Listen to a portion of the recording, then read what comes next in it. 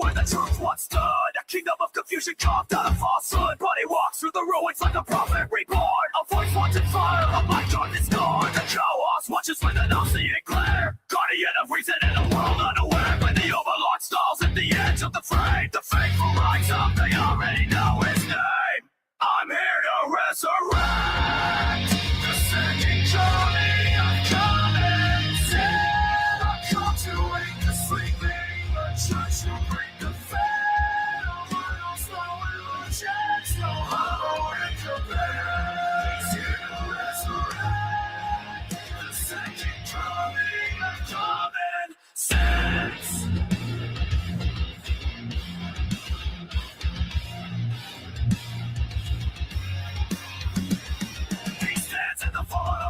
Misled, thinking truth from the wreckage, lazy dog from the dead. Every word is a weapon, shot men declare. Exposing every shadow we pretend not to fear. And the overlord rises with a suffering command. A beast of judgment, the mortal chemist man. On his growl rings through the silence of the night. The loyal understand, trigger keeps the bell is right. I'm here to resurrect the second coming of common sense. I'm making the chaos of found to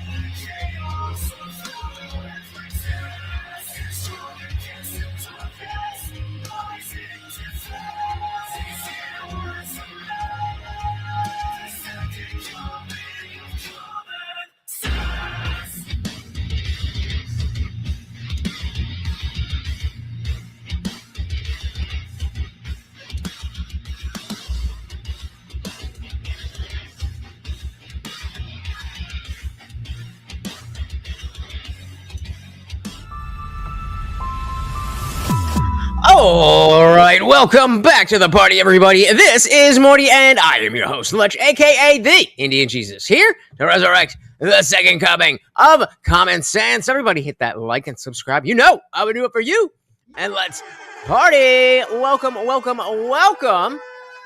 I see that many people have already made their way down to the pilgrimage to Dallas. We will not be able to make that. You know, Morty's old, and you know, there's a bunch of stuff. There will be future ones. It does look like it's going to be a lot of fun. But safe travels to everybody going, and I'll see you next time.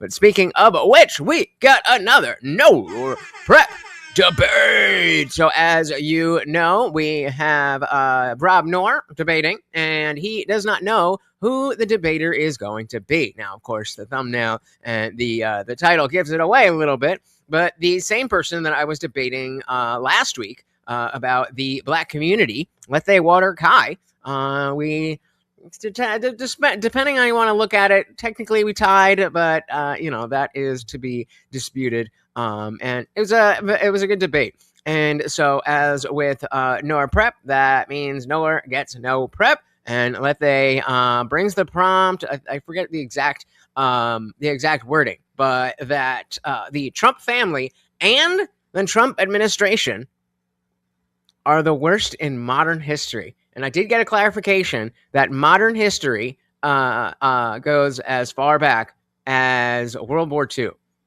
Now, so the way these work, the other debater is the one who picks the prompt, obviously, because then Rob would know what it is. And I think this was destined to fail. The debate starts with the prompt itself. If the prompt is too wide and you're asking for too much, then it makes it easy for the opponent, for Rob, to just poke a tiny little hole in it.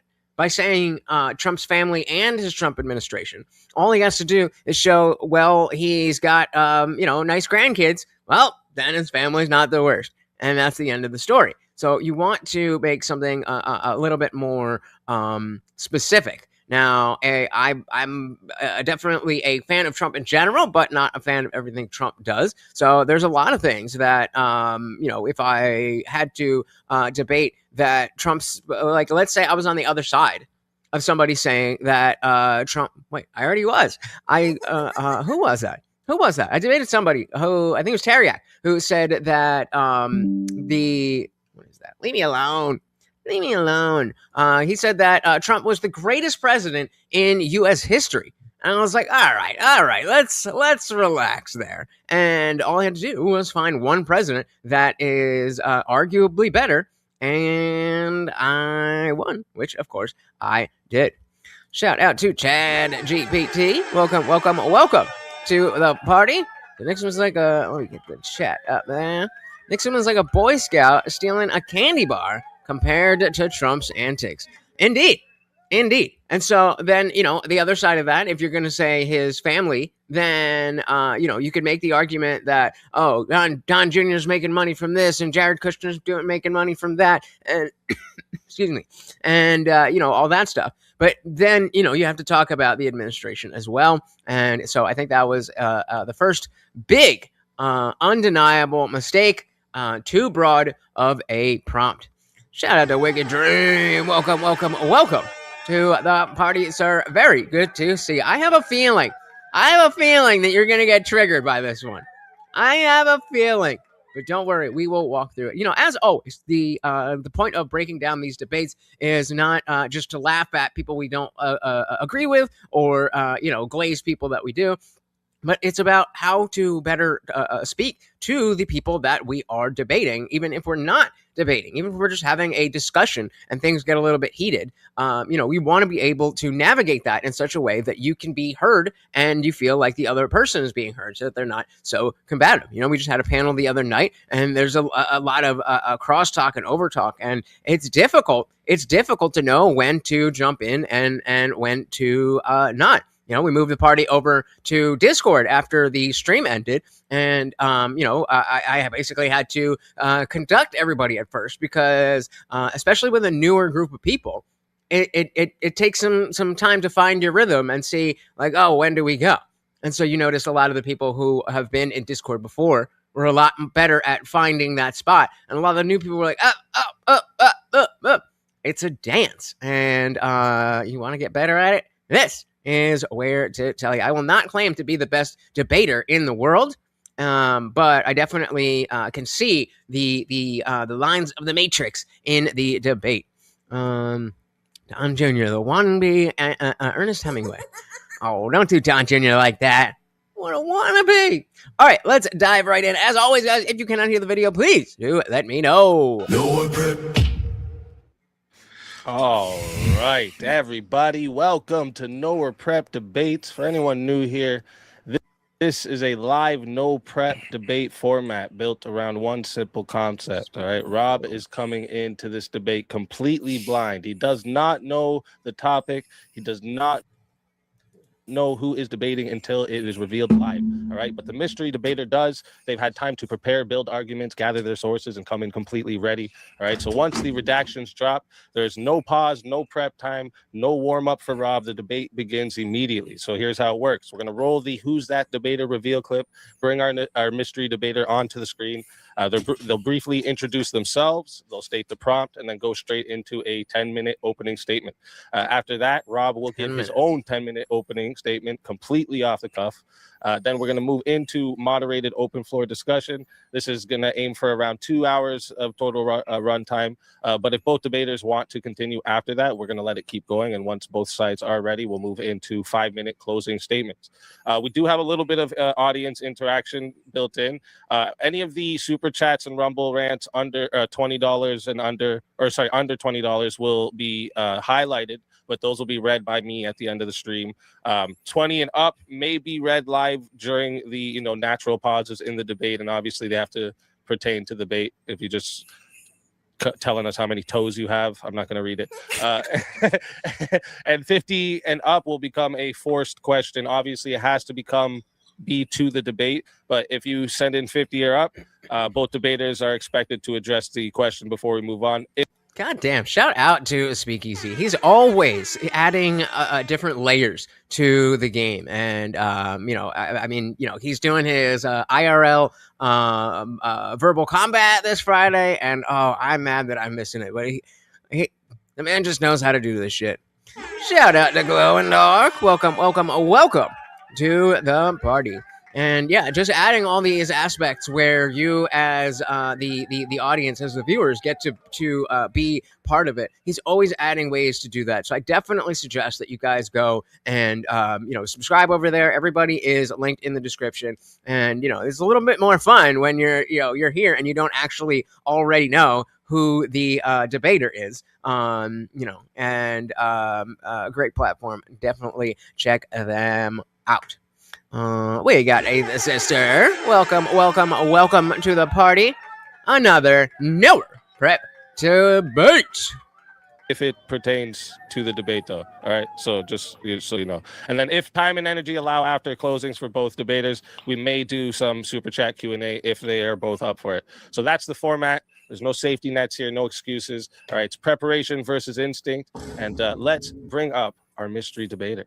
Who's that debater?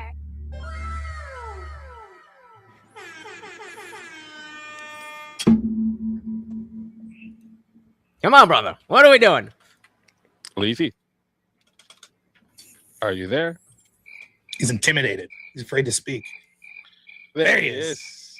Forgot to turn on the camera. What's good, y'all? There we go. And it was I was talking to Lethe about this, and apparently him and Rob go back, so they're good friends. So that is always a more interesting conversation when both people have a little bit of a framework of what's in the other person's head. So as always, I've skipped through this. Like Rob put out clips of this and I watched some of that, but I like to get the freshest reaction that I can with you guys. So here we go. We did tell Lethe, so maybe he'll be here and have his own commentary on my commentary. Yes. Forgot to turn on the camera. What's good, y'all? It's good to see you, man. Been a minute. This was the night before. This was the night before our debate. LetheWaterKai, your friendly neighborhood ex-panel host, moderate debater at this point, and usually chill dude to hang out with. Here to see what I can do about taking on Rob Noerr today. Based. Let's go. Welcome to the show. And what is your prompt for us? The prompt for today will be Trump's administration and family are the most corrupt in modern American history. Trump's administration and family are the most corrupt in modern history. That is how you prompt cuck yourself. You put yourself in a position where the boulder that you've got to roll up the hill is just too big. Now, Rob is already a master debater. He's already a master debater. If I haven't gone into do one of these. I really, really, really, really want to, but I do agree with Rob on so many different things. Even though he is a Christian, he's not, if you saw when he was here, he's not like, oh, that's bad, you should be a Christian. He's just kind of, doing his own thing. So I gotta think of something. But when I go in, you better be damn sure that my prompt is going to be very specific, very deliberately worded, and such that it can only be interpreted in one, or at least as few ways as possible. Because it does all the prep in the world. It doesn't matter if he takes it down an avenue that you didn't think of. All that research, all that writing, all that whatever. goes out the window. And now you're just flying out the seat of your pants because you didn't think, oh, I could have been interpreted that way. Now, it's one thing that you're obviously not going, you don't have a crystal ball. You're not going to be able to know what your opponent is going to say before they say it. But you want to have an idea. Again, if you know the way this person thinks, you know that Rob is going to try and take this in any different direction. And so, not good. Not good so far, but let's see if he can recover.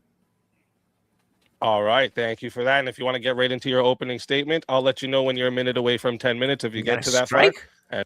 A strike for what?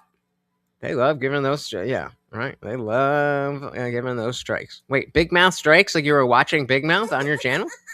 Don't do that. And whenever you want to go ahead, the floor is yours. All right, I'm gonna slow that back down. All right, at the opening? Cool. All right.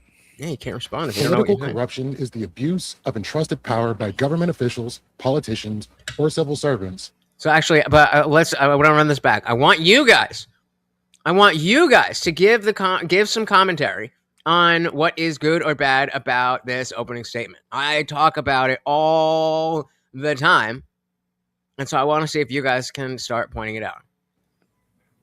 All right. Political corruption is the abuse of entrusted power by government officials, politicians, or civil servants for illegitimate private gain. It undermines democratic processes, erodes public trust in institutions, and misallocates resources meant for the public good. The evidence-based, clear-cut corruption of the Trump family as well as associates have been documented through each of his administrations. Pay-for-play schemes, government contracts and defense deals, pardons and political appointments, and clear grift through cryptocurrency and merchandise are demonstrable and plentiful. Yeah, I mean those are pretty bad. You can't really defend Trump coin. The Pentagon approved a $620 million loan to Vulcan Elements, a startup linked to Trump Jr. after White House staff got involved. Drone contracts from the U.S. Air Force to Powers, backed by Trump and Trump Jr. and Eric Trump. A commuted sentence to Shenping Zhao, founder of Binance, after Zhao engaged in actions that added billions to the Trump family's crypto wealth. Then we look at the ambassadorial nominations to the Kushner family in the form of Charles Kushner serving as the U.S. ambassador to France and Monaco. We can look at Jared Kushner's personal gains in the form of a $2 billion investment to Affinity Partners from the Saudi Public Investment Fund, approved directly from the Crown Prince against the objections from the fund's internal advisors. Kushner having dual roles as special envoy for peace and private investor is a clear conflict of interest in foreign relations. Then we get to Donald Trump directly, whose net worth has gone from a contested $1 billion to over $6 billion during his time in office. Unlike other politicians, right? No other politicians do this. And I think I'm going to guess just any of the Trump bad type arguments usually land on Trump does this and that's bad. But you have to measure that against what other politicians are doing. Net worth has gone from a contested $1 billion. Yeah, it says the opening statement has become tiresome. I get what you're saying. I usually, I usually kind of lock in for the debate itself, the open debate. But I've come to see how important the setting of the table is. So deal with it. And private investor is a clear conflict of interest in foreign relations. Then we get to Donald Trump directly, whose net worth has gone from a contested $1 billion to over $6 billion during his time in office. And let's put that in perspective. To go from that amount, when before that he was basically on an allowance. We are to believe a businessman on an allowance? What does that mean? Who claimed 6 bankruptcies and has been put on allowance by lenders, all of a sudden hit his stride to become a multi-billionaire, and his position as president is just a coincidence? Bro, it's so crazy how these are the same talking points that I was using in 2015 about why Trump was so bad. All of these things have been so, oh my God, the fucking fruit flies. I left a goddamn thing open down here. But it's the same exact talking points. Oh, 6 bankruptcies. He's such a failure. I thought he was a good businessman. You say that when you don't know anything about business. That bankruptcy is not an uncommon thing for somebody who is successful. Like, I bet out of all the billionaires in the world, I would guarantee that at least a majority of them, if not a large plurality of them, have had at least one bankruptcy before they found success. The only way to find success in business and a lot of areas is to go and fail and get back up and do it again.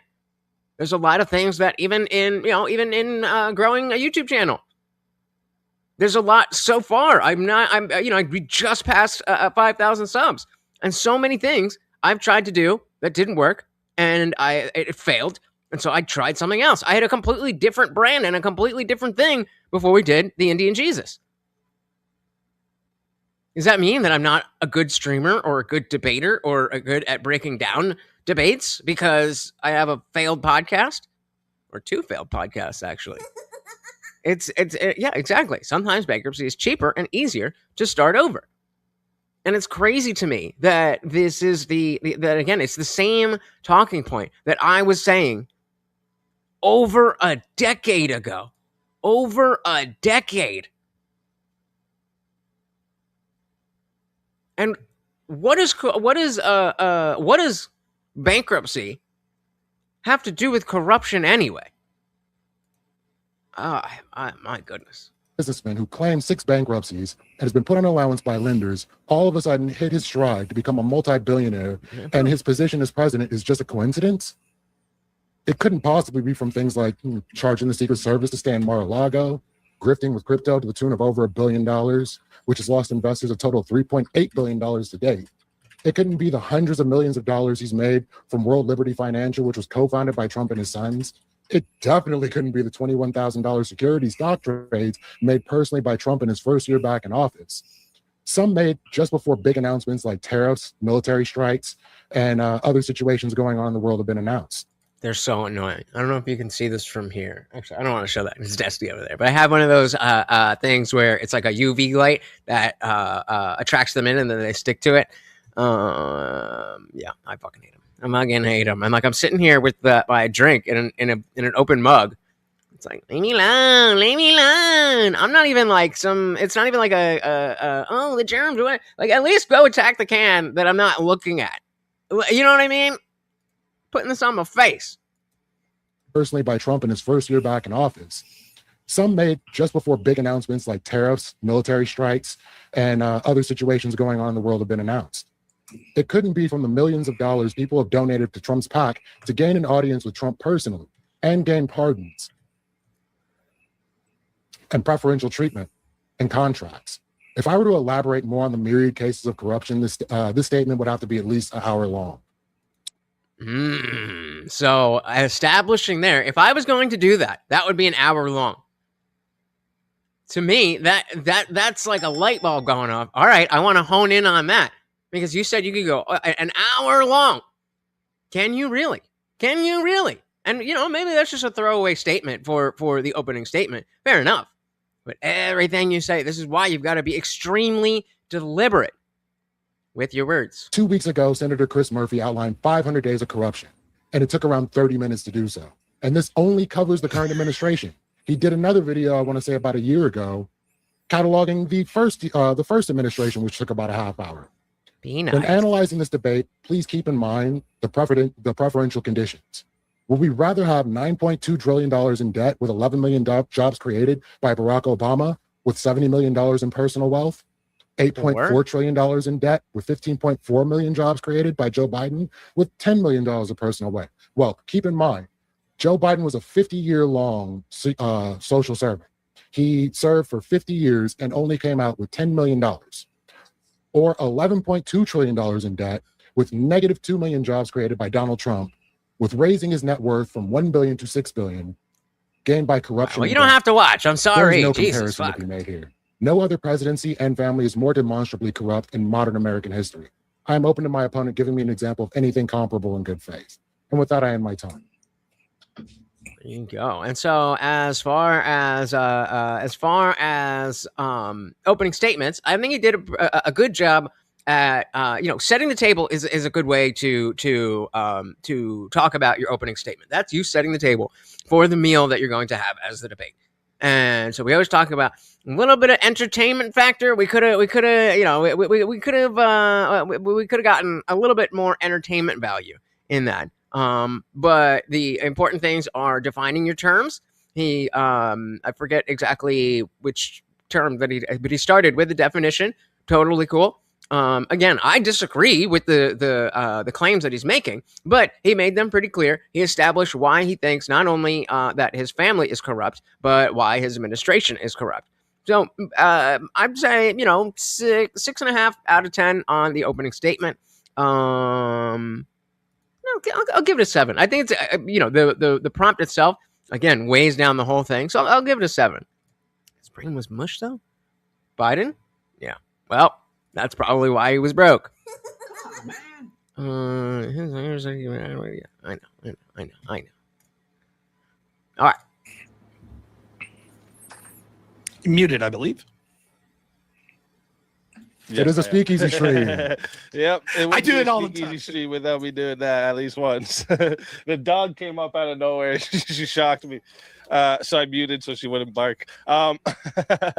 But thank you for that opening statement, Lethe. And with that, we're going to hand the mic over to Rob. Rob, whenever you're ready. Is it Lethe or Lethe? Some people say Lethe. I've heard him say Lethe. He says LetheWaterKai.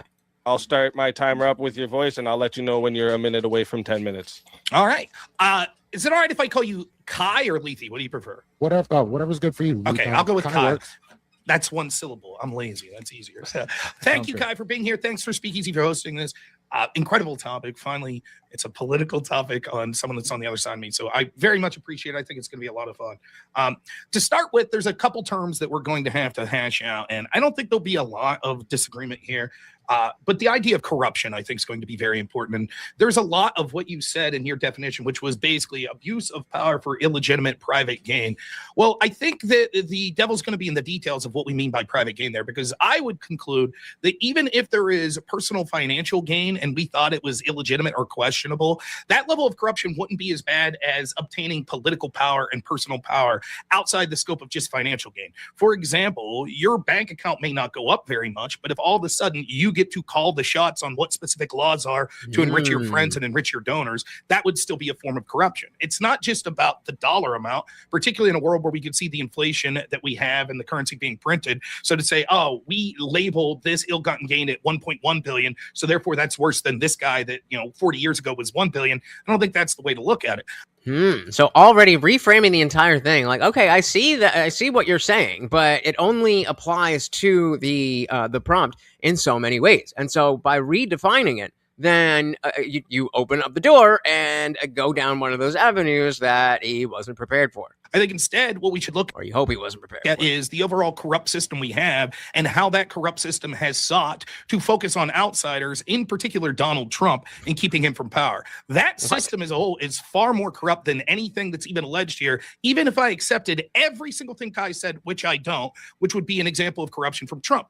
Basically, the argument would be that Trump's enriched his family through nepotism and himself to the tune of about $2 billion. And nepotism is bad. Let's remember, we've got to argue whether or not nepotism is inherently bad. But to start with, why would we only look at Trump's second term? Why not go back to his first term? Trump lost an estimated $1.something billion in his first term as office. You heard that right. He is the rare politician that gets involved in politics and actually lost huge percentages of his net worth. Almost all other politicians, including specific people that he mentioned there, such as Obama or Biden, they gained tremendously. Trump came into office as a billionaire, and in his first term, he lost a bunch of money. Yeah, and so the reason that even if I was on Lethe's side, the reason I wouldn't use that is because I don't have the numbers to compare every other president, every other politician. I mean, I just off the top of my head, we all know about the Nancy Pelosi stock trade tracker, whatever. I would imagine that if you look at the numbers, if it's not at least comparable, then it might be worse. And so without knowing that, then you bring up, okay, well, this much money is bad, and that equals corruption. Then you just have to find another number. This is another lefty thing that I find, well, that we all find, that they get stuck in the numbers. Numbers don't tell the story of everything. Numbers are important, but they don't tell the story of everything. Not only that, he lost his reputation. He was attacked personally. His livelihood was put in jeopardy. His life itself was put in jeopardy, both in the form of being targeted for bogus criminal investigations, which sought to take his freedom away, and assassination attempts that are so routine now that we forget they're happening on almost a monthly basis. Yeah, I think there was one that on stream. I don't even think I talked about it. There was something that happened. I don't even remember. It's just another thing that happens now. Assassination attempts that are so routine now that we forget they're happening on almost a monthly basis. See the latest drone attack that almost happened outside the UFC event at the White House, or before that, the press. That's what I was talking about. Correspondence Center. Yeah. Oh, there's two of them. Okay. Yeah. So we didn't talk about the UFC one, but there's also the Correspondence Dinner. Crazy. Now, again, let's not act like every president isn't constantly thwarting, death threats and plans and stuff. But I'm sure the Secret Service is busy. But still, or the Butler event, or on his own Mar-a-Lago property, and the list goes on and on. So the idea that Trump has benefited. So if I'm Lethe there, when I'm talking about, or when I hear Rob talking about, oh, he's gone through this and he's gone through that, and he's gone through that, I can almost not tune that out. But I can say, okay, I don't need to take notes of that, because there's no correlation between being persecuted and being corrupt. Corrupt people can be persecuted, and innocent people can be persecuted. You could have corrupt people that are not, and so there's no correlation there. So be like, okay, like that's a nice story, and that sounds like you're trying to appeal to emotions or something like that. But that doesn't have anything to do with the crowd. I mean, unless he ties it together. But that's where my head would be. Mar-a-Lago property, and the list goes on and on. So the idea that Trump has benefited financially, and therefore that must be for corruption, and means he's the most corrupt. Well, how would we look at that as a net? Sure, maybe he has in his second term, unlike the first term, benefited financially, but at what cost? Would it be worth you to go from $2 billion to $4 billion if your life's in jeopardy almost every month? See, again, like no, maybe, but that doesn't mean that he's not corrupt. So the door, or the seed that Rob is planting is that all of these things have given him a legitimate reason to have all of that money. And we'll see how that works out. Would it be worth it if your net worth has gone up because, in part, there was a bogus $500 million fine levied at you as you're running for office? Perhaps Trump's just keeping up with the Joneses. We know that insider trading is rampant throughout Congress, and no doubt through executive branch as well. And I'm not saying it's a good thing or making excuses for Trump for any of these specific things. But what I'm saying is this is how the game's been played for a long time. What happens is people that dislike Trump, and I'll throw Kai in there for now, though I'm not sure, didn't have much all to say when we saw this corruption happening, administration after administration and congressperson after congressperson. But as soon as a billionaire gets in there who's a businessman and has billions of dollars of investments, and those investments start paying off, all of a sudden, oh my goodness, this is a terrible thing. Oh, Daddy. Now, my knowledge of this is that Trump does have stocks, etc., but those are put in a trust for his family to deal with. Perhaps there's arguments that his family has a pre-knowledge of what's going on. I don't know. We could get into the details of exactly what he says.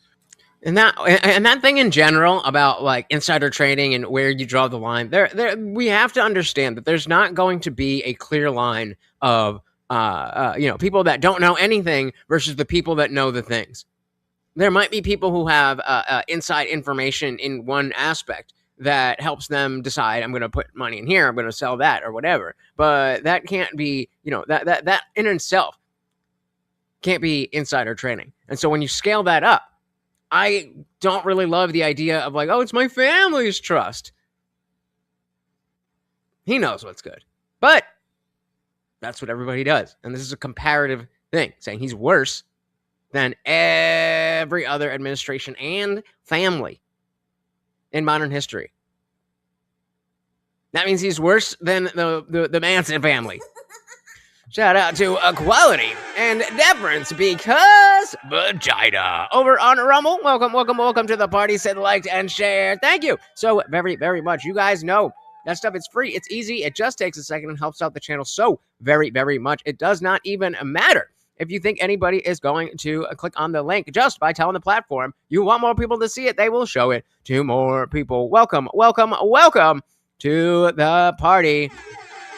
And shout out to Jennifer with the big 5, saving everybody from ads all night. There you go. There you go. Thank you, thank you, thank you so very, very much. Everybody, thank Jennifer, a.k.a. Arrow, a.k.a. Eighth Sister, a.k.a. Owl Puke, a.k.a. I don't remember the other names, but thank you so very, very much. Of course, that makes you the new sponsor of the stream. So where does that leave us for the week? That is 57 points out of 250. 1 out of 15 donos for the night, and 5 out of $75 for the night. Thank you. I'll put your eighth sister name. Eighth sister, sister, sister. Thank you, thank you, thank you. So very, very much. Let's go. You're Babamba? Or your mama.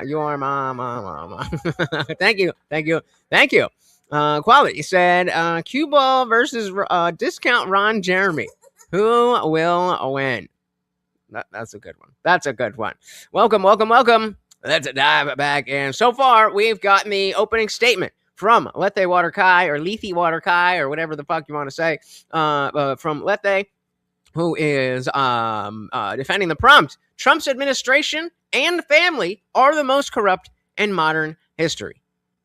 And again, I think that is way too broad of a prompt, but he gave his opening and kind of what you would expect. Trump bad, Trump bad, Trump bad. Brought up the 6 bankruptcies, just like I was talking about a decade ago, before I realized that was very stupid.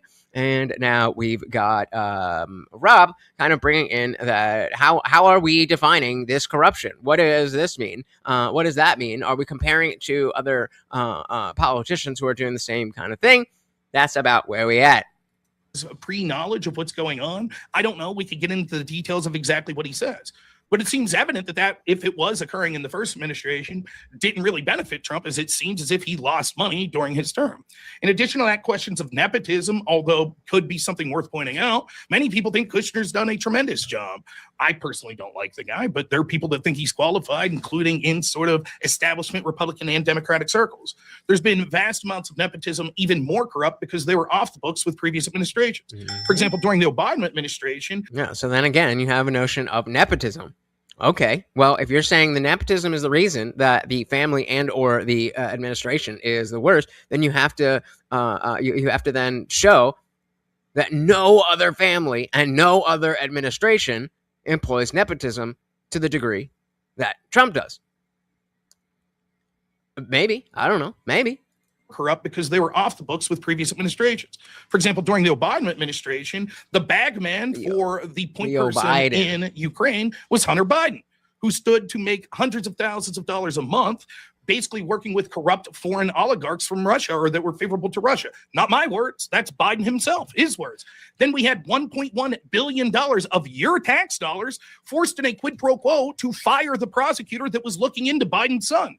That's far more corrupt than everything that's been alleged here, because that's your tax dollars being used to force the firing of a prosecutor looking at the vice president's son. We see the Clinton Foundation and all the things that went there. Corruption shouldn't just be about the dollar amount. It should also be about the consequences. Part of the alleged corruption under the Clinton Foundation was that while Hillary was Secretary of State, 20% of our country's uranium was sold to who? What we're told by the very Democrats is our worst adversary, Russia. Meanwhile, around the same time that deal was going on and Hillary's team signed off on it, Bill Clinton himself personally met with Vladimir Putin and within weeks was given $500,000 by a Russian state-owned bank. This level of corruption staggering. Yeah, exactly. Well, on the topic of nepotism, that's why, like, especially, you know, the like someone like me, I've been very privileged because of my parents. Now, that doesn't mean that I haven't worked hard, but I definitely got a leg up in many ways, and wasted them in many ways too. But I got a leg up. Like my parents worked very hard. They were all over the world, came here as immigrants, did it the right way, became citizens, so that they could give their kids a better life. Ain't nothing wrong with that. whether I spent, whether I spent some of my dad's money on drugs and sold some jewelry and stuff. That's not good. But ain't nothing wrong with what my parents did.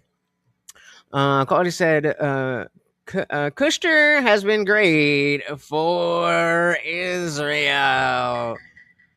Yeah. And I mean, that's the whole thing, right? That depends on what your focus is. Are you pro or anti?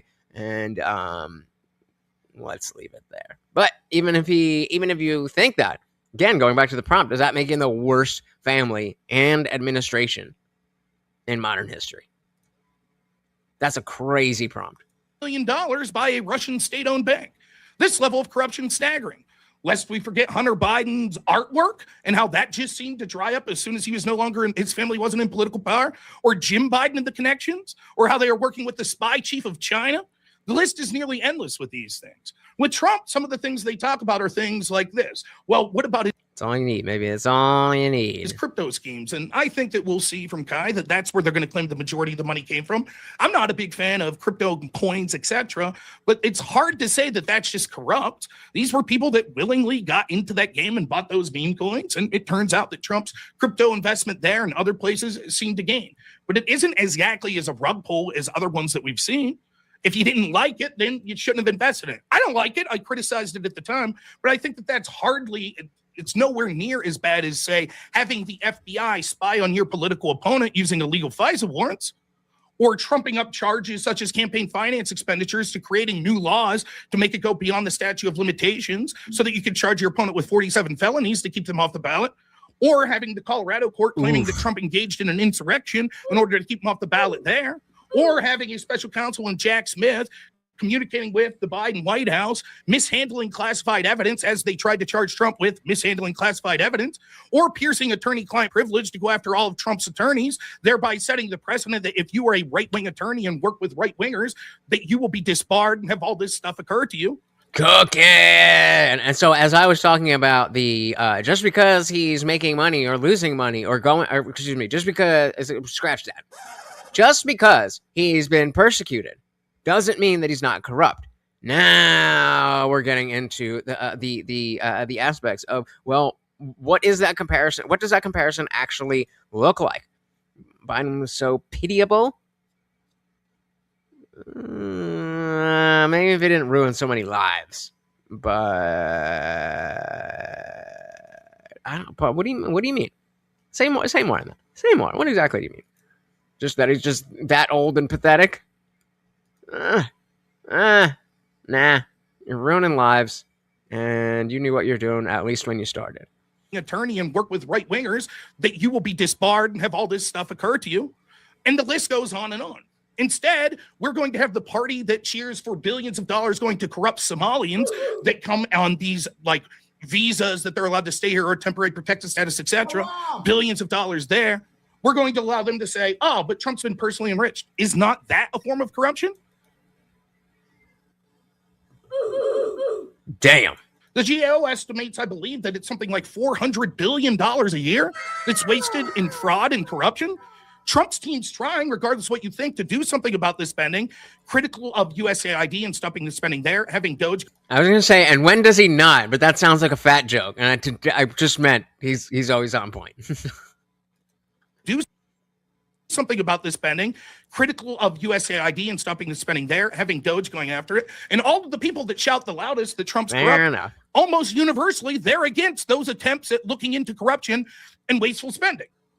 So I'm more than happy to talk about the specifics. My 3 points would be that the corruption that you see that went after political power is far more than personal wealth. And we see that in the form of going after Trump in just the last two administrations, the Biden and Obama administration, far worse than anything Trump's done. Even also known as the Biden administration. Rich himself. Second, we can see that the Clinton Foundation and what happened with giving away uranium and other things such as that goal, what the foundation was doing and how blatant it was far more corrupt and staggering. And third, we can see with the Bidens and what they did with their bagmen going after oligarchs, using billions of your tax dollars to force the firing of prosecutors that were looking into their family. That, too, is more corrupt. I'll be interested to get into the specifics of the alleged corruption that we have here. Oftentimes, what one person calls corrupt, another person just calls shrewd investment opportunities.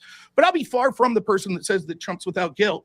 All you have to know is this. Shit, All these me people in too. Washington, the one person that's been investigated over and over and over and over and over again is Donald Trump. And his hundreds of billions of your tax dollars is wasted every year. Every one of these smug pricks that call Trump corrupt has decided that they don't want to look into themselves. And instead, they only want to point the finger at the one person that was a potential outsider. So that's my opening statement.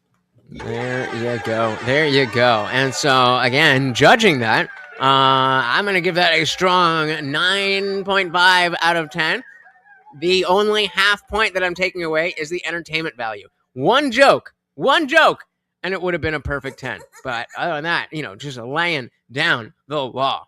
And so that as having no prep, then your opening is going to have to kind of be directly relevant to what the opponent is saying. Whereas if you come in blind, then you could try to come at a completely different angle, but you have to somewhat address what they are saying. And I think he did a pretty good job of responding to all the things that Lethe brought up. And it's just a matter of, okay, how are we measuring it? As he said in the end, some people might see it as this, and some people might see it as that. And if you're measuring it, how do you know? Shout out to Box. Welcome to the party, sir. Very good to see you. Said wild poll. Indeed. I said, which is worse, the Trump family or the Trump administration? And I did not expect 70% to say they are both really bad. The tide is turning. I assumed people go for administration, but yeah, damn. All right. Thank you for that opening statement. And with that, that's going to be the opening statements concluded. From here, we're going to move into the open floor discussion. Like I said, we're aiming for around 2 hours total. And at that point, I'll check in, make sure see if the debaters want to continue or move into the closings. Do you guys prefer that they do opening statements and then just jump in? Or do you like the way that Horseradish does it on the DMZ, where you have the opening statement and then there's a rebuttal and then there's another opening statement and a rebuttal? It's 5 and 5 instead of 10 straight minutes. Which do you guys prefer? Just curious. I'll mostly be staying out of everything unless things go too far off the rails or the talking over each other becomes unbearable for the audience. But with these two debaters, I don't see that happening. And quick reminder for the chat. So under $20 super chats and Rumble rants, these will You like the rebuttals? I don't know how I feel about it. I think it's I think if with the right people, then you don't need it. You love that horseradish. I think if the debaters are good enough, then you don't need it because the opening statements will be enough priming that you could just get into it. But I think maybe on the lower end, no offense to anybody, then having the rebuttal there will set it a little bit more. Shout out to Nikki Dark Angel. Welcome to the party. Said Trump's family is no worse than any other rich family, and there have been worse administrations. I agree, and that's why I was saying that this, he prompt cucked himself by saying the administration and the family are the most corrupt. Then that means both. That means you have to say that not only is it the worst administration, or the most corrupt administration, it is also the most corrupt family. And it's like, what about the Sackler family? They were behind the oxycodone and all that, the entire opioid epidemic. So very odd, but we have their openings. Lethe is going after kind of the same arguments that we've heard a million times. But let's see how Rob handles it.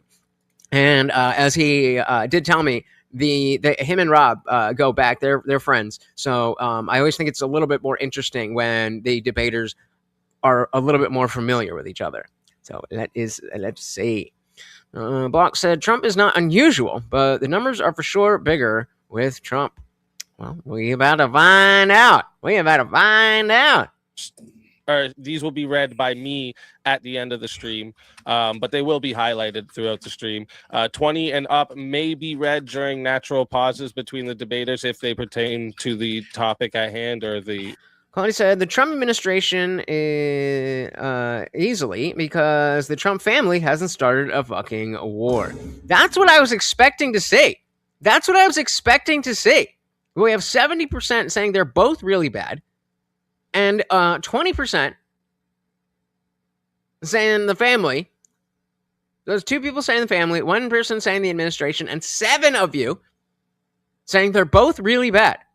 I did not expect that. I thought you guys were Trump fans. Dick is not going to be happy with you. Dick is not going to be happy with you. Especially if it's in the moment, it's something they're talking about. But a $50 super chat and up, if it's pertaining to the topic, this will be a forced question that the debaters are expected to address before moving on. With that said, open floor is yours, gentlemen. I'll start the timer back here, and I'll let you know when we're at the 2-hour mark. And again, guys, you know, the if you missed it, SpeakeaZy added a bunch of different factors of, you know, the audience participation with super chats and stuff like that. And I really like the way that he does things. He's a very creative guy. Always has new ways to make it more fun. And so if if this wasn't fun enough already, then you definitely can enjoy these live when you really don't know who the debater is or what the debate is going to be about. And you find out live with everybody else. I think he does it on Thursdays, if I'm not mistaken, because Lethe said this was right before his debate with me, which was on Friday. All right, there we go. Okay, go. Can we start with the idea of corruption? Is that fair? Just to start with how we would evaluate what's more corrupt? I think I gave a pretty clear definition, and I think you kind of missed some of the things in the nuance of the definition. Okay, So- yeah. Ooh, so already, the first words out of his mouth in the opening debate is you. You did this, you did that, you did that. Remember when we were kids and they said, with conflict resolution, you want to use I statements. Rob never said, you didn't define this, that, or the other. He just said, can we start there? Is that fair? And Lethe already getting defensive, saying, I said it in my opening statement. Maybe you missed some of it. So later, if Rob gets a little bit heated, totally fine, because that's the energy that Lethe brought from the very beginning. There was no reason to just, yeah, sure. Even if you wanted to kind of get in the point that you did address this. It's like, yeah, I addressed it in my opening, but I'm happy to go back to it. The same message, but a lot cooler energy, chiller energy. A pretty clear definition, and I think you kind of missed some of the things in the nuance of the definition. Okay, So yeah, it's that's the fine. abuse of power, abuse of entrusted power by government officials, politicians, civil servants for illegitimate private gain, be it power, be it money, be it whatever the case may be, that undermines the democratic process. Wait, I always have to try to put Rob down needlessly. It's just for a pass on that tonight. I want to practice against his argument. Okay, so the things that you're saying. So you are going into devil's advocate mode. Good. At least I know. So if you say something, you bring it up. Now I can understand the context in which we're talking. Sounds good. You got the pass. Power, be it money, be it whatever the case may be, that undermines the democratic process, which, I'll outline some of that as well, erodes public trust in institutions. Well, how is that relevant? How is that relevant to anything? How's that relevant to anything? How does that make his administration corrupt or his family corrupt? Now, of course, he said, they let you. So that's consent. But even if it wasn't, we're already getting off topic. Going into live mode. All right, brain cells off. Which, I'll outline some of that as well, erodes public trust in institutions, like how people are saying, because other politicians are corrupt, yada, yada, and misallocates resources meant for public good. Like, all these are very necessary. Real quick, there were 3 things there. It was undermines public trust. What were the other 2? Erodes public trust in institutions, misallocates resources meant for public good, and undermines the democratic process. I want to hear that one more time. Undermines public trust. What were the other two? Back it up. Sorry. Just an democratic process, power, be it money, be it whatever the case may be, that undermines the democratic process, which, I'll outline some of that as well, erodes public trust in institutions, like how people are saying, because... Tell me you don't know how civil courts work without telling me. You don't know how civil courts work. Other politicians are corrupt, yada, yada, and misallocates resources meant for public good.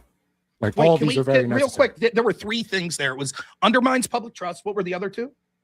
Erodes public trust in institutions, misallocates resources meant for public good, and undermines the democratic process. Did you see that super chat? Allocates resources. Oh, Mr. Boy said there's either collusion or Lethe's unluckiest guy ever. This topic was tailor-made for Rob. Ouch. This one's gonna be rough. And I gotta agree. Erodes public trust in institutions, misallocates resources meant for public good, and undermines the democratic process. Misallocate resources, okay, and undermines democratic process. All right, what democratic process? It's sister's a lady, but yeah. I'm wondering if that was brought up genuinely, or we're just bringing this up thinking that Box, I understand, is thinking that way, but Eighth Sister, okay, yeah, okay, gotcha. All right, sorry, I thought you were, it's like saying he is corrupt because of that. Yeah, no. Won't someone think of the democratic process? Oh no. Democratic process. All right, what democratic process? Democratic process is like having auditors oversight and information that voters need to be able to vote, and things that undermine the ability for people to be in office and function within their jobs. Okay. And so again, notice how that's a very broad, before Rob pulled that down, that's a democratic processes. What does that mean? Processes that are democratic, okay, but that's such a long and wide list that are you really adding when you're saying that? And things that undermine the ability for people to be in office and function within their jobs. Okay. So even if you were to say the democratic processes of our government that we like, that's a different claim. Fair enough. So if there's like a cover up so that the public can't see like specifics of something, you would say that would could be corruption to undermine the democratic process. Absolutely. I think the easiest way to get to, I'm not trying to be tricky. I'm not trying to be a prick and like with semantics or anything. Maybe the easiest way to get into, if we agree that certain things would be corruption, is just give some examples. If I'm elected president or governor or senator, or whatever, and I don't personally enrich. Oh, bro, what are you doing? What? Ugh. If I'm elected president or governor or senator or whatever, and I don't personally enrich myself, but my buddy I went to high school with, I give him a contract, I'm not enriching myself necessarily. Would that still be corrupt? That would still be corrupt, yes. Because it's not just about enriching my bank account or my wife or my sons. It could be my donors, it could be my friends, it could be my constituents, whatever it may be. That's garnering favors that would undermine the democratic process. Okay, and would you agree, and I'm not, again, this isn't a gotcha. And you ain't alone, girl. You ain't alone. And that type of mentality has only become more and more popular. So if we're talking about, however many years ago when Nikki was 20, it hasn't been that much time, but the time that's passed has only made that more and more and more and more and more acceptable. And it's not like, we didn't hear about the rock and roll groupies. It's always been a thing. Women like status. This is nothing new. People just tried to hop on that, myself included at the time, because it was a thing to say Trump bad. That's it. Box said I wanted Plattner to work in Congress. I wasn't trying to date the guy. I don't give a fuck about his personal life. Trump shattered that ceiling for me. And that is fair. But it's the people who were before Plattner using that guy's a Nazi as a disqualifier that then turn around and be like, oh, well, I don't really care. Now, I don't see Box as somebody who is going around and being like, oh, you're the Nazi, you're a Nazi, that's a Nazi. So that's totally fair. That's totally fair in my eyes for Box to feel that way. It's the people who are, well, that's so Nazi, and then you see an actual Nazi symbol, and you're like, I know. Yeah, but that's not. I mean, I don't know how you're bowling, but I'm doing the shocker a little bit different. I'm doing that a little bit different. Yes, we are against grape. In case anybody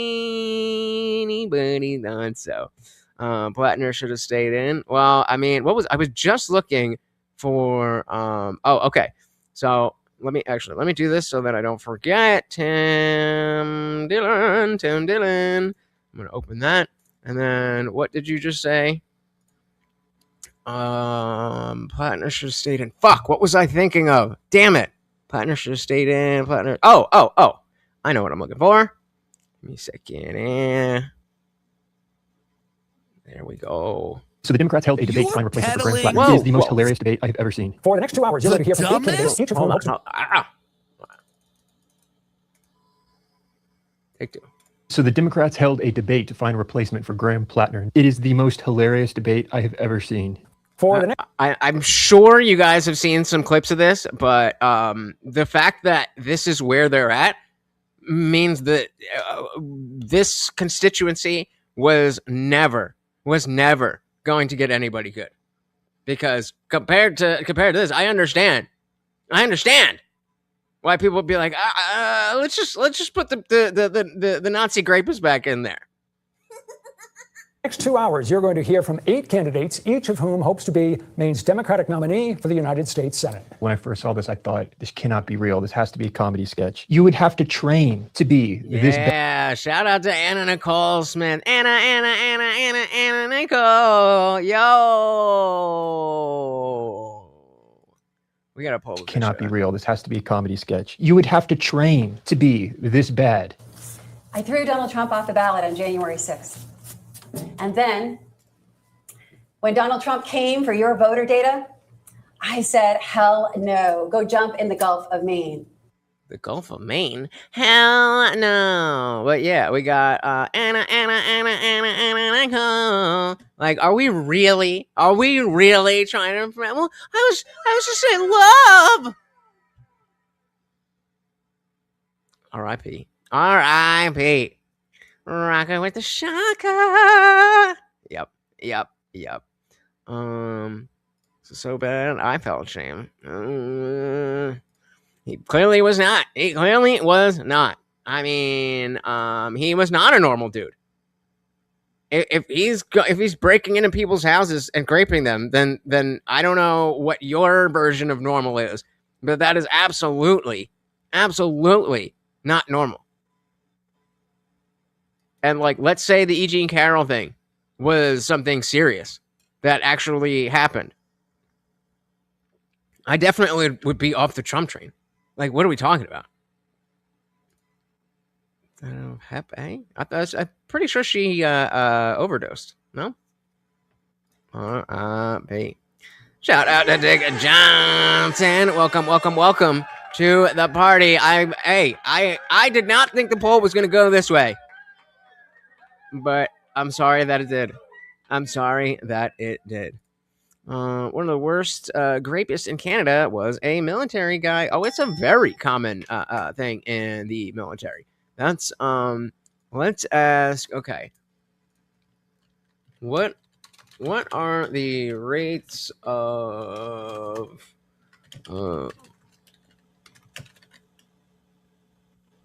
in the military compared to the general population? So, what are the grape rates compared to in the military versus just in general?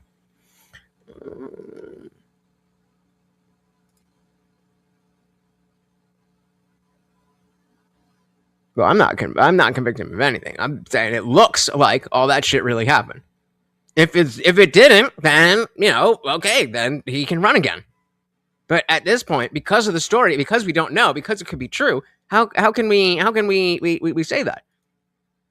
If you have credible accusations, then absolutely under the law, you are innocent until proven guilty. But in terms of I'm going to put my bet on this horse, that's a very different thing. But isn't it ironic?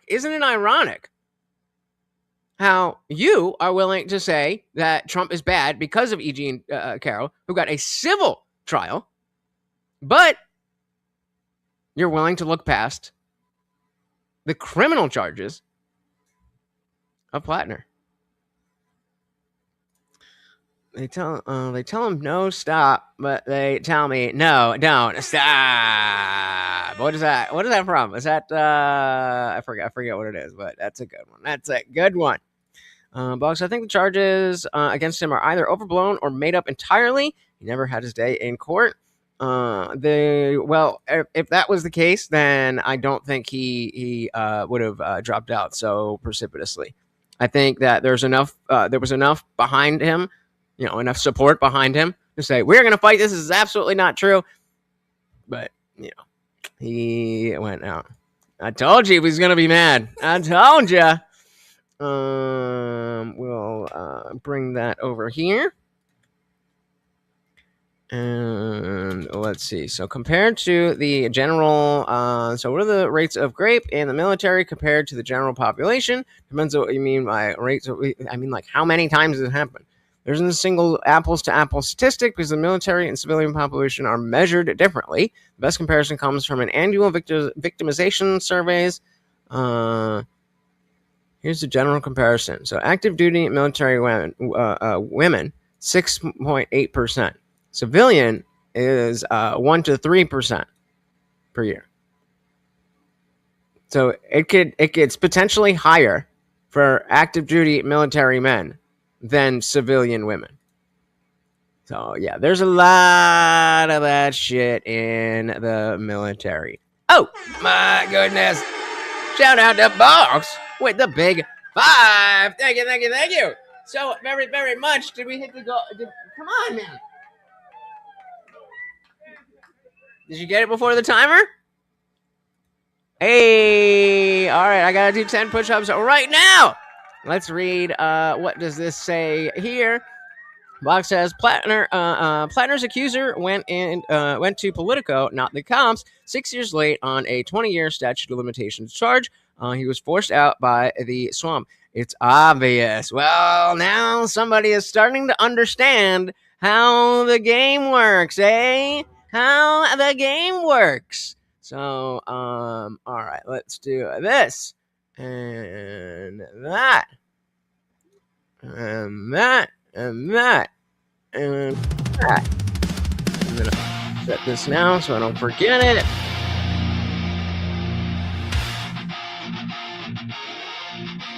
Oh, not that. Bam, bam, bam, bam, bam, bam, bam. Why does it always do this? Come on.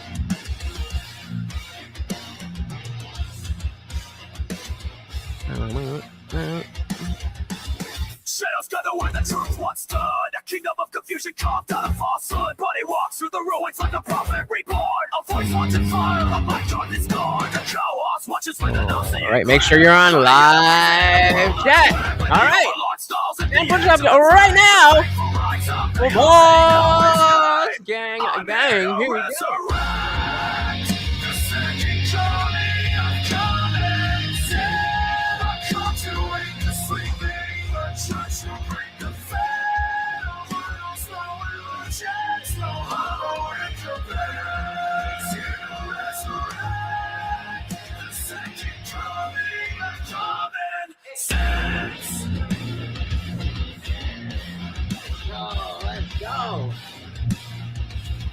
Them clean push-ups.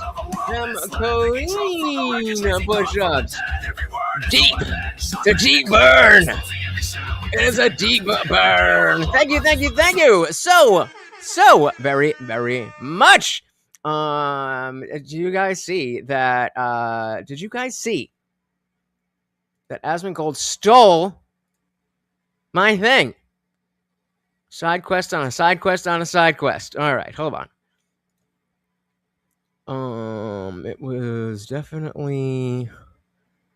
Was it this one? Give me a second here. Look at this one. Welcome back to a series so cheap. Shout out to the Legendary series. I'm going to drop the link in the chat just in case somebody has not thought to check out the Legendary series. Oh, Quality leaving us already. You have a good one. Before you leave, Dick saying, hey. What are we doing? All right, so side quest on a side quest on a side quest.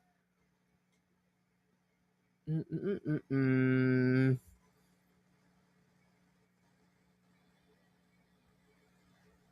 me a shake in here. Nope. Okay, let's do this. Let's get the transcript. Do Control F, push. Really? Huh?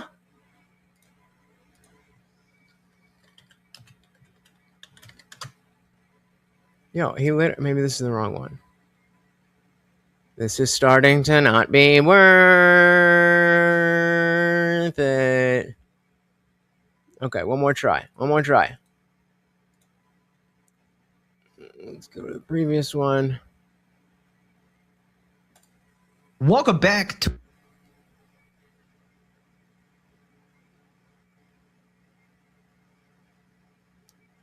It was here somewhere. I swear it was. I promise there was a thing that should be worth it, but I can't find it.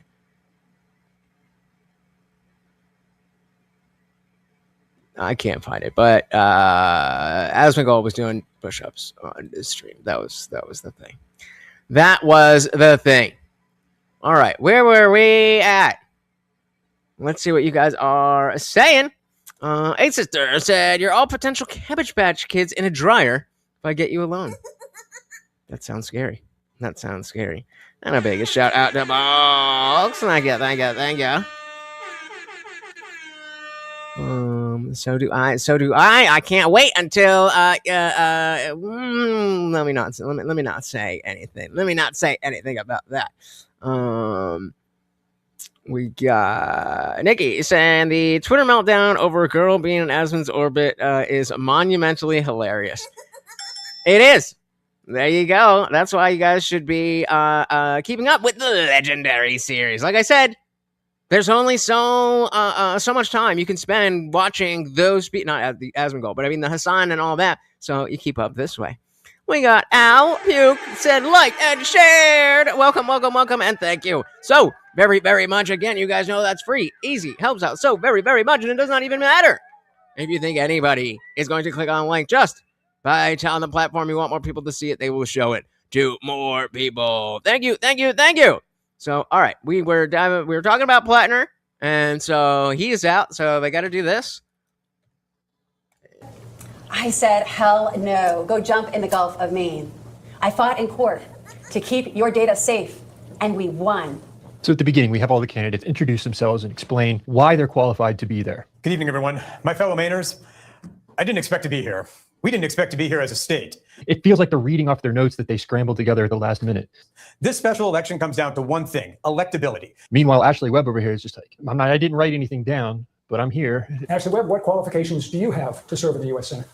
Oh, I ran for office several times. Didn't win, but I did run. And then I'm a songwriter, and then I write my own books. And then I suppose my transcript can't even fit in the fucking screen. Jesus I wouldn't Christ. lie to the people, and I wouldn't deceive the people like we're being deceived right now. Like we get lied to, smoke and mirrors. Like what's going on with ICE compared to the other. Like you didn't think to prepare anything?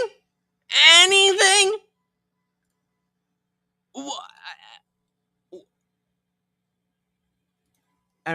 you get the point that he's going to be talking about, oh my God, do this. And I suppose the biggest thing is like, I'm just an angry citizen now. And if I got elected, I'd be an angry senator. And I think that would probably be their worst nightmare. David Costello. Like Dan, I haven't held elective office, but I have, as I mentioned earlier, I've held senior level positions for over 27 years, actually. Senior level positions in what? There's just this sense in the air of like, none of them are really that qualified. You ran and you didn't win, and you ran and lost, and now you're back. With us are David Costello, who ran unsuccessfully for the nomination this year and was the Democratic Senate nominee 2 years ago. Lizzie Dickerson, who was elected to 2 terms in the Maine House of Representatives, but resigned early in the 2nd term to move to Colorado. Of course, she's back. The thing that stood out the most to me are just these simplistic talking points. We want free healthcare. We want free childcare. We want to end the war. It's like, okay, but how? I'm Elizabeth. Haram! How dare you? Get out. Get out! Dickerson, the platform that we all have, I think that we've heard Dickerson. tonight is kind of simple: for food security for all, healthcare for all, housing for all, to abolish ICE, and to reverse climate change and end the war. Thank you for listening. But how specifically would you do these things? And no one offers any substance. Ashley Webb. I'm Ashley Webb. I'm from Farmington, Maine. The biggest thing I'd like to get across is that we need unity. Whoever wins this nomination, we need to show up at the polls. We need to vote for them, and we need to make sure they win no matter what. You can hear. And so, again, breaking this down, understand that this person decided, I'm going to run for office. It's Congress. I'm going to run for Congress. And there was nobody around them to be like, maybe that's not the best idea. Everybody's like, oh my God, yes, queen. Oh my God, you're going to be so good. You don't even need to prepare. Like, got him. Got him. All white guys. Hey, shout out to the Big Daddy Pod. Welcome, welcome, welcome. You voting for that? You voting for that? Oh, hell no. Oh, hell no. Welcome, welcome, welcome, sir. Good to see you. We need to vote for them, and we need to make sure they win no matter what. You can hear the moderators trying to provide them time to expand on something specific, but it just never happened. Broken clock, right? And so they're just like, all right, moving on. And as far as like this, what happened in Biddeford. Is it crying? Why are you crying? And nobody even is addressing you. It's just a it's not even like a speakeasy. It's just bro, get yourself together. Get yourself together. All right, moving on. And as far as like reality, this what happened in Biddeford, it's unacceptable. Nope. Not brave. Not brave because of what I just said. In this person's mind, they deserve and are entitled to be in that office. Well, I'm not going to lie. So I should be in Congress. That's not bravery. I feel entitled to come onto this channel and say whatever the fuck I want. That's not brave. It's not brave. I mean, like, maybe if she didn't say that, well, we haven't gotten there yet. If, yeah, maybe if you want to talk about initially getting online in general and feeling confident enough to, say, I'm going to start a channel, I'm going to do what I want to do, blah, blah, blah, blah, blah. Sure, that takes a level of bravery. But now that I'm set in my ways, you guys know who I am. So it's not brave for me to come on here and just say the things I want to say without anybody to combat me. Now, obviously, I like that you guys are there to combat me, and you guys do combat me, and I engage in that. But I can very easily just ignore you. That wouldn't be very much fun now, would it? Which is why I don't. But this is not brave. This is all dumb. This is all dumb. We did indeed let it happen. If you don't think it's brave, put a dress on, go to a debate. But I wouldn't do that, not because I'm not brave, but because I don't feel like that is something I'm entitled to. Do you see what I'm saying? He showed up thinking I belong here and I deserve this vote. So, like, I didn't even write anything down. That's why, I think you should just vote for me.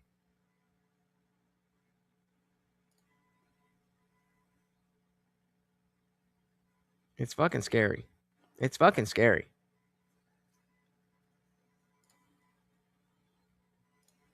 Big Daddy Pod said, I think it's crazy that no one talked to the transcendental candidate out of running. Worse than that, no one tried to talk Deej out of marrying me. Oh, the humanity. Dilly, dilly, Too deep. Ooh, brother. Ooh. Shout out to AWOL Dots. Welcome to the party. All right, fair enough. In the realm that any public speaking is brave. Yes, that is brave. I'll give you that. Anyone who is going to speak publicly has a level of bravery. But you don't get more bravery points because it's politics and you're ugly and you look like a melted stick of butter or whatever. Doing stupid and mentally deranged stuff in public is not the definition of bravery. Bingo. Exactly. All right. I mean, we get the point here, but I want to see like that. That's a tier, right? That's what we knew since January that what ICE has been doing with Alex and Renee. Alex and Renee, my buddies. All right, let's move on to questions. After this disaster, Ashley Webb went and appeared on a podcast, and I took the time to actually watch this podcast. The moment that stood out the most to me was when the host acknowledges the fact that there was no specifics, no substance. Everybody was like, abolish ICE, but there were no other, there was no substance behind that. I would love to hear. Unlike your thing that you didn't even write down. Their accusation is that there's no substance behind abolish ICE. You've given a little bit about that. I mean, why would Close you your think mouth when you're not abolishing ICE is talking. the appropriate step to take? And if so,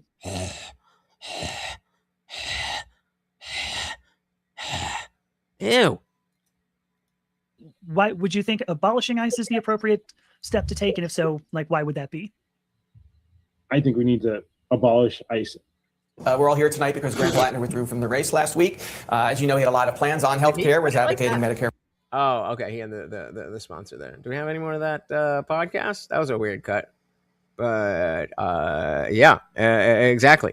Like that's why it's not brave. Because like, oh well, I don't even want to go as crazy as purple haired lady. I'm just going to say basic stuff like someone like me in this dress should be taken seriously for any office. Like, what are we doing?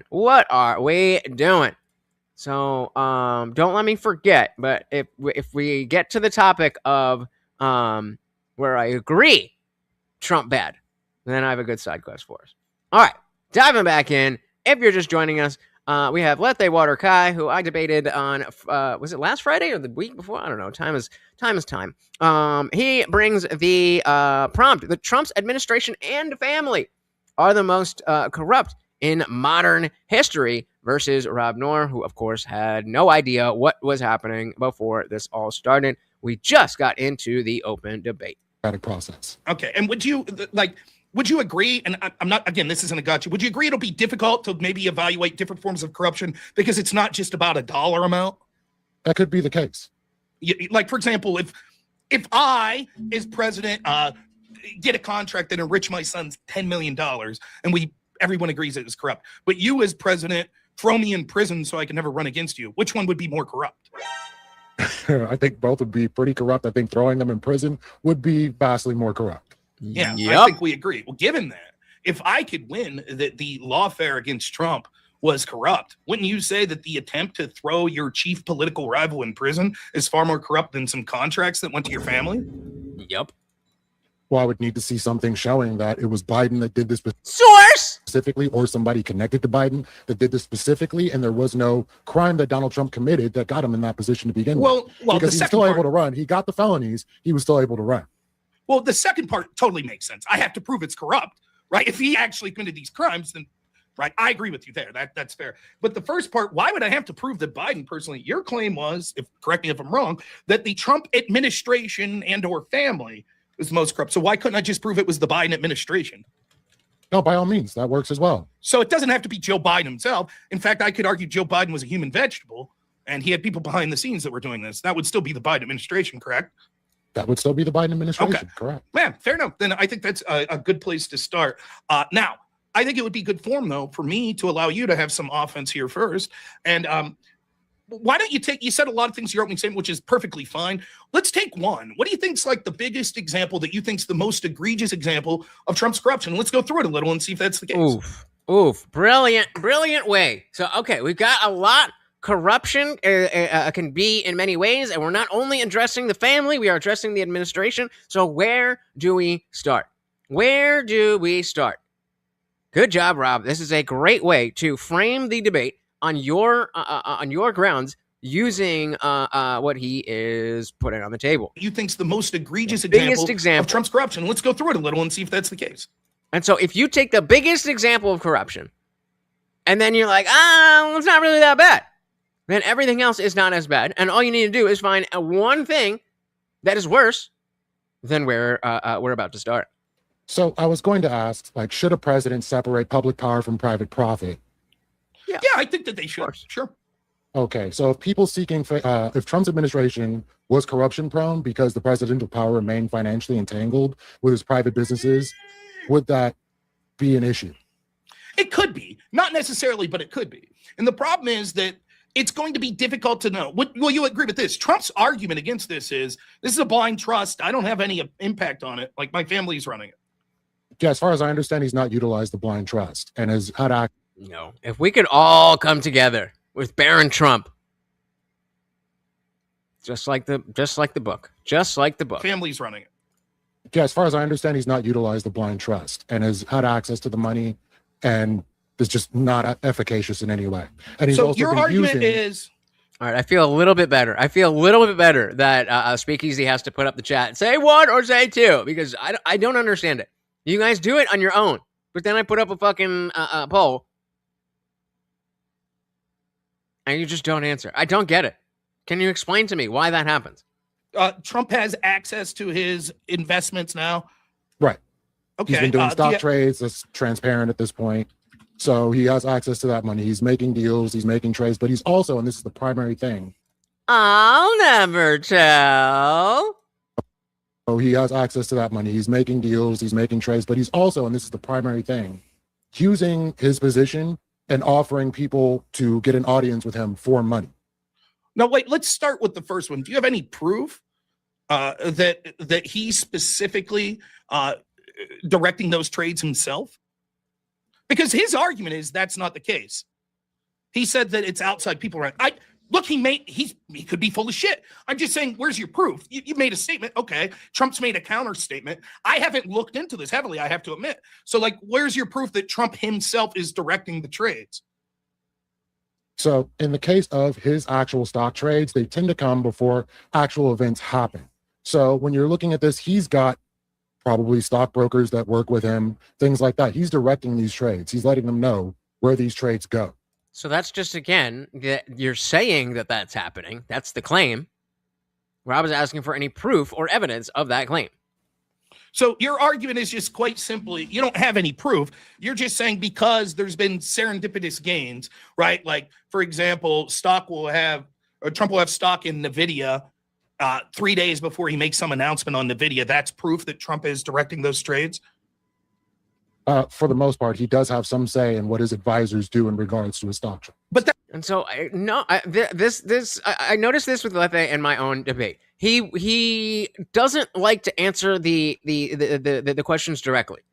It's like, so this is the thing again, especially early on in the debate, where it's like, okay, let's just try to find our footing. Where are we starting with this so that we can actually get into the discussion?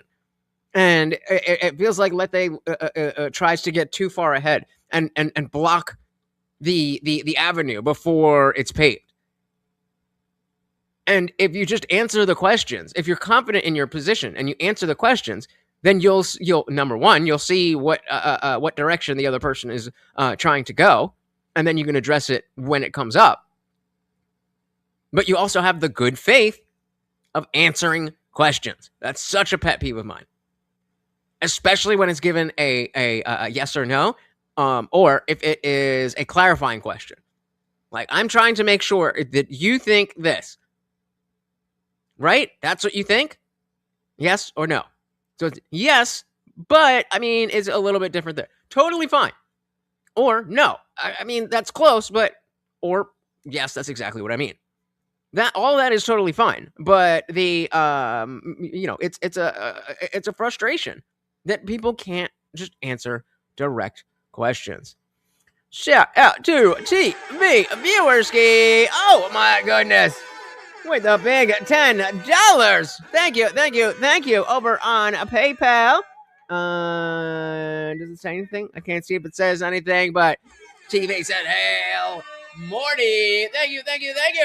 So, very much. Box, I forgot to add you to the fucking sponsor bar. My apologies. You guys got to remind me. Let's do it now so we don't forget. Welcome to the party, TV. So first we had the 5. So that brings us to 62. Then we had the 10, which brings us to 72. We are now at 3. Then we had another 15. So we were at 20.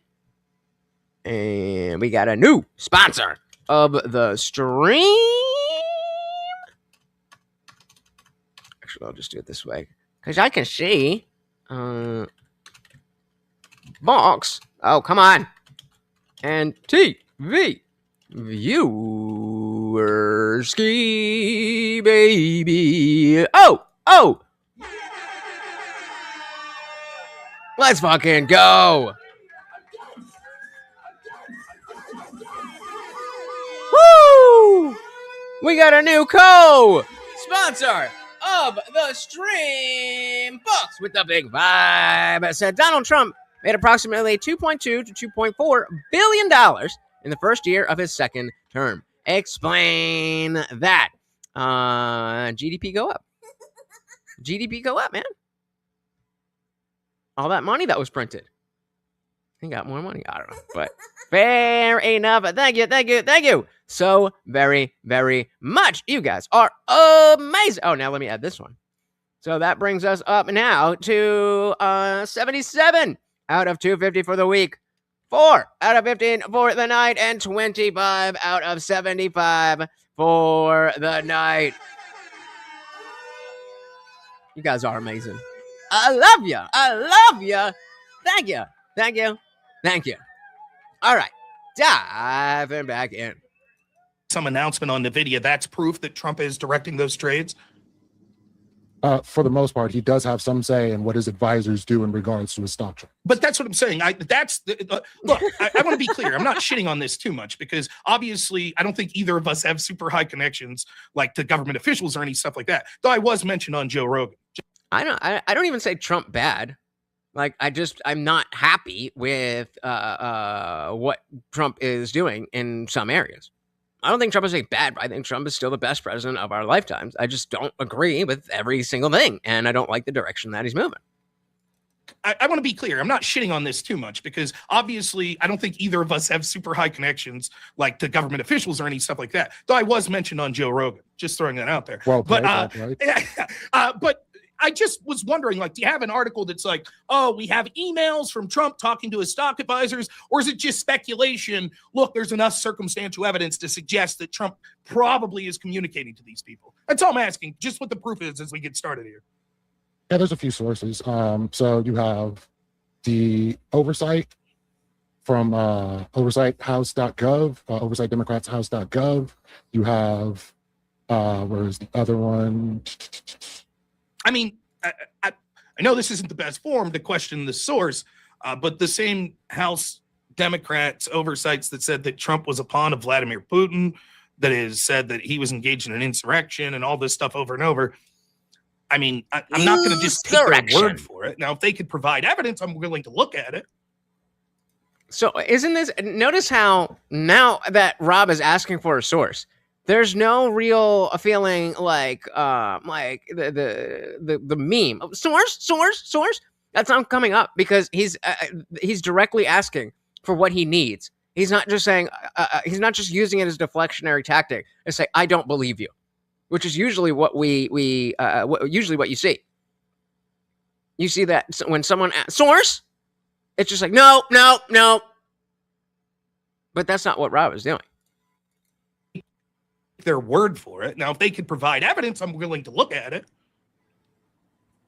So there's no way to absolutely prove that his hands are on each of these things. It's the timing and coincidence of these particular stocks being bought and sold during moments in which big announcements are being done.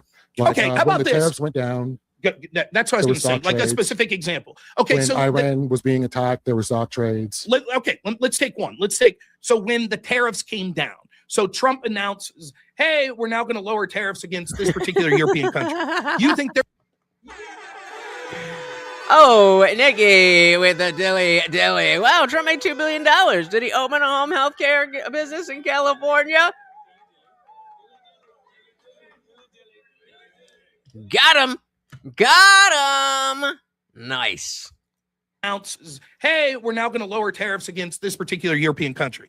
You think there? Dude, he would definitely be open to that. He is. I'm pretty sure he's in the. Let me see. Is he in the server? Okay, so he's not in the server, but if you go into the horseradish server, then I think he would be. I think he would be open to it. So Lethe, if you're watching, then join my Discord. The link is pinned to the chat. We always make sure that the replay is up. And Box, our resident lefty, you guys can train up together. All right. "Hey, we're now going to lower tariffs against this particular European country." You think there were suspicious trades like in the lead up to that, a couple days before that or something? I bet you do. Haram! Right. Do they have numbers or anything that we could look at? Like So to get Trump a value? discloses 327 unreported stock trades made a day before his first tariff pause. Okay, so 327 trades made the day before his first tariff pause. Unreported stock trades, not counting his Unreported. regular. How many stock trades does he make on average a day from his portfolio? Is that like out of the ordinary? That's the other thing. This bad thing happened. Okay, well, hold on. Is that out of the ordinary? Are you looking at with the same scrutiny at any other politician, or are you just saying Trump bad? Don't have an answer for. Like, for example, if I made 327 stock trades in a day, you'd be like, something's going on. This dude's never traded a stock in his life. But maybe a billionaire real estate mogul, I don't know. Are they making that many trades on average a day? I honestly don't know. I'm checking. According to his investment accounts, averaged about 40 to 60 stock trades per day. Okay. Per market so day. then it'd be fair to say it was about 5 times more than a normal day. Right. Okay. Does he have 5 times more money than the average stock trader? I mean, I don't know.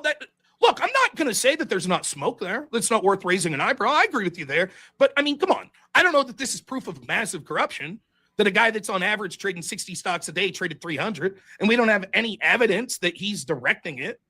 Have there been any days where there's been an announcement and we look back 3 days before and his stocks were the opposite way? Where it was like, oh, shit, his team bought stocks that lost money. That's why Rob is the king, because he's able to almost turn this into an equation.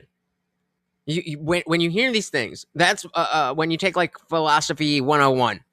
A lot of it is, logical fallacies and stuff like that. But it's also the framework of how to hear what people are saying and put it into an equation.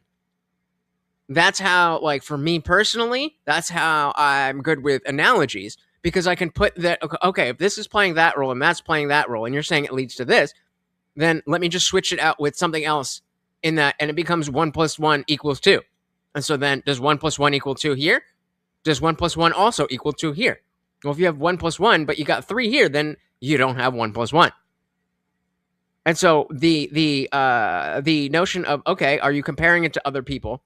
Great. But what about bad trades? Has Trump ever had bad trades? Now, that doesn't prove anything if he does, but that would be pretty strong evidence that he's never had a bad trade, that there's something fishy going on. Brilliant. Stocks were the opposite way, where it was like, oh shit, his team bought stocks that lost money. I don't know. Mm-hmm.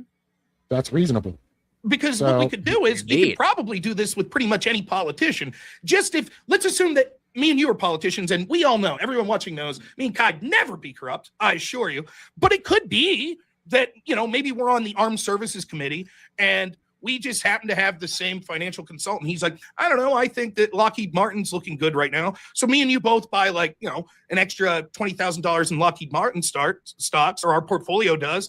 And then 3 days later, we're sitting on the Armed Services Committee and it's like, yeah, we're ordering new missiles from Lockheed Martin. but we didn't do anything corrupt. It just so happened. That's possible if you look over our entire tenure of like a 2-year period that could have happened once or twice. If it's happening over and over, we would agree like, wait a minute, that there's a pattern here. Exactly. And they've all got the fingers and the sauce. I'm going to dilly-dilly that because even though he was a complete dick and ghosted me like an ex-girlfriend for some reason, my boy that he used to meet my boy and my roommate, we had an inside joke about fingers. We would call the ladies. Remember, I lived in a frat house. He was in the frat. I was not. But we would call the sorority girls that come over fingers. Ooh, fingers. If it's happening over and over, we would agree like, wait a minute, that there's a pattern here. But you would agree with me that just taking a one slot per capita, it'd be hard to use that as indicative.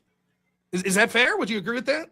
If this was the only instance, I could say maybe this was just a coincidence, although it seems like a pretty strong coincidence. Okay. The day before this happens, he makes a large amount of stock trades in relevance to what the tariffs are going to be doing. He's the one setting the... Exactly. Nikki, it says, Trump started out as a billionaire. When you have more money to put in there, then you can make more money out of it.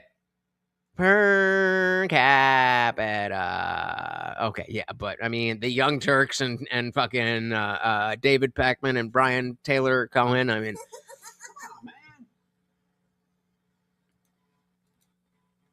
large amount of stuff. Like, if we were over here only watching Ian Carroll and Nick Fuentes, then maybe, but come on, man.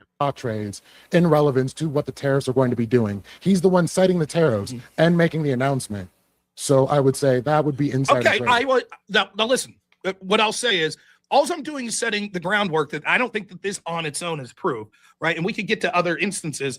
How much money on these 327 trades did he end up making? Does it give us like a figure? Was it like he made like $500 million, or was it like he made 20,000? Here, yeah. So that would be, let me pull that back. And up. I missed the question. What did you say? Does it give us like a figure? Was it like he made like $500 million, or was it like he made 20,000? So that would be, let me pull that back. And up. I just want to be clear here, Kai. By the way, I've always enjoyed my conversation. I'm asking these questions part of a debate, and also because I don't fucking know. So it's, I am listening to you. I just don't know. So 387. Trying to. And if you don't have that, that's fine. But I just figured. Yeah, I don't have the exact amount. Well, remember, Rob had no idea what this was. He just sat down and Lethe was like, all right, here's the discussion. So I don't know what they were worth. I know he didn't lose money on those, but let me see if I can grab that. Does this sound fair? I'm looking at Yahoo Finances, and it says there is an estimate that he made as much as 600 million to 1.86 billion. Quite a range. In securities trade, 21,000 securities trade. That's quite a range. That's from Yahoo Finance. Would you say that's probably? I mean, that's a fucking lot of money. $1.86 billion. That's a fair amount of money. Okay, so we could say that that's roughly. That's at least in the ballpark of what you're suggesting, 600 million to 1.86 billion. But to be clear, none of that's been definitively proven. It just says that he's made 21,000 security trades. It was somewhere between 600 million to 1.86 billion. Many transactions involve large companies that have business with the federal government. He averaged 85 trades per day. Just 10 days account for a quarter of all the trades executed in 2025. Let's see. I'm gonna hop ahead a little bit. It's a party for North Carolina. Claims family with video broad volume of the transactions were low. There may change purchases. I've heard over and over about Trump's corruption, and hearing people talk about Trump's corruption again, unless I see definitive proof, it's hard for me to say absolutely it occurred. But for the sake of this argument, I'll say this. I think that people like you have every right to question this. Like, and you should question any politician that's making large amounts of money. So for the sake of this argument, let's say that I concede that Trump he knows that something's going to come up, and whether he's telling his portfolio managers or they're just in the know somehow, they're investing and Trump's making big amounts of money, and he made like 1.5 billion. Damn. Okay. So Rob must be very confident. Whoever super chatted in saying that this is tailor-made for Rob. Very interesting, because now he's willing to concede that, okay, let's say, you want to make the concessions that you don't need to die on that hill. If you don't need to die on the hill, then be like, okay, you can take that. I'll concede that point. But that's a big point.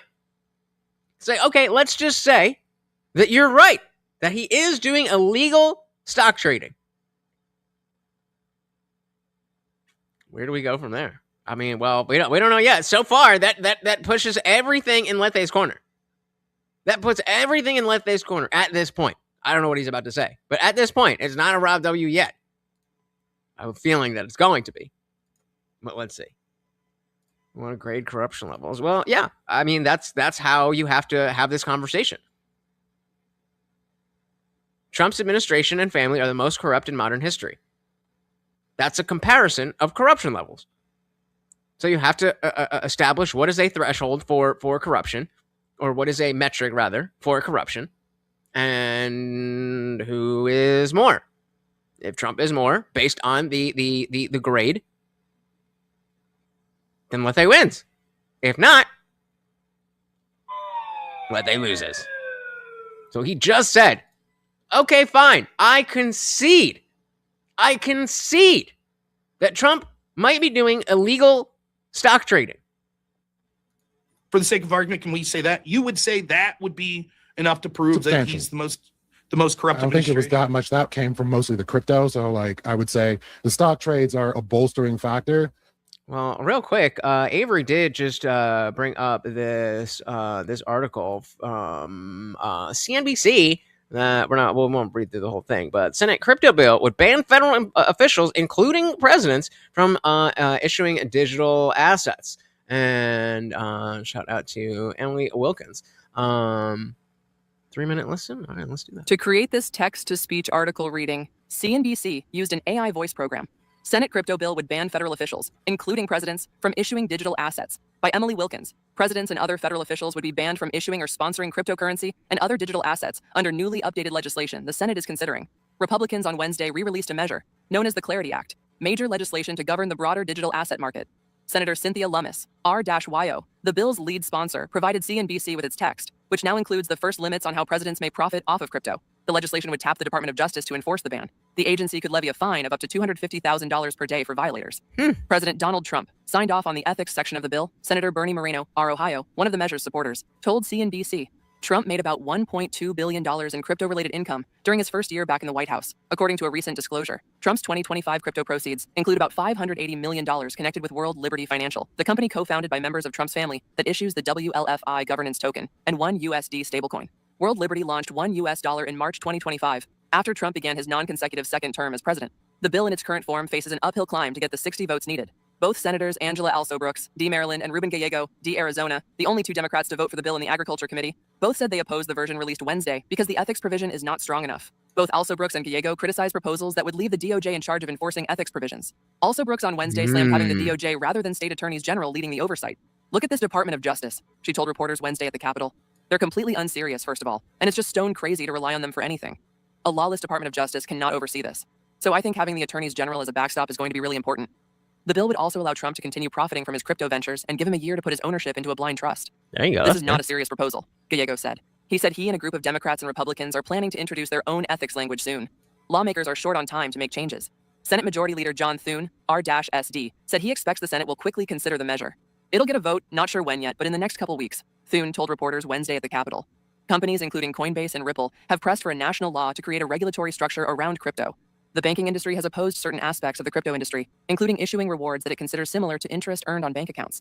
A group of banking groups, including the American Bankers Association and Financial Services Forum, on Wednesday after the updated crypto bill was released, said the measure still puts at risk the local lending that drives economic activity in the U.S. Irit Skolnick and Karen James Sloan contributed to this report. Well, there you go. Shout out to Avery. So they're looking at least at digital assets to try to fix things. And, it's difficult that when we have something in place, staring at that white screen, Jesus Christ, all these lights in my eyes. Check out throne.com/Lutch, TIJ, to get me some softer lights so my eyes don't fall out of my face. But yeah, I think that's good. I'm with TV. You make laws, you know trade. We got Mr. Alley Cat. Welcome to the party. Said Rob was happy as pie. He got to debate corruption. Yeah, I was saying how I think Lethe made a mistake in at least the wording of this this debate. Not a good starting point. We also got Extra Driller. Welcome to the party. Shout out to Obsession. I fucking told you that shit was fire.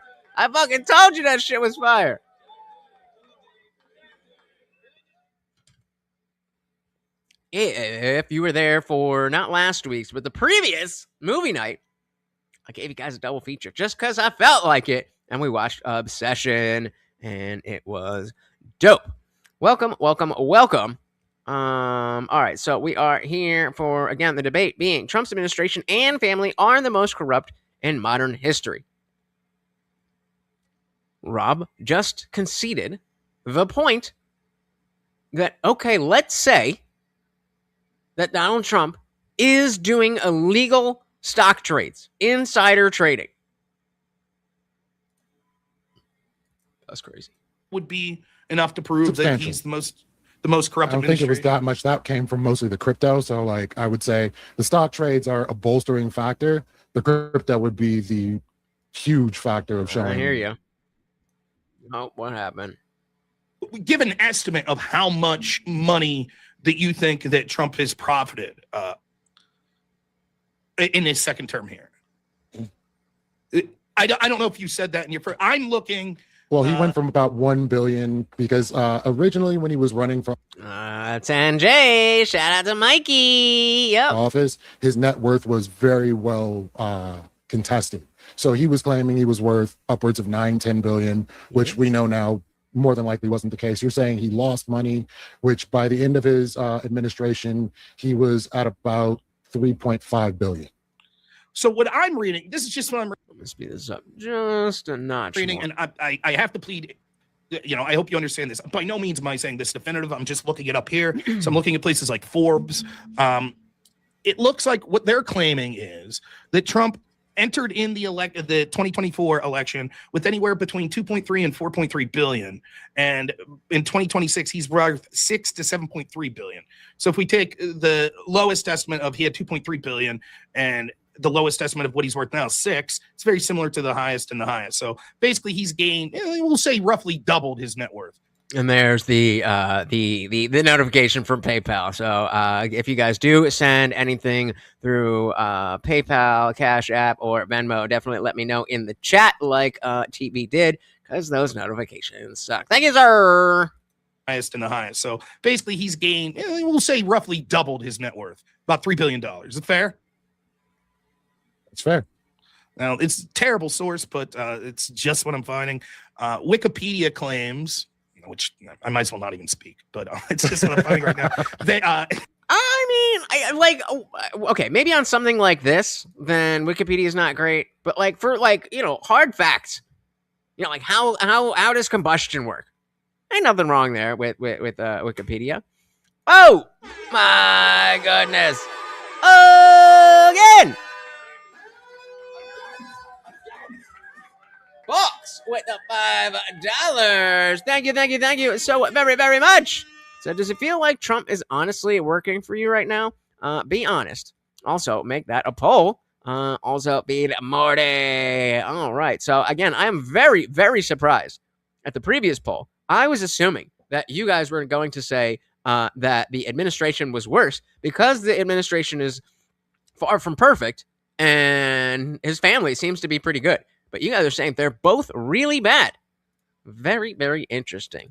And so does it feel like Trump is honestly working for you right now? Yes or no? Poll is up. And Boggs out-sponsoring himself. Not really out-sponsoring TV, but the new sponsor of the stream. So we got 82 out of 250. We are 1/3 of the way there for the donos. 5 out of 15 and $30 out of 75 with our new sole sponsor, Elbow Box. Boom, boom, boom, boom. Thank you. Thank you, thank you, thank you. So, very, very much. So maybe let's take this opportunity to do the so I wanted what? Fuck, I don't remember what it was. I was saying fuck, was it 9:30? No, it wasn't that. And hope everyone moves on. So this is a clip from, shout out to Podcast Cringe. I will again put the link in the chat. Podcast Cringe just covers a lot of the like Rogan Sphere, the Rogan Sphere podcasts and stuff.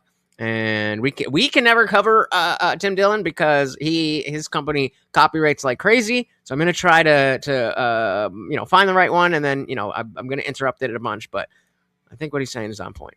Like, what about the war in Iran? He goes, there's not much I can do. I just kind of hang out and, watch as I'm part of the administration that betrays its voters and does the opposite. If it wasn't for the influence of Israel. Yes, I do. Really? I do. Yeah. This is they keep trying to play this game. Okay, this one. Where they're like this folksy, kind of like relatable, like, yeah, these fucking elites with they're the kids, they're stealing your money. What? Who? You are doing it. It's them. They have become the swamp. I've been saying this for months. You're the ones who are doing it. What I think a lot of people I've there was one more clip. And again, obviously, if you must have heard in general what they were talking about on JRE with Vance. Screwed up the comms of the Epstein files, like we just did. And they're relying on the fact that some of their most ardent supporters, the ones who aren't directly being paid off, are the stupidest people in the world. So that still works on them. They're like, yeah, fucking Hillary. Hillary Clinton. Fucking Hillary Clinton. They're in the White House. They have the Congress. They have the Senate. They have the Supreme Court. It is them. It is them. They have become the swamp. You either die a hero or live long enough to become the villain. That's just the way it is.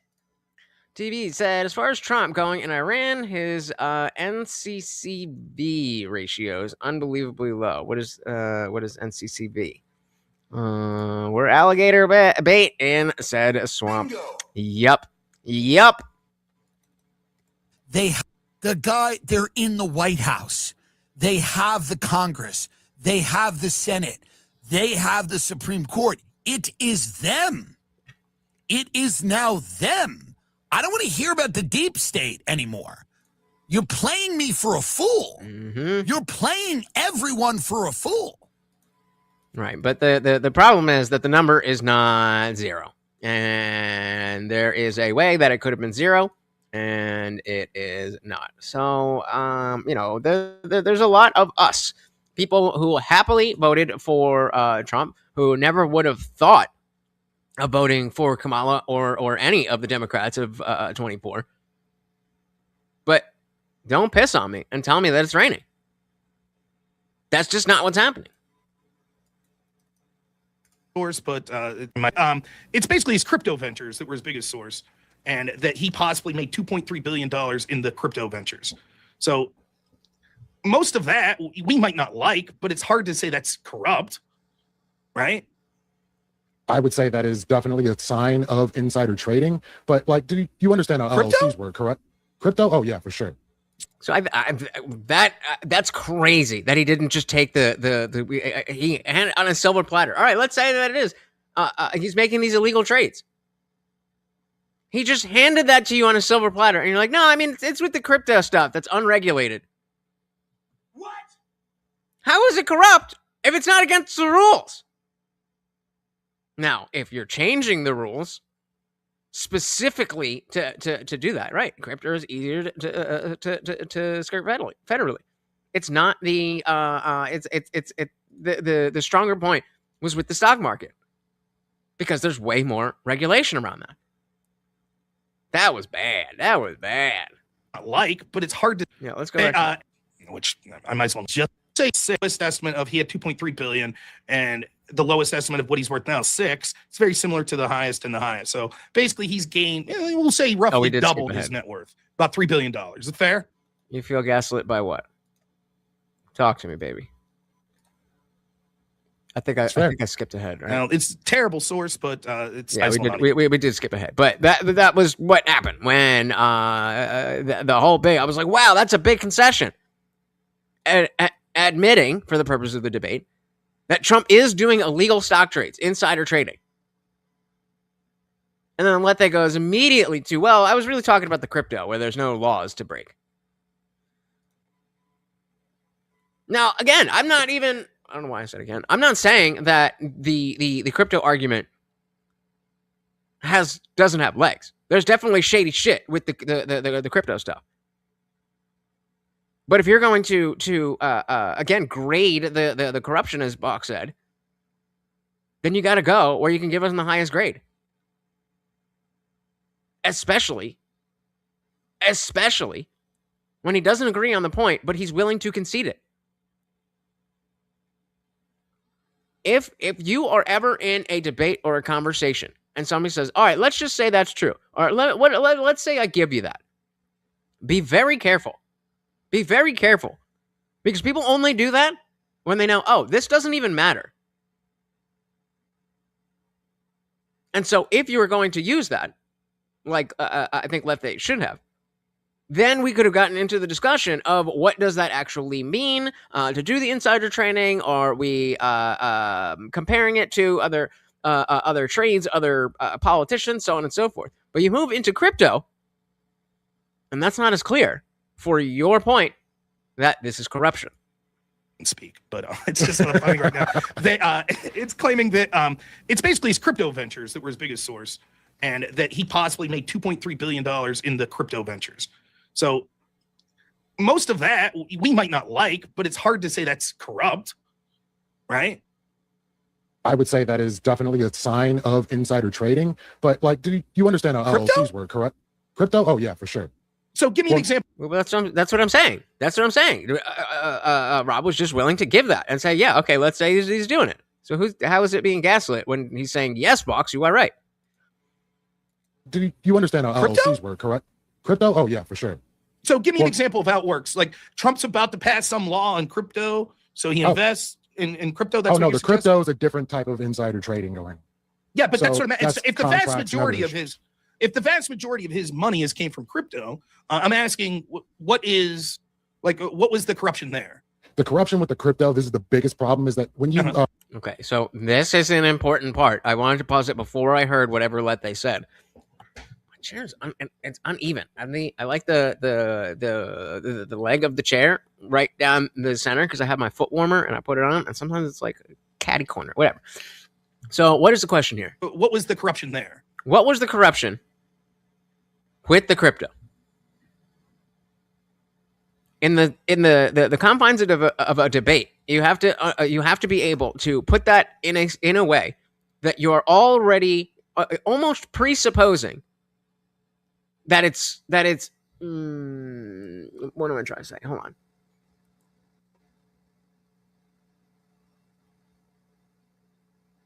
I guess I'm just trying to say you've got to be very clear and specific. Because what was the corruption there? If we don't have a lot of laws around that, then the answer has to be something very specific that everybody is going to agree that is, in fact, corruption. We got Melted Mind Media. Welcome to the party. One more in every minute is the corruption. What? Oh, the fact that there's a new crypto born every minute? Heard. I'm asking what was the corruption there? The corruption with the crypto, this is the biggest problem, is that when you when people buy the crypto, it's completely shadowed. You can't see who's buying the crypto. So it becomes an unadulterated faucet of money coming in from any donor that wants to give money to gain favor with Trump, which includes contracts, pardons, which he's given a great deal of pardons, even pardoned Jinping Zhao, who was the person that helped him start the crypto business. Yeah, but if you're saying that it's dark money and you can't tell who it's from, then how can you tie that to anything? I think even fine if you want to say the guy that helped him, you know, it's not a coincidence that he was helped out and made money, whatever the claim is. But if you're saying it's dark money, then that means we don't know. Even pardoned Jinping Zhao, who was the person that helped him start the crypto business. And so, yeah, I'd be like, okay, yeah, I'll concede that this guy probably got a pardon because of the fact that he helped with the crypto. But TV is bringing up a solid point that nobody's forcing you to buy anything. And so the white pages are there.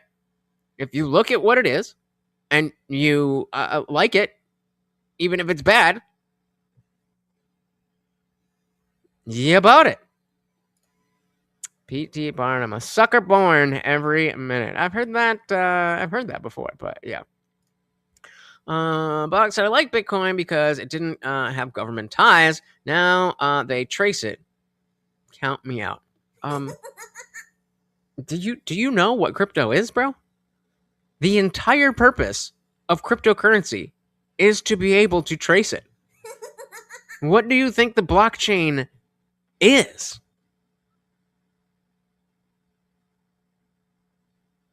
That's why that exists. That's why it's meant to be secure, because they trace every little thing. That's why all the criminals that use Bitcoin are fucking retarded, because they trace it. At what point did you think that Bitcoin was not being traced? I mean, that I agree with. But yeah, like what are you talking about? It'd be cool with someone trading than letting 30 million illegals in 4 years. And so that's where this conversation needs to go, is measuring the levels of corruption from Trump and from other people. But we're kind of spinning our wheels a little bit, and I don't think that's anyone's fault. But it's because of the prompt is so wide. I'm not surprised that we got here.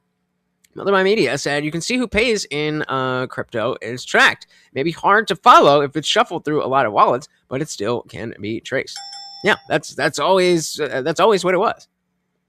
That's always what it was. Please explain the value K in RSA 256 hashed used. I hope Box knows, because I don't know. It was meant to be anonymous. No, it wasn't. That's why Monero came up.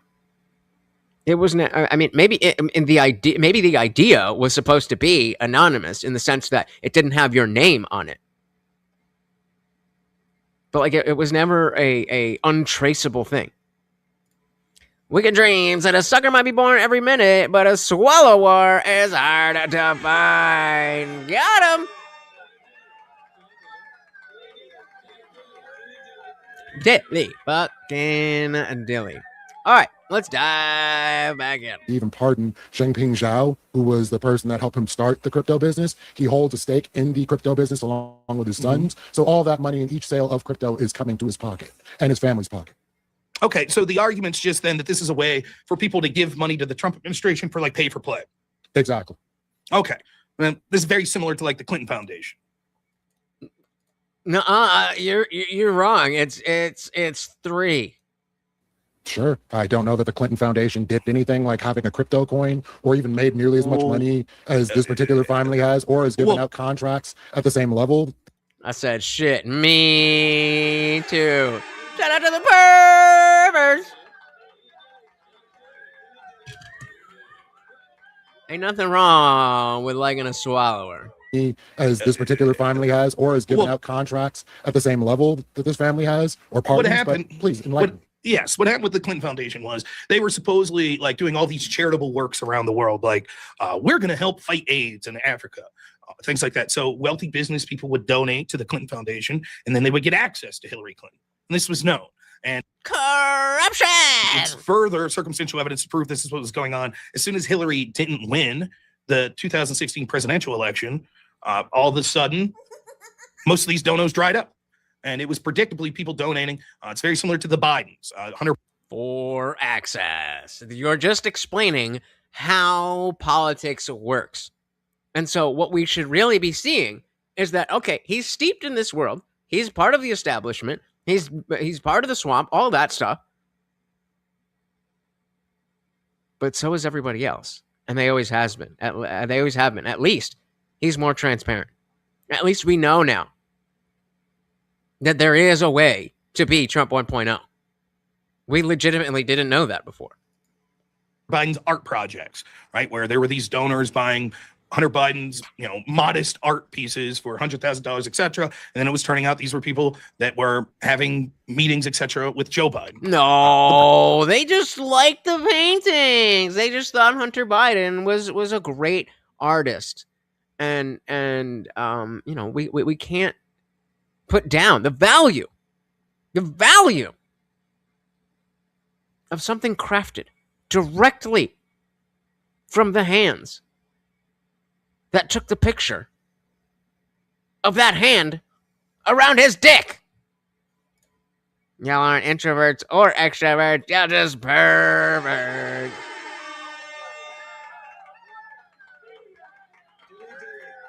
Dilly fucking dilly. All right. Diving back in. Or yeah, what is Glow said? All the best people are perps. Gandhi, Mother Teresa, Ellen DeGeneres. People that were having meetings, etc. with Joe Biden. The problem is, what happens is, I don't necessarily... That doesn't surprise me at all. ...really like this, but this is now the norm. And no one spoke up when it was happening. By the way, Republicans have done this as well. There's all these backhanded ways. Book sales are another one. You see all these politicians, right, that get these book deals that are making like $1 million on a book deal. 107 days. How many people do you think genuinely... Oh, there's an actual fly. Oh. No. All right. How many people do you believe bought 107 days with the deep intent to be like, I care so much about what Kamala Harris has to say? Politicians, right, that get these book deals that are making like $1 million on a book deal to sell a damn book that no one reads. So there's infinite ways in which people are getting access to our politicians. I don't like it. But the problem is, this is... It said, didn't Trump say in his first term that he's not breaking the law? He only follows the rules that they have in place. You don't like it? Change the law, not the man who knows how to use it. I'm pretty sure he said something just like that, yeah. Like, people want to blame rich people for using tax loopholes and then vote for the same people that make those tax loopholes. Like, if you're going to tell me I can pay less money, why would I not? Why would I not? Why am I bad for not wanting the government to steal my money? That'll make no sense. Getting access to our politicians. I don't like it. But the problem is, this is just, if I take everything you're saying at face value, this is just Trump continuing Washington as it's been played. Hit me up on Discord. I think this pales the financial gains that you would say. And again, you can see this. Trump actually lost money his first term in office. You'll concede that, right? Initially lost money. He came out ahead by the end of the administration. Most of the money he did actually come out ahead or break even. I'm going to run that back. Big Daddy Pod said, feminine people see billionaires getting out of giving away money to the government and calls them a thief. Masculine people call him a mentor. Exactly. Why would you not follow the law to make sure you're not giving the government as much money? Like, what? What are we talking about? Most of the money you did actually. Oh no, TV's gotta leave. Thank you so very, very much for hanging out. And of course, appreciate the big dono. Shout out to TV. You have a good one, brother. The financial gains that you would say, and again, you can see this. Trump actually lost money his first term in office. You'll concede that, right? Initially lost money. He came out ahead by the end of the administration. Most of the money he did actually come out ahead.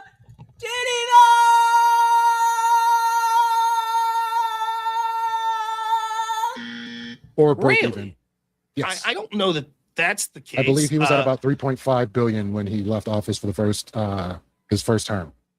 I have from CNN when he came into office. This is CNN, September 9th, 2020. Donald Trump. Yep. Before they read that from September 2020, and he's saying he's mad because in all the time Democrats had power, they never changed the laws they benefited from, and now Trump benefits the same way.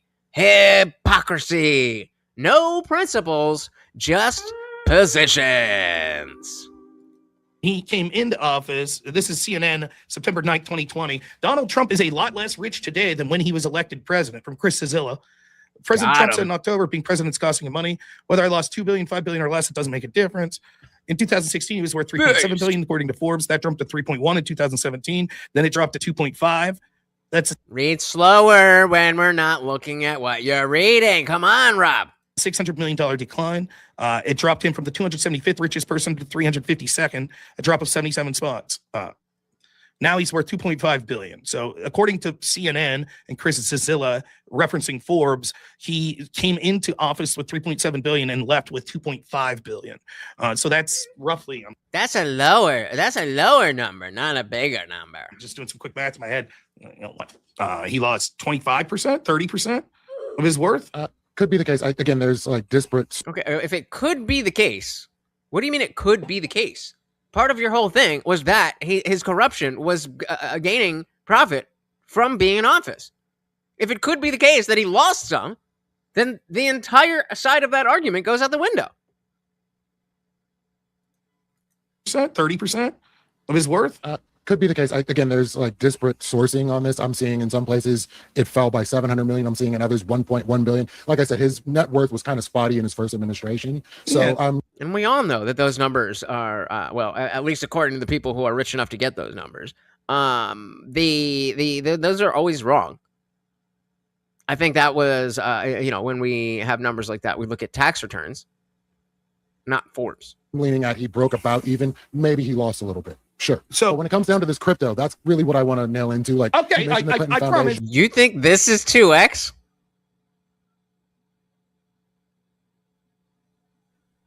Oh, honey, sweetie, baby. This is how I watched this. The clips that I watched. So that's roughly, I'm just doing some quick math in my head. He lost 25%, 30% of his worth. Could be the case. Again, there's like disparate sourcing on this. I'm seeing in some places it fell by 700 million. I'm seeing in others 1.1 billion. Like I said, his net worth was kind of spotty in his first administration. So I'm leaning at he broke about even. Maybe he lost a little bit. Sure. So maybe he did lose a little bit. That is 2x. We can slow it down to 1.15 for you.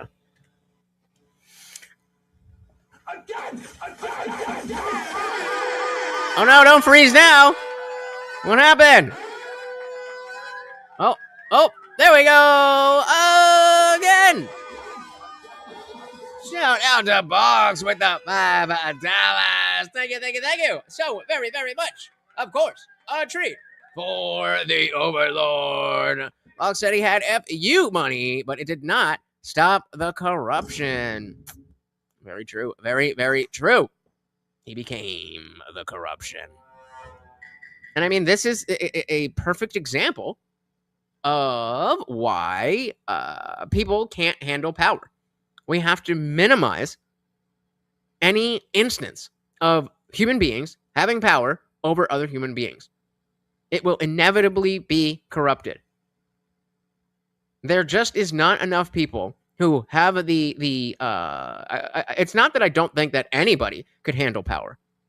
But the fact that the people who could handle power well are going to be the types of people that fail at convincing other people that they'll handle the power well, because handling the power well means not promising the world.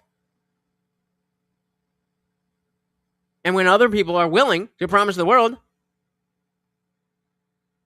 you're going to lose. And we all fall victim to it. We just got to continue to make sure that we have the best idea of the landscape and the person that we have separately. Then we can place who the person is, what they're saying in the landscape compared to other people. You know, in Game of Thrones, where they have the dragon stone, they have the big table where they move in the pieces, or in House of the Dragon, they have the map or whatever. You have to see it. You have to be able to see it, at least in your mind's eye. Oh, you're fucked. You're fucked. First administration. So Yeah. I'm leaning at he broke about even. Maybe he lost a little bit. Sure. So but when it comes down to this crypto, that's really what I want to nail into. Like, Okay, you mentioned the Clinton I Foundation. promise. I want to ask a question.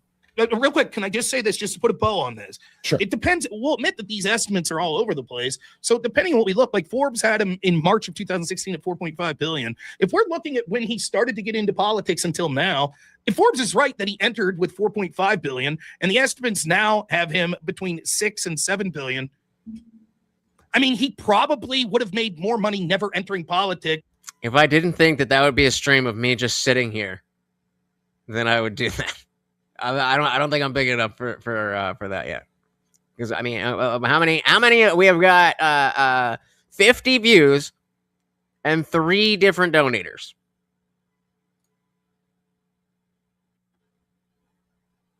I'm down to do stuff like that, but you know, 7 billion. I mean, he probably would have made more money never entering politics, given how high the stock market's gone, if he never entered politics. You would agree with that, right? I absolutely would not agree with that. And I mentioned that in my opening. He was a horrendously bad businessman before he entered politics. Most of his money.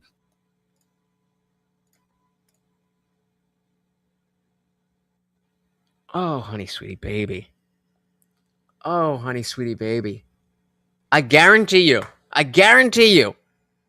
that Lethe's going to bring up just a small loan of $1 million that he turned into what? Per capita. Oh, he's a bad businessman. I don't think I can do. I don't think I can do 50 burpees. And if I could do 50 burpees, I definitely couldn't do anything other than that.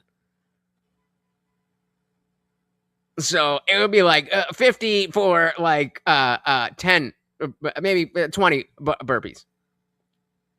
Like, I don't know how, if you guys understand how out of shape I am. You see that I struggle with just the regular push-ups. An entire stream of that would have to be, you know, very cheap. Like $2 a push-up would not work for an entire workout stream. It'd have to be like $10, probably like $5 a push-up at least. And, you know, I mean, if you guys want to show me that you can do that, we can definitely do that. But it can't just be on a box and an arrow. And then everybody hopes that Funkmaster comes through, you know? Given how high the stock market's gone, if he never entered politics. You would agree with that, right? I absolutely would not agree with that. And I mentioned that in my opening. He was a horrendously bad businessman. Ooh, what if I put that on my throne wish list? That's something that I'm taking a note of that now. Pull up bar throne. I feel like you know, just a regular ass. I mean, how much do those cost? Like $50, something like that. $20 on Amazon. I feel like one of you guys would at least donate towards that. I'm adding that. Smart thinking box. All right. I keep pausing at the part that I want to hear. So. Made more money never entering politics, given how high the stock market's gone, if he never entered politics. You would agree with that, right? I absolutely would not agree with that. And I mentioned that in my opening. He was a horrendously bad businessman before he entered politics. Most of his money was primarily made from doing The Apprentice. So what? Why would I do that? He was floundering in his business dealings until The Apprentice. He was actually put on an allowance. Well, I don't really want to get into that right now. I think he could have continued to. All I'm saying is it's this: possible. the trajectory of money he was making, it's entirely possible, given the gains that we saw in the stock market and how much money people were making over that period of time, hand over fist, that Trump probably could have made at least what he did, if not more, in addition to having entertainment options like movies, Apprentice, etc. So I don't know. It sounds like big numbers, but it's like, yeah, multi-billionaire. His fortunes have gone up and down financially since he's been president, when they were trending upwards when he wasn't president. Yeah, I just don't see him making But let's do $2 the to $3 billion. But this is what I wanted to ask in comparison, because you're talking about the Clinton Foundation. The Clinton Foundation was technically legit. Everything was transparent. So all the money, any donors that went into the Clinton Foundation, you knew who was spending that money. Whereas with crypto, you don't know who's putting in that money. Then how can you say that he's doing bad things with it? If you don't know who's putting the money in, then how are you tying that to any favors or anything that the person's getting? And let's say I give you that one pardon. Okay, dark money is going in and political favors are happening. How do you connect those two things if, in your own words, you don't know who's putting in money? Was technically legit. Everything was transparent. So all the money, any donors that went into the Clinton Foundation, you knew who was. Is that true? Clinton Foundation money was dark money? Spending that money. Whereas with crypto, you don't know who's putting in that money. But that doesn't mean that it's not corrupt. For example, the people that are putting money into the Clinton Foundation are not allowed to give financial donations to a campaign, correct? It has to be something separate. Yes, you but I would hope that we would know who was. But actually... then when we see example after example, I just gave $5 million to Hillary's AIDS. What hose? What are you talking about? There's 7 people here. And I mean, I don't know if 8 sisters still here. But what are we talking about? This is not the whatever podcast. I don't know what you guys think this shit is. Who was But then when we see example after example, I just gave which $5 ones? million What are we to talking Hillary's about? AIDS Foundation in Africa, and I just so happened to then get a private dinner with her. Just because it was public that you donated that money to the Clinton Foundation, it doesn't make it any less corrupt. So I would need to see some instance of contracts that were given or what preferential treatment was given based on them getting a dinner with Hillary for donating to the foundation. Okay, so we could look some of that up, but the point is, right, like, what does this mean, Box? What feels like weaponized incompetence? There's a lot going on. You guys are having conversations. We are having a conversation together. There's a debate going on. We just say, this is bad. I feel like I'm getting gaslit. What are you saying? Donating to the foundation. Okay, so we could look some of that up, but the point is, right, like, when we're looking at the scale of it, when we see that this has happened all through Washington, and I think you would agree with that, both insider trading and pay for play, that's pretty much the norm. You would agree with that, right? Maybe not to the level you're saying of Trump. Well, this is the problem. I think this erodes public trust, and like minor corruption versus major corruption of an entire administration and family is something we should normalize. And this is my problem with this. If he Don't disagree. Trump is dumb when he needs to be dumb and smart when he needs to be smart. I would change it a little bit and say that there are instances where he knows to be dumb and instances where he knows to be smart. Whether or not,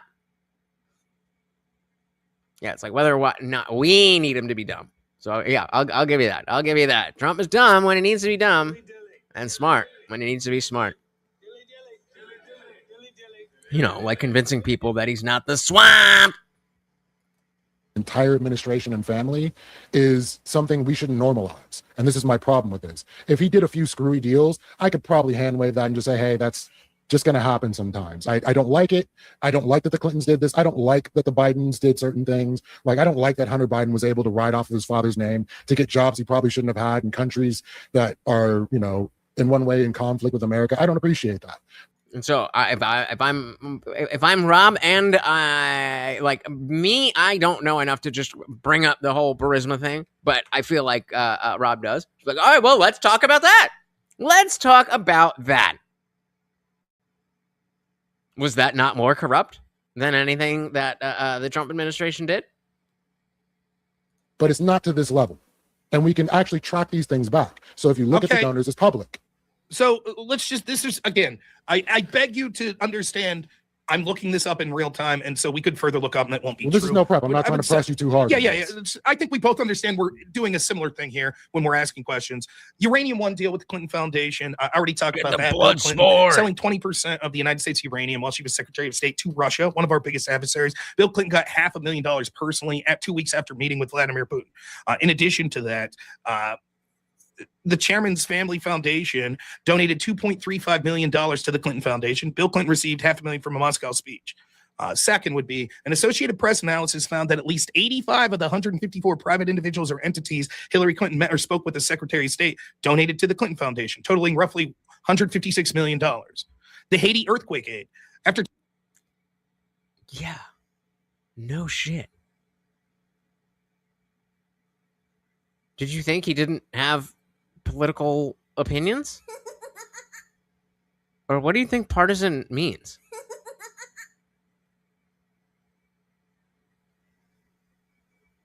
In 2010, Clinton Foundation donors allegedly received preferential treatment in contracts and aid distribution. Critics claim friends of Bill got priority, and there was alleged billions of dollars stolen out of Haiti. The foundation accepted millions from foreign governments, such as Saudi Arabia, UAE, Qatar, while Hillary oversaw U.S. foreign policy. Yeah, but you're not doing a good job. Examples include arms deal or other approvals coinciding with donations.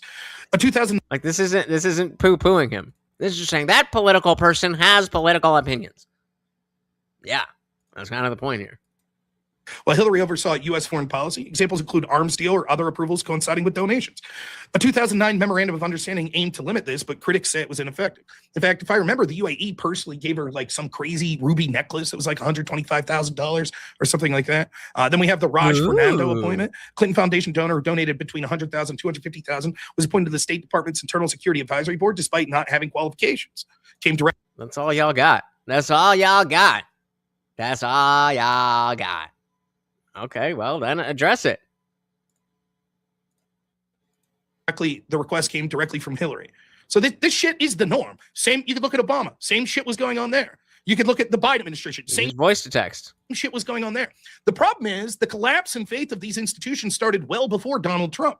So if we're looking at corruption as collapse in faith of institutions, you would have to say that the majority of that collapse happened before Trump. Trump is the symptom of the problem. That's why Trump was elected, because the collapse in faith of the institutions. Therefore, what you exactly. Bingo, bingo, bingo, bingo. Exactly.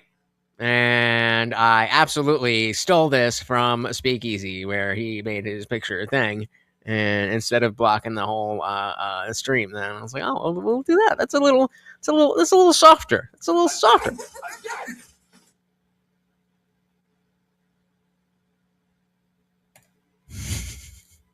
Of the problem. That's why Trump was elected, because the collapse in faith of the institutions. Therefore, what you acknowledge that the corruption was worse beforehand that led, if anything, Trump's just keeping up with the Joneses. If that's your metric, collapse in faith. Oh, I'm not going to act like there wasn't. Why did he do that? He had FU money and squandered it. Why did he do that? To make America great again. Money well fucking spent.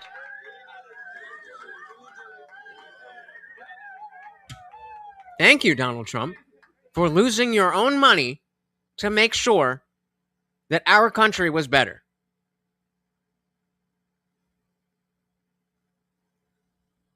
Some measure of corruption beforehand. I'm willing to concede that. That's not a problem. But when you look at the Clintons since 2001, the Clintons up to 2015 collected about $35 million, so on and so forth from financial businesses. No. That's them.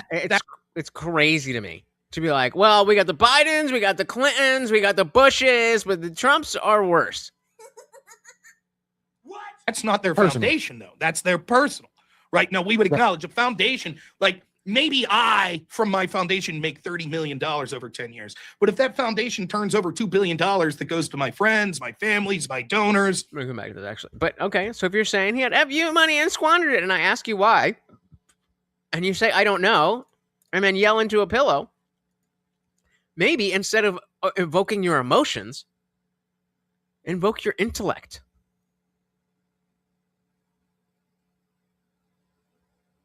He arguably won 3 times, but he absolutely won twice. So he did something right the first time that wanted people to have him there again. So if he had FU money and he squandered it and people ended up in a better place, that means he did that for us. Now, I don't think he didn't not do it for him. I think, his legacy and everything is more important than anything to him. But hey, I will help your legacy if it helps me. Especially when the other option is to harm me. Prove it. Go ahead. We wouldn't just look at the 2 million I made, right? Oh, of course not. That's why I'm saying that while there was corruption there and some money got divvied around in some places through the Clinton Foundation, possibly, I would really need to look into this. Trump's way more corrupt than anything we've ever seen before on a scale, magnitudes beyond. I don't, especially, I don't think you. How did his camera just now get in HD? We were watching like 480p before. Yeah, it's called liberalism. It's called liberalism. The notion that things are such and we must give up power to the government so they can fix it for us. That is the root of the problem. Your feelings are very, very important, but not more important than your intellect. At least not in most situations. In most situations, your intellect is going to be more valuable to help you than your emotions. But y'all love to just retreat into your emotions because it feels good. Oh, we can't do anything. Harump. We need the government to fix it. People are just so bad and mean. We just have to get somebody who's gonna do what I want him to do. Like Mom Donnie, right? He said he was gonna arrest Bibi Netanyahu. How did that go? Stupid. Anyone who actually believed that is fucking retarded. I mean, come on. So do most people, Box.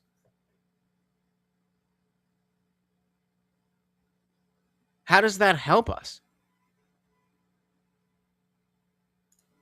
You're telling me that I'm asking you questions and the answer isn't going to help us while you're actively saying things that are not helpful. Are you under the impression, like, even if you think he's crazy and very wrong, do you honestly think that Trump doesn't want people to do well? As I just said, his legacy is the most important thing to him.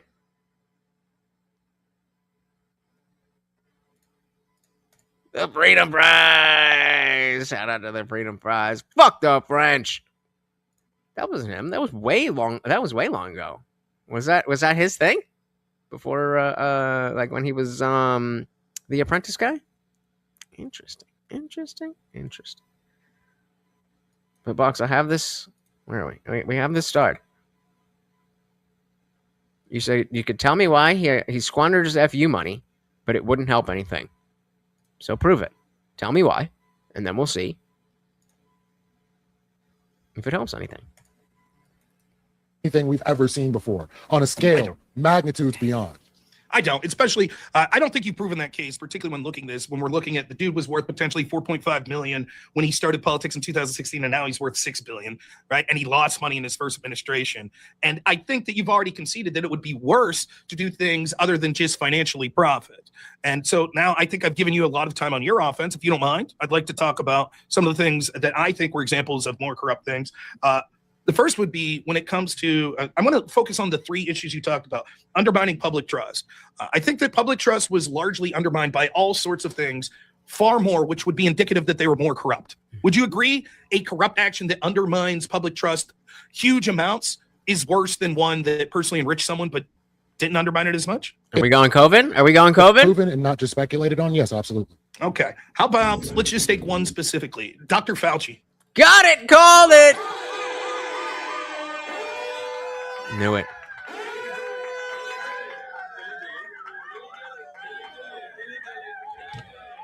Now, if I'm Lethe, the only way to handle this is to talk about the fact that it was Trump who put Fauci in charge of everything. And slide that into the Trump administration. That is the only avenue here. Not just speculated on? Yes, absolutely. Okay. How about, let's just take one specifically, Dr. Fauci and the undermining of public trust that he's done in the medical community. And in what way did Fauci undermine public trust in the medical community? Well, he lied about being at the NIH when they funded gain of function for the Wuhan lab.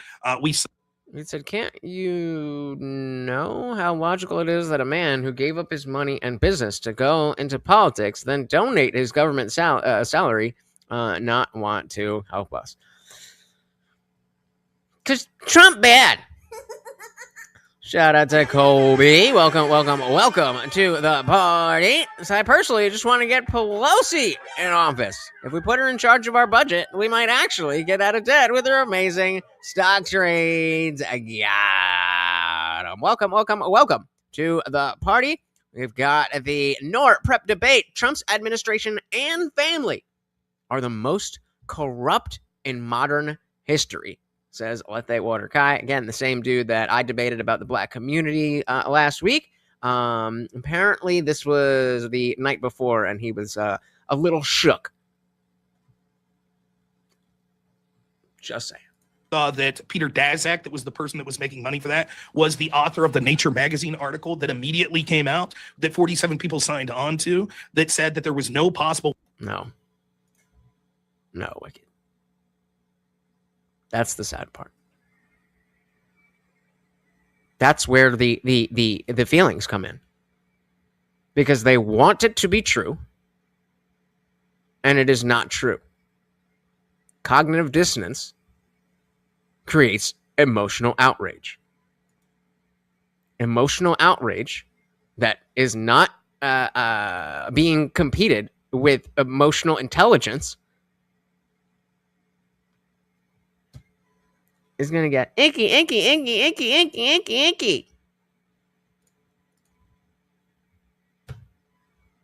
Trump did not mandate the jabs. That was always a state thing. Remember how there was never a lockdown in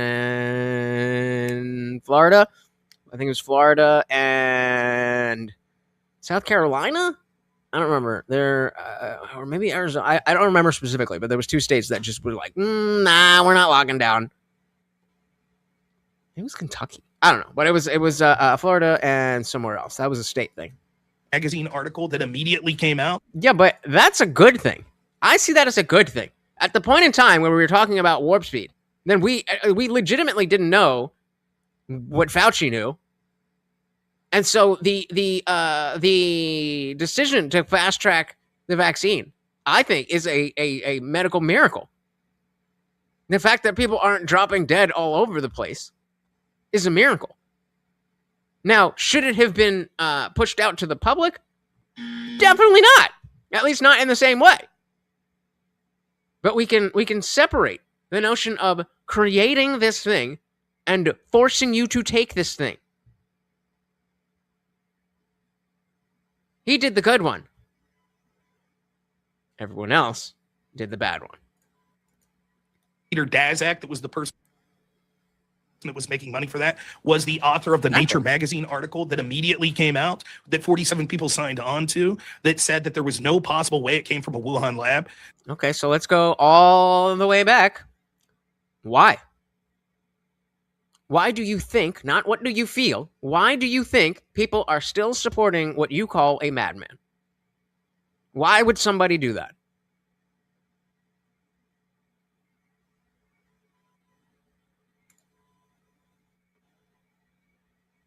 Why do you think that people would still be supporting what you are calling a madman? Coach, there's a lot of studies coming out that they knew the jab didn't work, and it was actually medical malpractice to push it out. Plus, when you drop a vaccine for a virus that doesn't work, it mutates. Bingo. Yep. And so, again, the separation. There should have been, we wanted to as Dick said, like some people wanted the jab. And so for like the option there to have that, what it takes to build something from scratch, from scratch, I don't know how the fuck it works, but that was a good thing. We fast tracked that because we thought we needed it. Then we realized we didn't need it. And they forced it. No, real box. Real box. Real box. I don't care about the other one. Why does real box think that people are still supporting this madman? Of course, I don't care. I'm gonna tell it all day. I know you don't actually think that.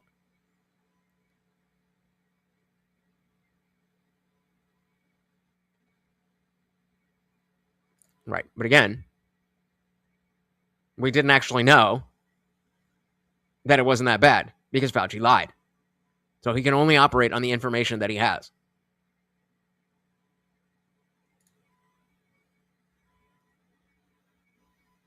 So again, the question is, why do you think that people are still supporting someone that you think is a madman? Why does Real Box think that people are still say more misplaced hope of what? What do they hope, and why is it misplaced? Came out that 47 people signed on to that said that there was no possible way it came from a Wuhan lab.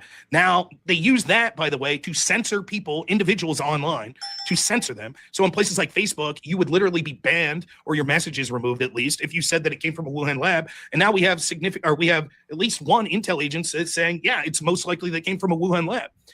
Roughly half the country now has no fucking faith in the medical community because of the actions that occurred through Fauci and company. And then further, Yep, I remember. I when all that started, when all that was coming out, I was like, hey, I mean, yeah, I'm not gonna, go out and get this thing, but I'm sure that eventually, it'll be that serious where you can't go out to the bars and stuff without it. So I'll just get it whenever it becomes an inconvenience. And then everybody lied and created hysteria. I was like, nah. Oh. Not talking about your feelings. Remember, your thoughts. You think people are still supporting what you call a madman because they have misplaced hope. What is it that they are hoping for? What is it, Box, that they are hoping for? Remember, I want to talk to Real Box for this moment. You can go back to poo-pooing on Rob in a minute, but this is Real Box. Why do you, what do you think they are hoping, and why is that hope misplaced?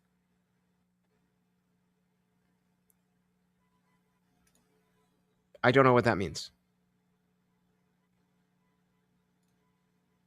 What do they hope, and why is it misplaced? Exacerbated under the Biden administration under COVID. That by far did more to ruin people's trust in our institutions than anything Trump's done. Plus the actual physical or, the real damage of people losing their businesses, losing their family members without being able to see them. That's real shit. So I have to ask, in regards to any information that we have about the virus, the efficacy of anything that was done to treat the virus, all this other information, was anything damaging to the people in the process of this situation? What do you mean damaging to the people? No, hold on. If we want to go back to if we want to go back to poo-pooing on Rob, that's fair. But I need an answer from you. I need an actual answer. What are they hoping? Let's just start there. What are they hoping? Fine. Let's say it's misplaced hope. What is the hope? What is it that they are hoping for? These are your words. You said people are supporting a madman, and I asked you why, and you said misplaced hope. What are they hoping? And the fact that there was a virus, we know there was a virus. We're not necessarily sure, although there's some strong speculation as to where the virus came from. We say there's no gain-of-function research, or there was gain-of-function research, which I think gain-of-function research is a good thing to understand, like what the transmissibility is. So I think that's a good thing. Fauci saying what they didn't fall under gain-of-function. NIH is saying they were doing gain-of-function. In what way did this harm the people? Well, one, it harmed the people in that they no longer trust the institution, which you said is one of the big things. Probably not. So, Box, the correct answer for you, and you can go back to poo-poo Rob Box version, whatever. But the correct answer for you was, I don't know. You don't know. You don't understand. This is a guess. You're just randomly guessing shit. And it's okay that you guess that. But your inability to differentiate from your vibes and your thoughts is scary.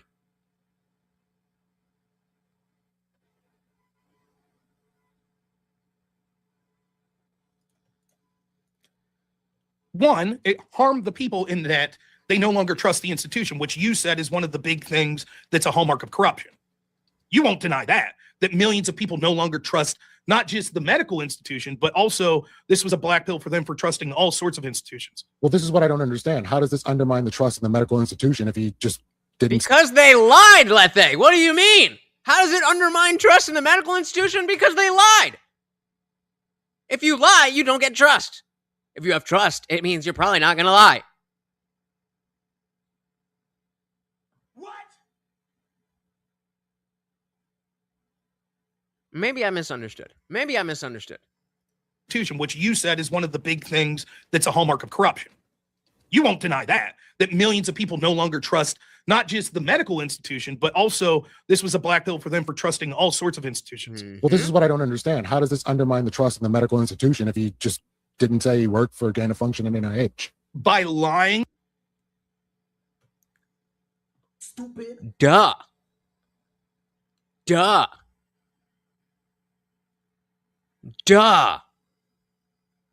Well, the lie that you told me didn't cause as much damage as I think that it needed to damage for you to lose trust. So how is it losing trust? By you lying to my fucking face.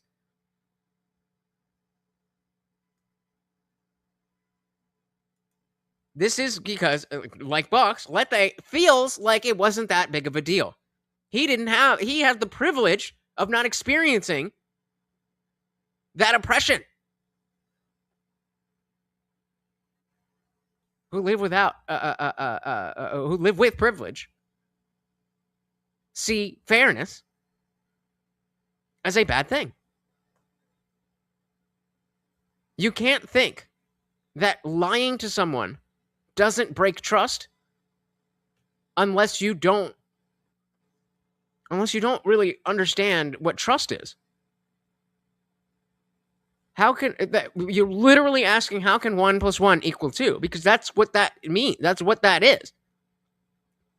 How can lying break your trust? Because that's what that is.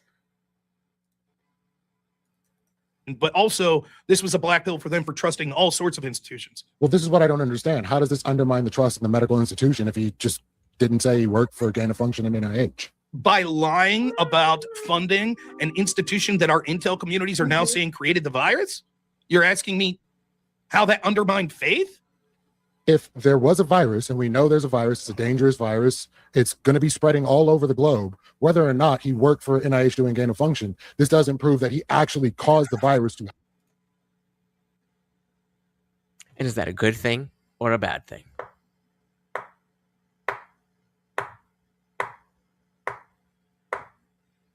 You just say the right words, and a mentally ill, unprepared person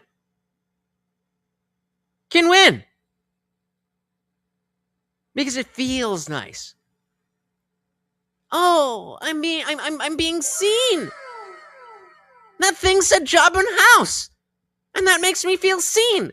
So now I vote.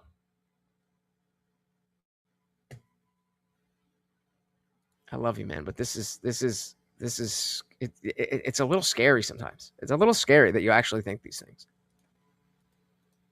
Globe, whether or not he worked for NIH doing gain of function, this doesn't prove that he actually caused the virus to happen. So I don't see how this actually harmed people's faith. But that's not what's necessary for this to be corrupt. Like, for example, let's say that I was Dr. Fauci, right? And I'm funding the Wuhan virus. And let's say I personally believe it didn't come from Wuhan, right? On. Give me 1 second. 1 second.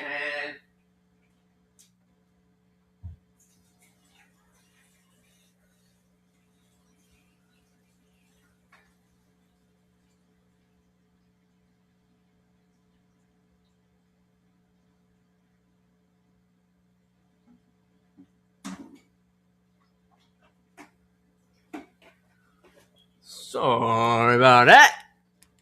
All right, make that up. Let's see where we're and I'm funding the Wuhan virus. And let's say I personally believe it didn't come from Wuhan, right?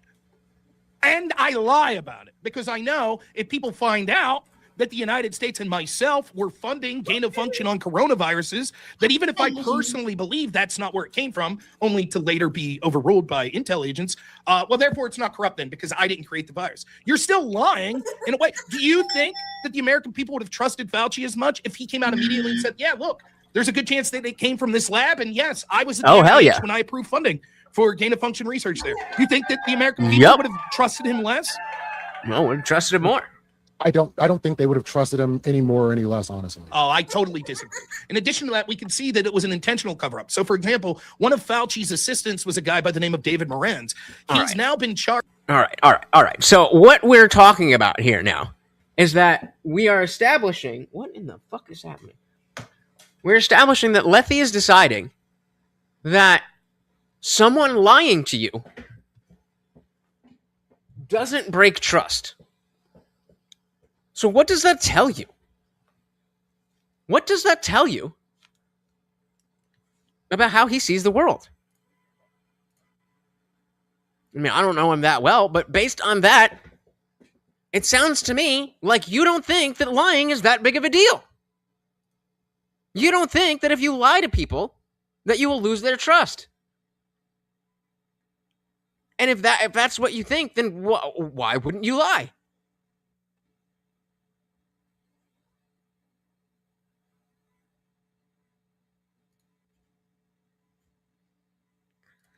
Well, we said if you actually want more houses, you would support local conservatives that open up zoning for multifamily homes.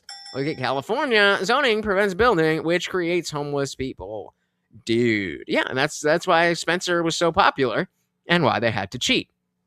Because he knows what was good.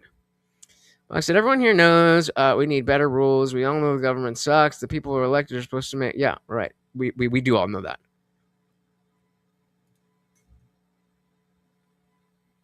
So you're okay telling me things that don't help anything. But you can't tell me what you're not sure won't help anyone. Do you at least see the inconsistency? Do you at least see why we're having trouble trying to understand what it is that you think, not what you feel, what you think? Because you're not saying anything about what you think. You're just saying things about what you feel.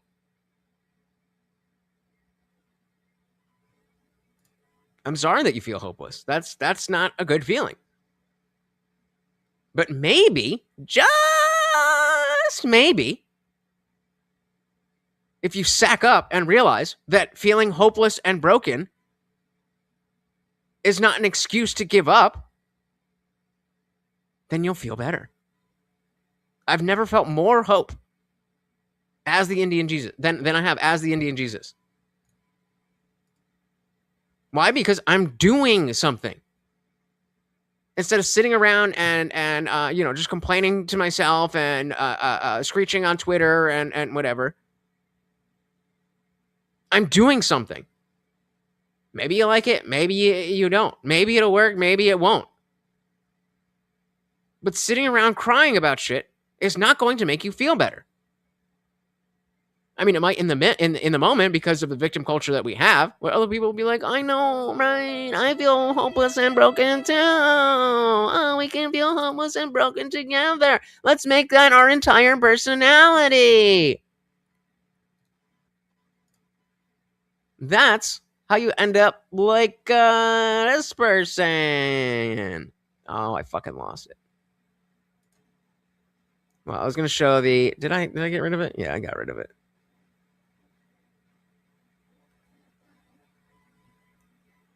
Did I? Oh, hell yeah. What's the problem? Why do you let those kids get away with this? They are not supposed to be here! Can we get another? This is what merely feeling hopeless and broken leads you. I'm not saying you're not allowed to feel that. But just feeling. Another unit to deal with Jay Lee here. He is having a breakdown. Say! Does this seem like somebody who is making their life better?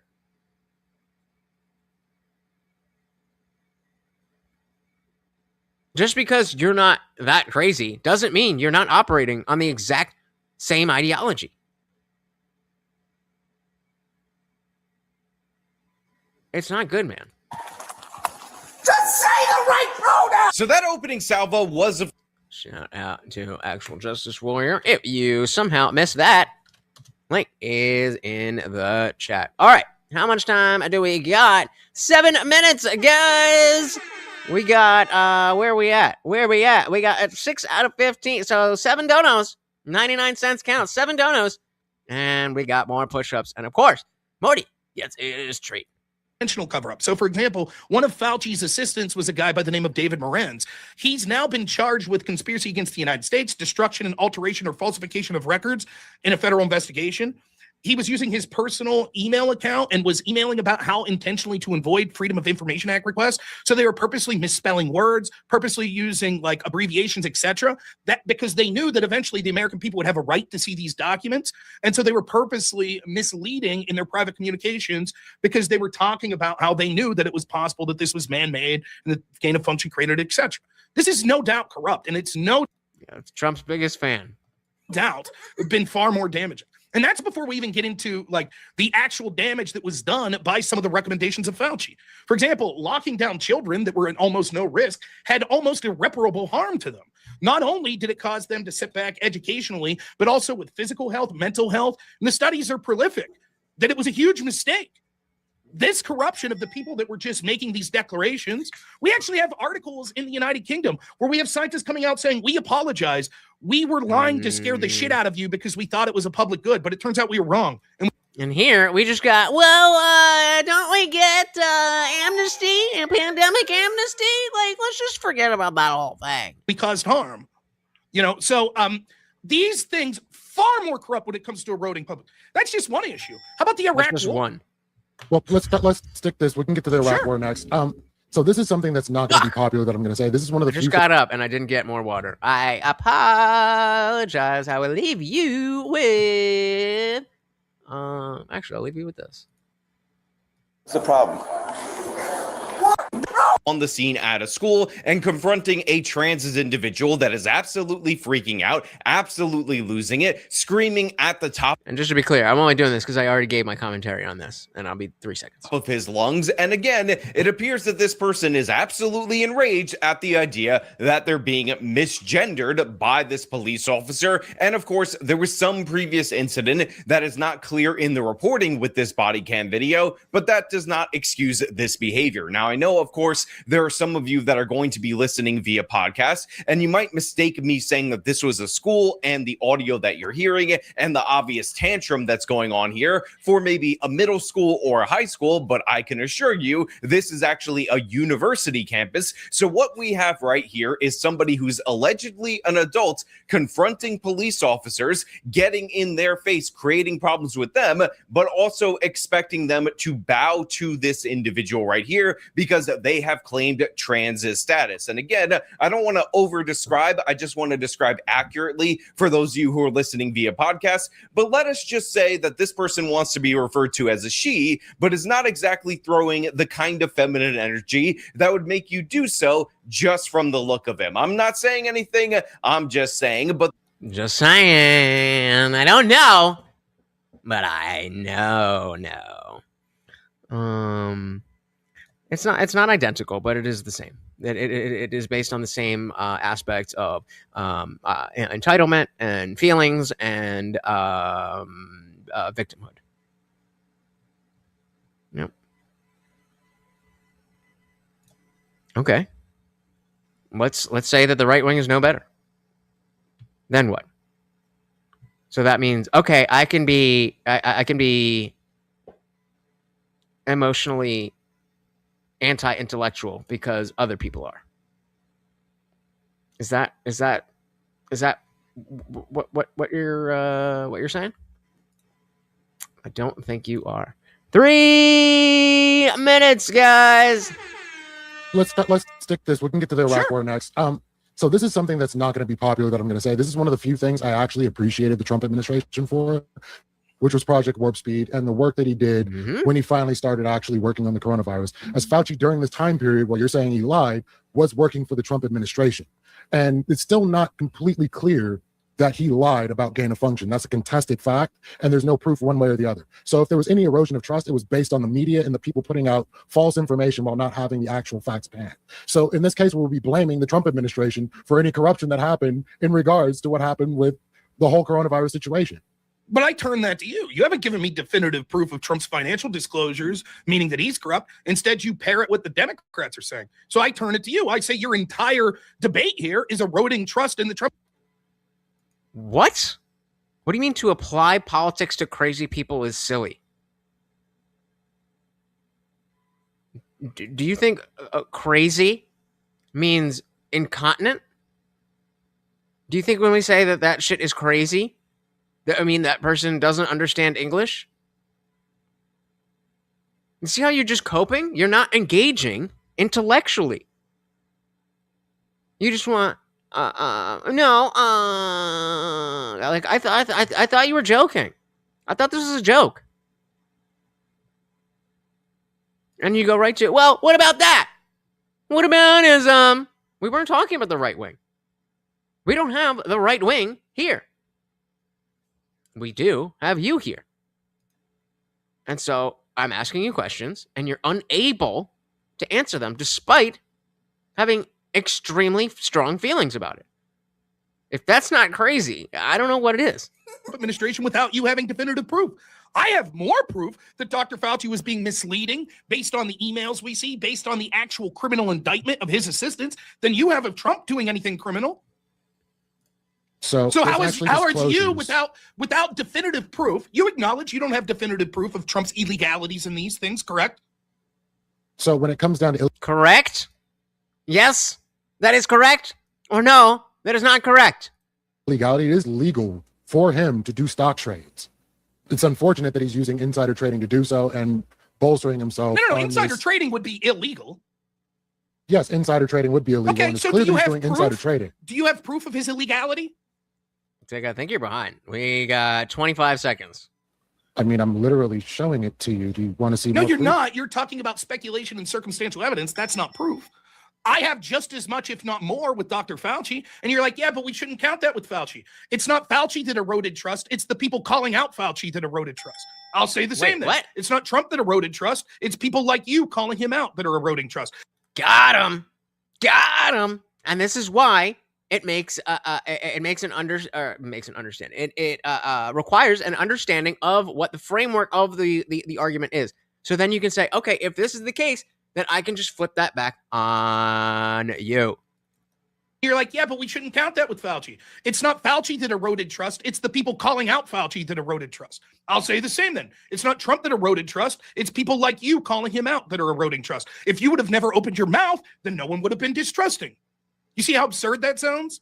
So let me go ahead and pull this up for you because you're looking. So again, just like not saying anything. I mean, it says it's still open. All right, I'll go by yours. I don't know, whatever. But again, not addressing what was said. Eroding trust. If you're saying that the people calling out the bad thing, this is like the old Adam Carolla joke. We really can't have another Muslim attack in New York. I mean, that would be really bad for all of the non-violent Muslims. What? What about the actual thing? So I want to actually hear that again. I want to hear exactly what that response was, because he was just saying you don't have any proof against. You have Trump doing anything criminal. I want to hear. So how are you without definitive proof? You acknowledge you don't have definitive proof of Trump's illegalities in these things, correct?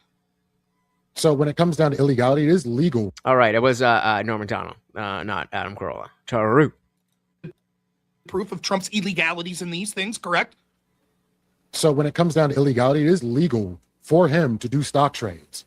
It's unfortunate that he's using insider trading to do so and bolstering himself. No, insider trading would be illegal. Yes, insider trading would be illegal. Okay, and it's so clear do you that he's have doing proof? insider trading. Do you have proof of his illegality? Because remember, he only conceded that point in the context of the debate. He said, if I concede that, then what? But he never admitted that, okay, I agree with you that he did insider trading. That was hypothetical. Yes, insider trading would be illegal. Okay, and it's so clear do you that he's have doing insider trading. Do you have proof of his illegality?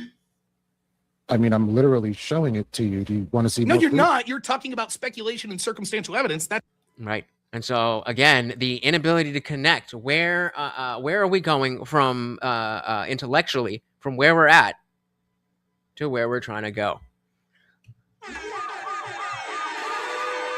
That's the game, guys. So if you're not a member, don't go anywhere. The stream is staying up. It is just the chat that is going to members only. If you are on Rumble, I will drop the Rumble link here for everybody because the Rumble link will stay open. You're not going to be able to have your chats on screen, but we will be able to talk to you. We'll be able to see. And, of course, we do have those super chats. So let's get rid of Twitch. Let's say goodbye. Thank you so very, very much. Anybody leaving, please do hit that subscribe. I'm live every Monday, Wednesday, Friday, 8 p.m. Eastern, and sometimes whenever I feel like it. It's only $2.99 a month to sign up as a member, and we do this every single Monday, Wednesday, Friday stream. 3, 2, 1. And there we fucking go. Shout out to the members. We ride on. I mean, I'm literally showing it to you. Do you want to see no, more you're proof? not. You're talking. Are you about speculation and circumstantial evidence? That's not proof. I have just as much, if not more, with Dr. Fauci. And you're like, yeah, but we shouldn't count that with Fauci. It's not Fauci that eroded trust. It's the people calling out Fauci that eroded trust. I'll say the same then. It's not Trump that eroded trust. It's people like you calling him out that are eroding trust. If you would have never opened your mouth, then no one would have been distrusting. You see how absurd that sounds? Yup. Let me go ahead and pull this up for you. And again, not addressing the fact that he just debunked your basically your entire argument. Like, are we just gonna gloss over that or what? If I'm Rob, I'd be like, whoa, whoa, whoa, whoa, whoa, whoa, whoa, whoa, whoa, whoa, whoa, whoa. Before anything else is pulled up or discussed or anything at all, I would appreciate if you could acknowledge that I just showed unequivocally that your argument does not make sense. Don't forget, guys, another chance to get push-ups and peanut butter from Morty. Let's go and update the new banner. So we are at 87 points. Remember, every donation is double points for the movie night in the after party. So 87 points. We are starting at 87 points. Welcome to the after party. You see how absurd that sounds? So let me go ahead and pull this up for you. Like, can you not hear me? Because you're looking for. I just asked you a question. Disclosures of Trump stocks. No, the disclosure doesn't prove that he did anything illegal. Well, it's looking at the time frames, and the time frames he's doing more trading during times in which he's making legislation and decisions. It's But pretty that's much not proof, open is it? corruption. That is definitely No. that's proof. But I'm more willing to accept it. And I think I was generous when you brought this up until you go the exact opposite direction with Dr. Fauci. You're like, well, technically it hasn't been proven. And it's the people that have spoken up against it that are the real problem. Well, if you're going to do that, I'll play the same game when it comes to your claims of Trump corruption. Well, I'm Same saying thing. there's no substantial evidence that there is actually a lie there. That's my problem. So if you're stating there, what? There's no substantial evidence that there is actually a lie there. Except for the congressional hearing where he lied and needed a pardon. That is a crazy. Like, are we in 2026 saying that Dr. Fauci, or excuse me, Anthony Fauci, didn't lie? Is that what I thought we got past that in like 24? That's my problem. So if you're stating there's a lie there when there's no proof that there's a lie there, this is a conflation. It is an intentional misleading, saying there wasn't gain of function and then saying, well, I'm using a proprietary definition of gain of function that most people don't use.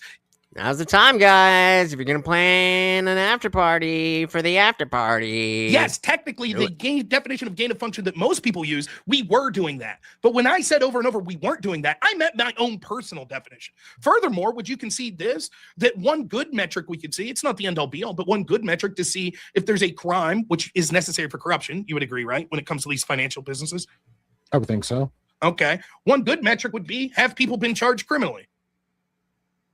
In the case of Trump, no, unfortunately. Well, some have been charged criminally, but how about, okay, so no enough. one in Trump's administration or his orbit really has been charged criminally for this. How about with Fauci's orbit? Yes, Morenz has been charged. We have the proof.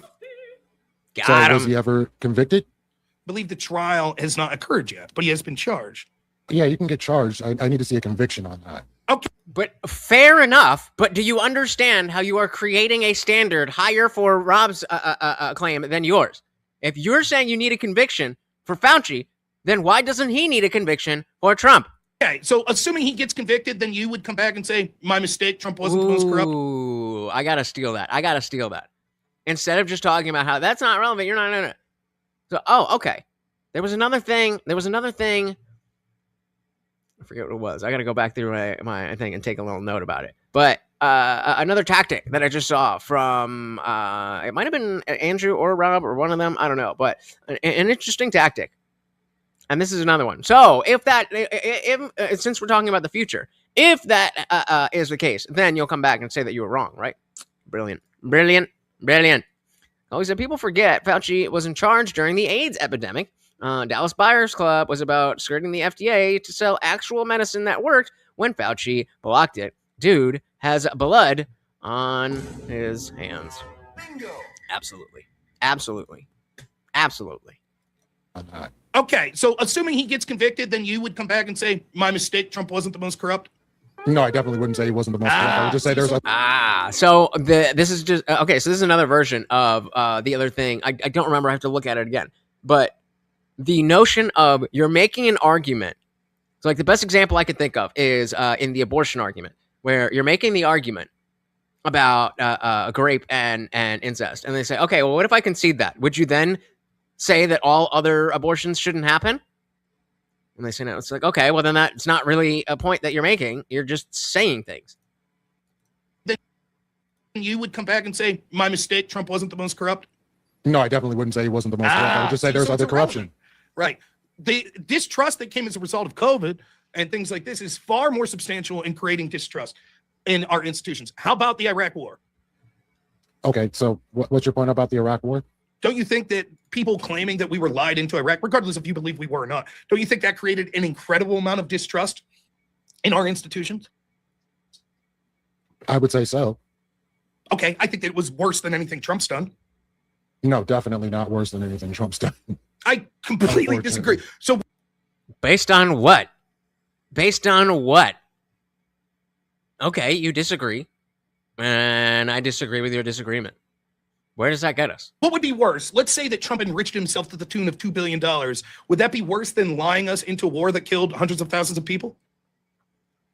So in the case that the Iraq War happened, there was notice again, we're not getting a straight answer. Reasonability to go to war, not with necessarily Iraq. So it would or it wouldn't? Fortunately. But what happened in Afghanistan makes sense. I mean, again, like it seems to be so like a respectful way to answer that question would be like, no, but I'll give you Afghanistan. Answer the question and then caveat or elaborate. Iraq, unfortunately. But what happened in Afghanistan makes sense. I mean, again, like it seems to be moving the goalpost. If I was to talk to many leftists, they would say Bush lied, people died. How do we evaluate? Is lying someone into war? Fuck, you could say Trump's corrupt, lying us into the Iran war if you wanted. That's fine, right? But my question is, how do we evaluate that? Because I could look at all sorts of. What about Libya? Right, and this goes back to what Box was saying about are we trying to grade corruption? And yes, that's exactly what we're trying to do. What about during the Obama administration being lied into deposing Benghazi, Libya, which now has open-air slave markets? Was that correct? That is actually one of the few things that I fault the Obama administration for and don't appreciate in one way, shape, or form. Same thing goes when it comes down to the Iraq War. I think there was decent belief that Saddam was funding the Taliban and funding what happened for 9/11. We can't prove that. Unfortunately, that's what happened, but there was reasonable cause to go to war. Whereas, so you can think outside of just these are the numbers. This is what the study says. You're capable of that thought. You just won't apply it to something that doesn't go in your favor. in the case of Iran, which all of America and multiple countries have heard from this now, there was absolutely no precept for war. There was no clear grounds to attack Iran, and there's been multiple different answers as to why, and they've been agreed. But if we're going to grade that level of corruption, then is that higher or lower than Afghanistan? If it's lower than Afghanistan, then it's not relevant to your point.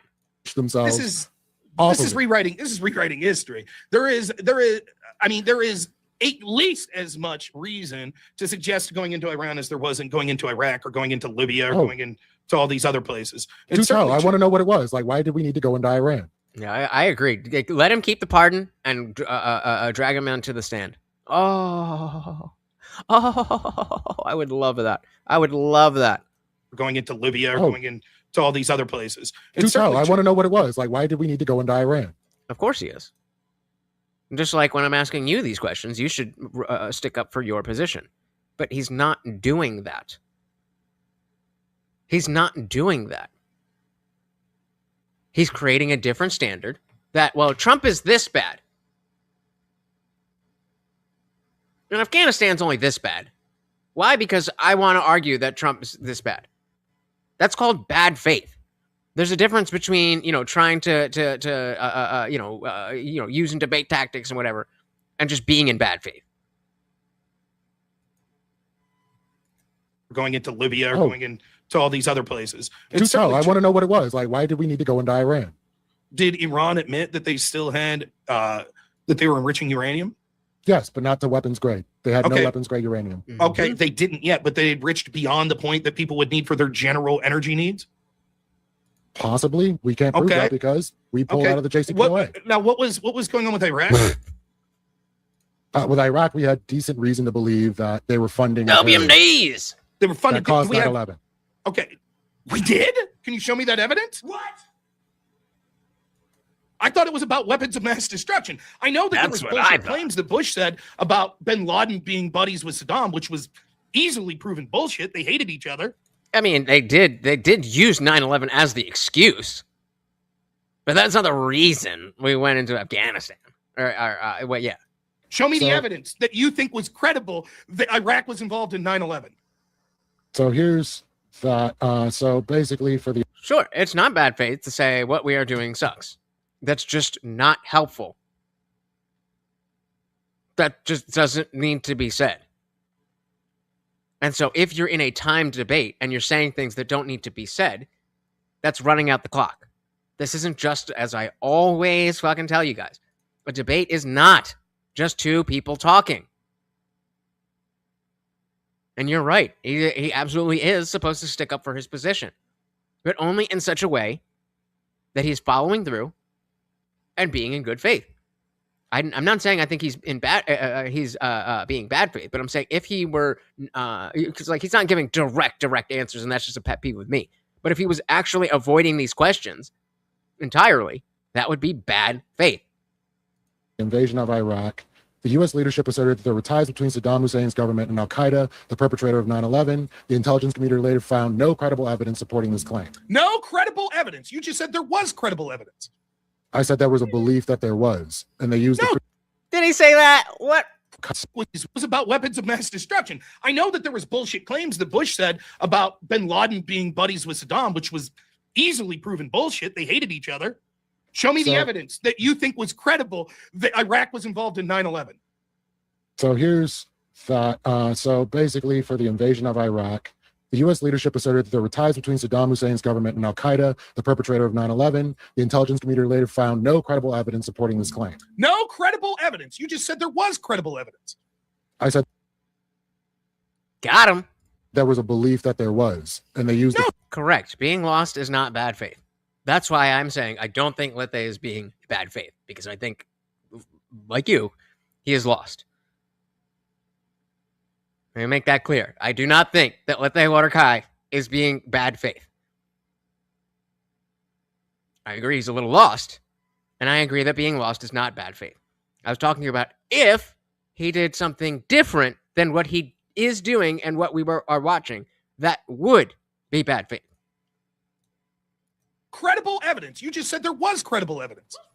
I said there was a belief that there was, and they used. No, there was a claim to justify the war. There was never any credible evidence. I could say that about anything. I could say, well, Trump had a belief that they were creating weapons in Iran. Okay, now what? You'd say, but there's no evidence. Yeah, but Trump had a belief, therefore it's not corrupt. You see the problem?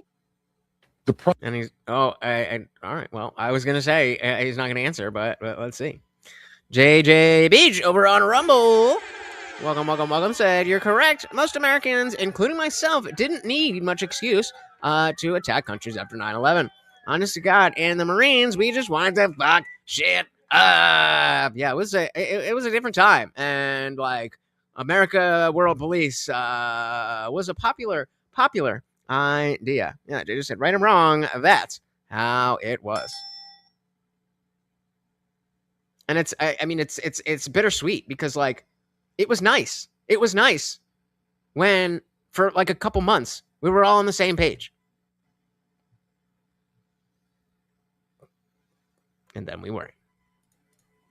We said all the hijackers were from Syria, and we installed Saddam to fight the Soviets in the 80s. That's how all this works. There's nobody with clean hands. Everybody is trying to take on the baggage of what came before them and deal with that while simultaneously looking forward. And depending on what you actually care about, meaning if you care about your legacy, and your legacy is how well America is doing, or if you care about enriching yourself, or if you care about getting power, or there could be a combination, that's going to lead you to do different things. And then the next person is going to have to deal with all of that, and on and on and on and on and on. There's no evidence. Yeah, but Trump had a belief, therefore it's not corrupt. You see the problem? The problem here is that we had literally been attacked, and there was some reason. Nope. Just again, I'm starting to question now. I'm starting to question whether this actually is bad faith. This is at least the third time. At least the third time. He's been directly asked, do you see how your logic has failed? And he is not answering. He's diverting. Maybe, just like Box, he's a little lost and doesn't understand that he's not engaging in the conversation that's being put forth. But I don't know, man. I don't know which is worse to say. That when you're asked a direct question, you're lost, or you know that you're losing the debate, so you're purposely not answering the questions. I don't know which one's worse, and I don't know which one it is, and I'm not claiming to. Indeed, Dick. One of these days, you'll learn all about that. Chloe said, how long do you think before we say Ukraine has weapons of mass destruction and we have to invade Zelensky? 13 years. See the problem? The problem here is that we had literally been attacked, and there was some reason to think that people in the Middle East had hands in it. No. Was plausible. That's a different thing. So just to be clear, if he decided to attack Turkey, you'd have said the same thing. We were attacked roughly in this region, so bomb away. Come on now. You don't believe that. I thoroughly don't agree with it. I don't like the precepts. Right. So why are you putting it forth as your argument then? You either don't realize that that's what you're putting forth because you don't agree with it, as you just admitted, or you're being bad faith and putting forth something that you don't believe in because you know you're losing the debate. In this region, so bomb away. Come on now. You don't believe that. I thoroughly don't agree with it. I don't like the precepts for why they went into the war. You're debate broing a little bit. You don't believe that. If there was no credible evidence that Iraq was involved in 9/11, you can't say, yeah, but we were attacked, so fuck it. I saw it, and Rob saw it. Little side quest story. I actually had a client today, for the first time ever, where I had to give up. We had this dog, Winnie, that was just super reactive to people, and no matter what, just a person gets in their in her proximity, and she just goes. If I didn't, it was relatively warm, and I hadn't seen this dog in a while, and for whatever reason, I had the feeling that I should wear a hoodie today. If I wasn't wearing that hoodie, I would have been bleeding from here, and I would have been bleeding from here. We were talking about, so we just went, I'd gone through the process with them, and shit just was not working. And so the first time, I had to come to the place where it's like, I don't know what else to do. I had to call my boss in the middle of the lesson and be like, hey man, I don't know what else to do. I don't know how to solve this. We've tried this, that. I'm just like, all right, well, we'll figure out how to handle that. I could have just bullshitted him and like, oh no, you're doing this wrong. But it's like this dog is, it's a like a middle-aged, slightly older than middle-aged couple. And, this dog is running their life because every little thing, it starts barking outside, and when they go on the walks, and they got to be super careful, lunging on the leash, and all these things, and none of these things are working. And so I could have been in bad faith and just said, no, this is your fault, or you just need to do this, and that'll work. Or, even though it didn't look great, even though it didn't feel great, to acknowledge and say out loud that I don't know what else to do. I don't know how to help. You might have to get rid of this dog. You might have to put down this dog. The relationship that I have with my clients is only valuable because of the fact that I'm willing to be honest and aware enough to understand what's going on. And then that actually makes me think of a second dog-related side quest about what we're talking about here. So I saw some, TikTok's going to TikTok, fed me some content from a pet connection specialist, like a pet psychic. I was like, what exactly are we talking about here?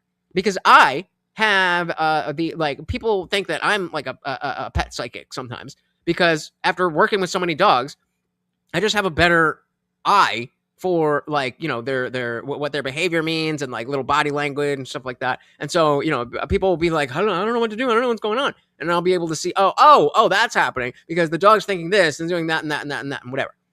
And so I'm able to see that way better than the average person, because the average person hasn't seen that and worked with that many dogs. And so I'm thinking, well, I don't believe that anybody is like psychically going to be able to communicate with him. But it might be that if this is what they are offering, that somebody could, look at his behavior and see how he does this and whatever, and read the situation better than I can, in the same way that I can read it better than the average person. I don't think I'm going to do it. It does seem a little bit more woo-woo than anything else. But point being, you have to understand when you've hit a wall, when you don't know what you're doing, when you don't know what you're saying, and admit to that. Now you get a little bit of extra room because it is a debate. So you are supposed to be doing your, whatever you can for your side. But at a certain point, you guys are like, all right, yeah, you got me there, you got me there, you got me there. Let me try something else. But all of those, yes, you are correct. Shit happened in my lifetime. It's not ancient, unknown history. Yep. I don't like it. I don't like the roughly in this region, so bomb away. Come on now, you don't believe. I mean, that. I thoroughly don't agree with it. I don't like the precepts for why they went into the war. It. You're debate broing a little. You don't believe that. If there was no credible evidence that Iraq was involved in 9/11, you can't say, yeah, but we were attacked, so fuck it. You can't say that wouldn't be an example of That's corruption. The core issue is that we got attacked. If we'd never been attacked, no instances happened on U.S. soil, and we went in to attack Iraq, then I'd be saying, oh, well, then there was absolutely no reason to think that there was anything going on. That's the claim was the WMDs. That was the claim for the invasion. That's why we went in the early 90s, right? It wasn't. I mean, I don't know what to say. I think this is a rewriting of history. Nonetheless, not really germane. I'm merely making the point that there was massive distrust in institutions well before Trump came into office. So if the metric that we're looking at is undermining faith in public institutions, I think the massive insider trading that everyone believes happens. In fact, there is a lower approval for both parties in Congress than there. I mean, again, yep, sure, okay, I agree with that. Does that have any relevance to what we're talking about? But shout out to Boss getting the Discord party started, guys. If you want the Discord party, you gotta do the Discord party. Trading that everyone believes happens. In fact, there is a lower approval for both parties in Congress than there is of Trump as the executive, and that's like that all the time. That's because people have so little faith because they think these institutions are so corrupt. That's nothing to do with Trump. And so let's lock in here. Okay. Let's lock in. All right. We're going to lock in. We weren't paying attention, so now we're going to lock in. Guys, don't forget, double points for movie night. We got one administration that went to war without any reasoning to do so. They lied about it. But they weren't doing all the other insider trading. They weren't doing the rest of this. Then you got another. How do you know that? How do you know that? Did he say if? Is this a hypothetical, or is he making claims that they weren't doing the rest of this? Because I would need to see some type of evidence that you have that information. Because they think these institutions are so corrupt. That's nothing to do with Trump. So if there's an if, fair game. Trump. And so let's lock in here. Okay, we got one administration that went to war. No if. He's making claims. He's not presenting a hypothetical. That if we got one administration that went to war and did all this, and then another that went to war and didn't do that. That's not what he's saying. He's saying we have one administration that went to war and did all this other bad stuff, and another administration that went to war and didn't do the bad stuff. How would you know that? They's all corrupt. Nothing to do with the time. That's because people have so little faith because they think these institutions are so corrupt. That's nothing to do with Trump. And so let's lock in here. Okay, we got one administration that went to war without any reasoning to do so. They lied about it. But they weren't doing all the other insider trading. They weren't doing the rest of this. Then Well, that's not true. There's allegations that the Bush administration enriched themselves and their family and had nepotism as well.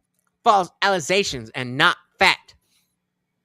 There's statements about it. I would need to see something in regards to that. But at the same level as the Trump administration, Right, but you notice how Lethe is willing to throw, well, we got one administration that does this, that, and the other administration doesn't. And Rob's like, hold on a second. How do you know that? Well, making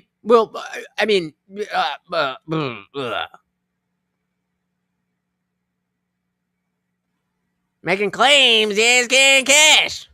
There's statements about it. I would need to see something in regards to that. But at the same level as the Trump administration, the contracts, the foreign dignitaries, the everything else that goes along with it. Okay, did you look at that prior to this debate and make sure that those numbers and things are in your favor? Or are you just appealing to that now and hoping that we don't have a way to quantify that? The contracts, the foreign dignitaries, the everything else that goes along with it. Because I'm saying most corrupt. I'm not saying the only corrupt. I'm saying the most corrupt in modern American history. But when we asked the ways to evaluate, you gave three. You said undermining faith in public institutions, right? Yes. Or undermining public trust. That is if the public trust, it goes from 90% to 20% under one administration, and then under Trump goes from 20 to 15. Wouldn't we say the corruption was worse when it fell 70%? No, the corruption wasn't entirely worse. Just because the trust went down doesn't mean there was more or less corruption. Do you think it's wait? Just because what? Just because and then under Trump goes from 20 to 15. Wouldn't we say the corruption was worse when it fell 70%? No, the corruption wasn't entirely worse. Just because the trust went down doesn't mean there was more or less corruption. Okay, fair. So the trust does not equal the level of trust does not equal the level of corruption. Fair. So that's the equation we're working with at this point in the game. Rob is trying to say, well, if we have more distrust, if we have 70% distrust from this administration and 30% distrust from this administration, then isn't the 70% distrust more corrupt? It's like, no, not necessarily. Okay, so now those are mutually exclusive things. You can lose trust and not be corrupt, And you can be corrupt and not lose trust. Fair enough. Do you think it's more corrupt to cause the deaths of people in a war than to enrich yourself? Yes. I would think so. When we're looking at enriching yourself, do we enrich in just the total dollars you enriched yourself or the percentage of net gain that you had? It would be all the way around. So we do both. So, for example, if me, who has a modest, I paid $85,000 for my house on a 15-year mortgage. I think I have like 7 years left. If I go in, right, and all of a sudden I'm worth $5 million after 3 terms in the house, is that more corrupt than Trump gaining 20% of his net worth, which happens to be more money? But it's not just Trump gaining 20% more of his net worth. It's Trump, his family, people around him, the entire administration, along with outside advisors. Okay, so then, fine. Point I'm trying to make is that there seems to be a proportionality to this. If someone who has no business being a multimillionaire because they've never done anything goes to Washington, there for 12 years, and all of a sudden they're a multimillionaire, like Nancy Pelosi, and they're making trades like Nancy Pelosi, wouldn't that be worse? Got him. Because Trump came in with billions and made like an extra 20%. Nancy Pelosi made like an extra like 3,000%. Yeah, I think Nancy Pelosi is hot garbage, but her husband's also a hedge fund manager. And can we compare millions to billions? How much is a billion, Rob? How much is a billion? It's one more than 999. Compared to millions? Well, a like, billion. What's the order of magnitude in difference from billions to 1,000? millions? So $1,000 million. But we just talked about proportionality with like going in with net worth, right? Like a guy who goes in with $1 billion and makes 1 million, right? And you'd say that's corrupt. Is that more corrupt than a guy that goes in with $50,000 and makes 950,000? You'd probably say no, because the guy that made $1 million probably could make that because he had so much money, he could have made it on interest. Because it's the magnitude of what's being done and what's being accepted in the process. If you're accepting millions instead of hundreds of thousands. The problem is, so you haven't proven any of this, right? You just speculate that he made these just saying things trades when we've seen people that are doing it that have no plausible explanation for how much money they have. You talked about misallocation of resources, right? How much just in the Somali daycare fraud alone has been misallocated? I believe 9 or no, that was one thing. That was 9. So I think like 200 billion. Don't quote me even closely on that. Billions? Yep. I couldn't tell you. We haven gotten through all the investigations yet. Yeah, but we are. So wait, according to the wait, brother. I'm going to assume that like that Lethe just hasn't looked at these numbers. But if we already have people that we see have defrauded us by billions, then it can't be less than that. We're just going to find more of that. So if it's $1 billion exactly, and you're saying there's more to discover, then it's not millions, it's billions, or at least a billion. The math is mathin'. We said, just put Nancy in charge of the federal budget. It would be out of debt in 6 months of insider trading. $186 billion across 64 programs, up to 24 of 15 agencies were improper payments. Cumulative from 2003 to 2025. You know how much the GAO says has been given out in improper payments? $3 trillion. $3 trillion. Now, do you want to? How much is a trillion compared to a billion? Do you know? About the same magnitude. Got him. Yes, right. I'm having fun, by the way. But so when we talk about misallocation of funds, talking about Trump making $1 billion, even if it was totally corrupt, a drop in the fucking bucket to how much money every year is fraudulently spent. Yeah, but like, do we really think that Nancy Pelosi will be like, all right, I got this. I got you guys. I'm going to do this all for you. It only works when you do it selfishly. It only works when you do it selfishly. Otherwise, everybody gets $15. When we look just at the PPP loans, there's an estimation that some like hundreds of billions of dollars, maybe as high as 30% of that money was given out fraudulently. Trump's administration came in and started aggressively investigating that.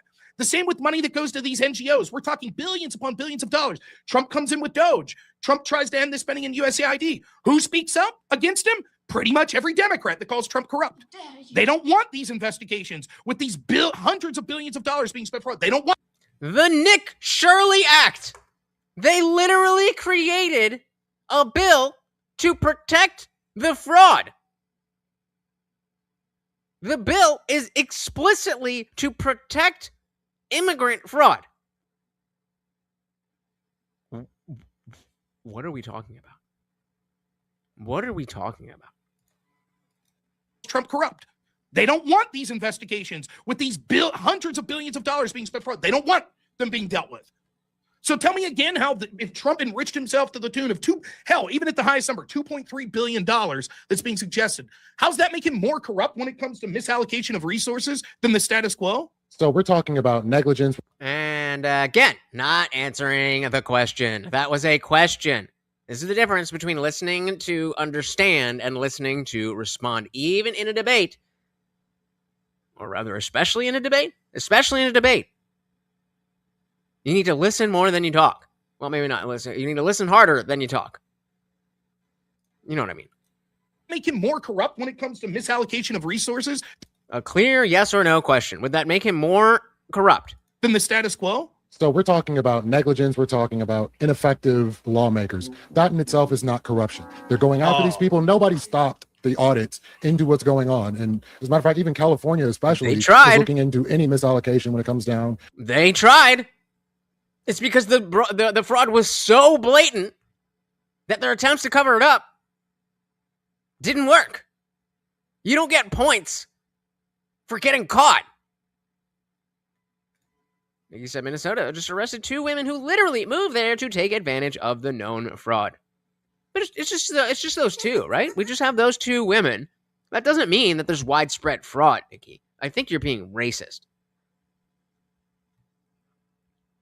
Do we see the issue with this line of thinking? Into what's going on. And as a matter of fact, even California especially is looking into any misallocation when it comes down to healthcare fraud. So all of these things are happening. People are being brought up on charges. So it's not like there's no fault to this and that they wanted this to happen. No. And that they were winning from this. That's certainly not true. The corruption was blatant. So much so that some dude like Nick Shirley could just show up. You could see the evidence of it was laughable. So the idea that there was a slap on the wrist given here and there, you're laughing, but it got Nick Shirley, I am laughing. Where was he? What's funny about Nick Shirley? The fact that he fucking bodied an entire realm of fraud. Hilarious. That there was a slap on the wrist given here and there, you're laughing, but it got Nick Shirley, I am laughing. Where was he wrong? He literally proved nothing and caused a bunch of problems for people that he had no substantiation for anything that he was saying or doing. No, that. Tell me you didn't look into this yourself without telling me you didn't look into this yourself. He literally was in front of Congress.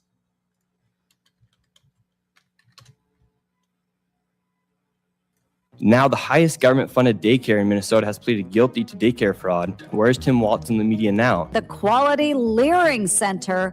Quite frankly, they use the Somali population to commit the fraud. Ilhan Omar should be disgraced of what she did to the... Is an independent journalist known for his on-the-ground investigations, which he publishes on his social media pages and the Anti-Fraud Club website. Mr. Shirley. My name is Nick Shirley. I'm a 100% independent journalist who seeks each day to serve we the people of the United States with a mission to show the world the reality of things as they really are. America was built and created by strong men and women who loved America and never would have thought to rob, steal, or cheat from I guess not. its very own citizens. Unfortunately, today, America's good faith has been abused by others, often foreigners who seek to harm, rob, and cheat America. Through my efforts, I've exposed billions of dollars of fraud and helped save America hundreds of billions for years to come.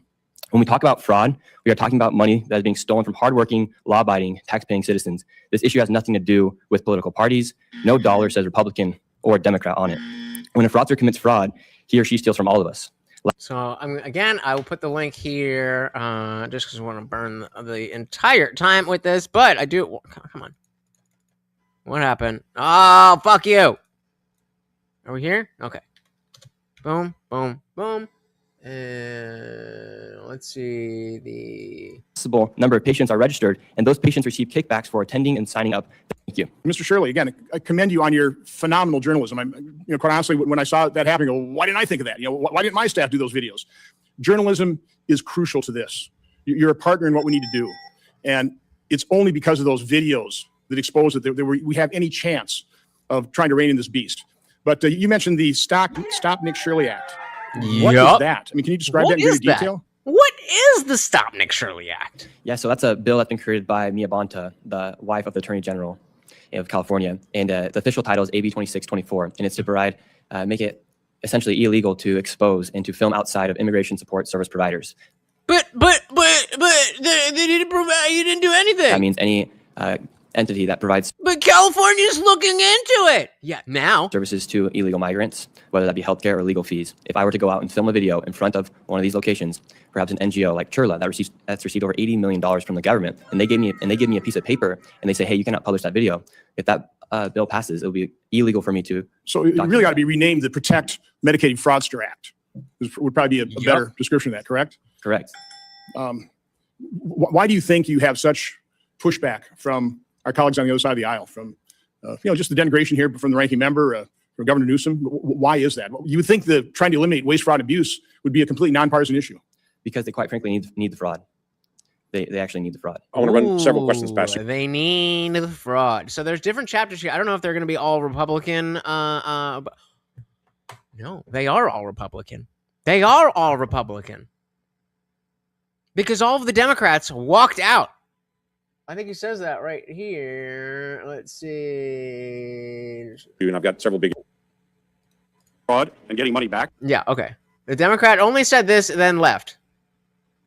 To the hearing today, the ranking Democrat member showed up for just a few minutes, and what he did was actually try to go and attack me, but he wouldn't even ask me a single question. We need to restore the strong, experienced, and independent watchdogs who have a proven track record of fighting fraud and getting money back for the American people, rather than amplifying sensationalized social media that takes a more focused on getting views than on actually getting the truth. The Democrats just completely did not even show up. What was that? Getting the truth. Breaking! Minneapolis daycare owner featured in Nick Shirley's video. Fahima pleads guilty to over $4 million.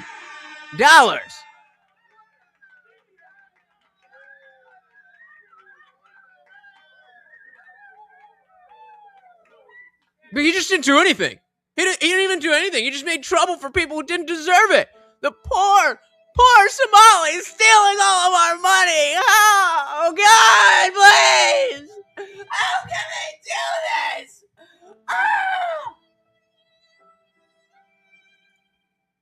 That's the Democrats.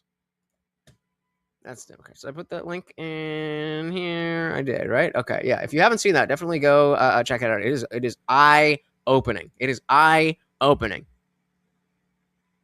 She Durka her last Durka. So obvious Dems want to bring this country down. Yup.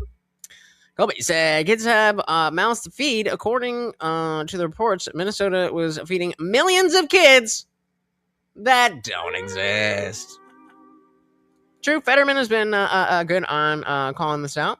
JJ Beach said, you got to understand why I'm such a Nick Shirley. I hate Ilhan Omar the way they do TDS. I have Ilhan Omar deranged syndrome. No BS. I'm such a Nick Shirley fan. Yeah, I hear it. I hear ya. But let's see what you were laughing about, Lethe. Laughing? But Nick Shirley, I am laughing. Where was he wrong? He literally proved nothing and caused a bunch of problems for people that he had no substantiation for anything that he was saying or doing.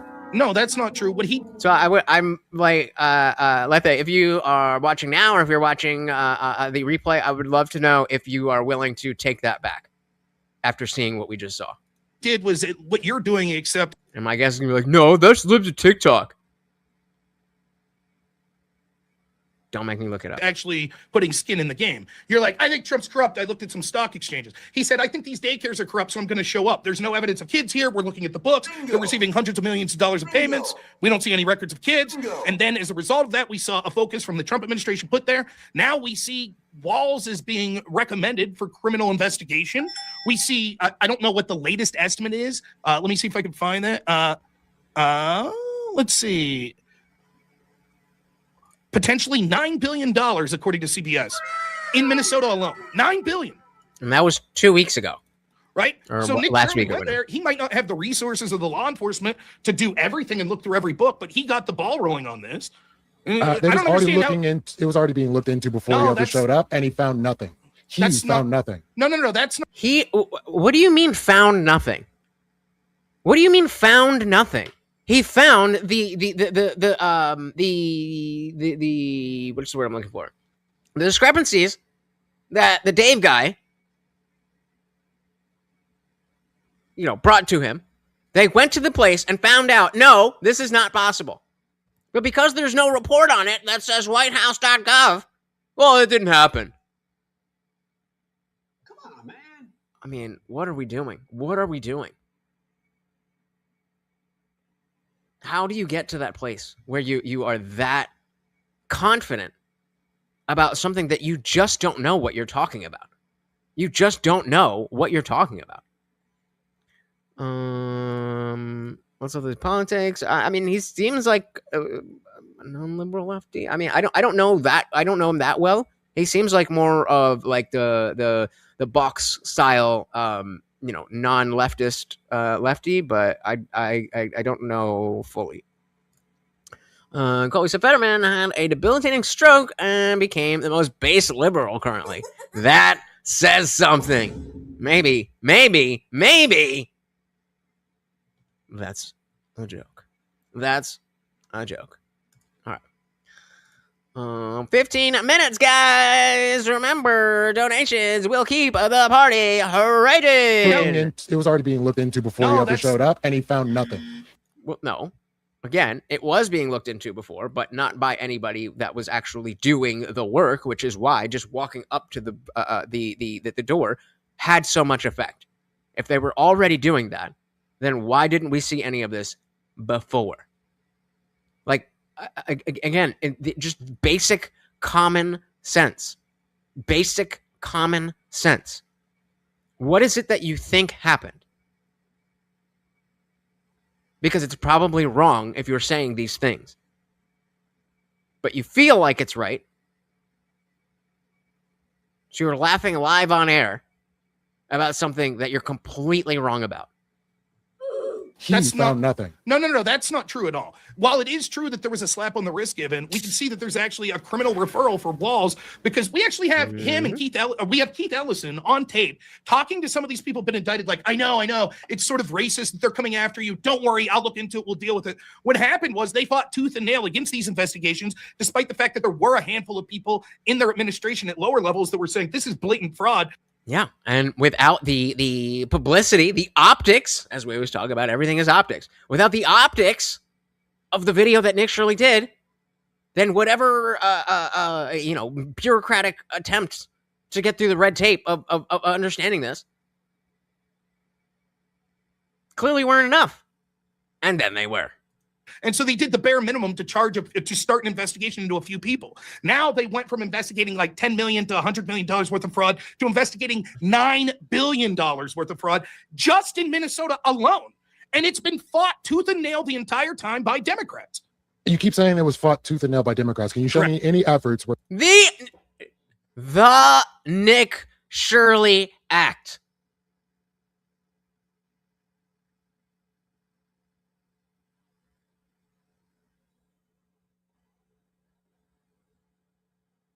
What? It's not called the Nick Shirley Act. I think it's whatever. But the Democrats, called it the Nick Shirley Act. Democrats were trying to stop the investigations, and also what new convictions were brought about because of Nick Shirley specifically. Convictions are different than how recent was the Nick Shirley thing. Do you expect someone to be convicted in 3 months? It's been a bit more than 3 months. Okay, how long do you think the normal process of a multi-billion-dollar fraud scheme would take to have an indictment, an investigation, an indictment, a trial, a conviction? That could take anywhere between 6 months and a year. But there were already 80 arrests before Nick Shirley ever showed up in town. What we can see is that there's far more. Not only are there far more that expanded the investigations, we can see that actually people like Walls are being referred.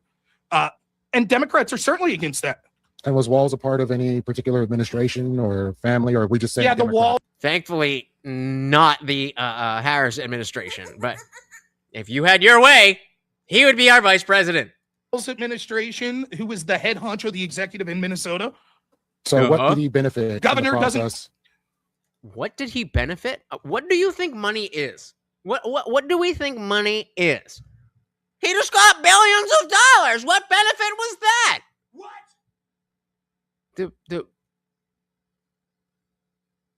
the money. That's the thing. That's what we're talking about. Well, Ellison, for example, now see again, right? Well, they benefit by getting votes to stay in power. It doesn't Literally matter for if they're nothing. financial. If they're financial, why else would they allow it to occur? Well, as Nick said, they need the money. Because There's they were certainly- literally there are trying to allegations help of- people. So they're trying to help. They see this blatant fraud. They're trying to help. So they're on tape saying, yeah, we think this is possible. Racist. We'll do whatever we can see over and over Democrats, and apparently yourself, flipping out when Nick Shirley was putting the spotlight on how blatant this fraud was and how this money was, or how much. No!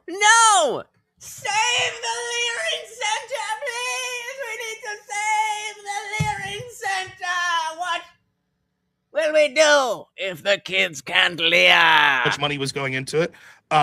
Governor Walz and allies called the federal actions a PR stunt and politicization, says the BBC. They highlighted the state-referred case. They said that it was racist. That was Walz and Ellison that said that. Democrat Oversight Committee argued there's no evidence. Well, I mean, I genuinely have heard a lot of people say, like, "Oh, he's been like, especially initially, oh, that's been completely debunked." Like, I'm happy to retract this statement, but I would bet that Lethe has not looked into the Nick Shirley stuff. He's just repeating what he's heard from other people.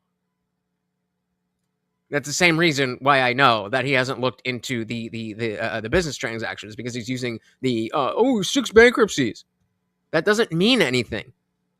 It sounds nice to people who don't know any better, but you're not adding anything to the conversation. You're not strengthening your position. You're not giving evidence that what you're saying is true.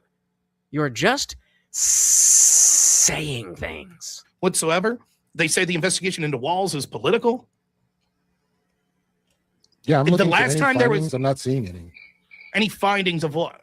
In regards to Walz, them trying to stop any investigations, like I'm not seeing anything. What are you expecting to see of a governor trying to not investigate something? What does that even look like? They didn't write a report that said, timwalz.gov, I'm not going to do anything about this fraud. That's not how this shit works, bro. That's why Nick Shirley is such a fucking goat. Because they could do that. They could do that.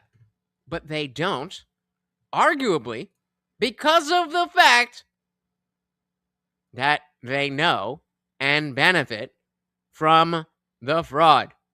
So, Box, if you're still here, he did leave the Discord. I thought you guys were gonna get a party started, but you can still make it happen. But he left. But Box, if you are still here, we 35% of people, only 35% people, feel like Trump is honestly working for you right now. And I would also, no, I would be in the yes. Just because there's things that I don't like doesn't mean that I don't think he is working for me. But there's, I got my issues. Them trying to stop any investigations, like I'm not seeing anything. There's accusations and nothing of substance. Until now. Well, specifically, because that's how politics works. On June 9th, 2026, JD Vance referred Walz, a Minnesota Attorney General, to the Department of Justice for criminal fraud investigation. This was prompted by Republican-led House Oversight Committee alleging they knew about the widespread fraud and service programs, including the child care, but refused to stop it, retaliated against whistleblowers, and misled investigators. Got him. It's from NBC. Okay, so they were retaliating, their allegations, they retaliated against whistleblowers, they knew of the fraud and continued to allow it to go. And again, like what when you say I'm looking, I don't see anything. What is it that you're expecting to find?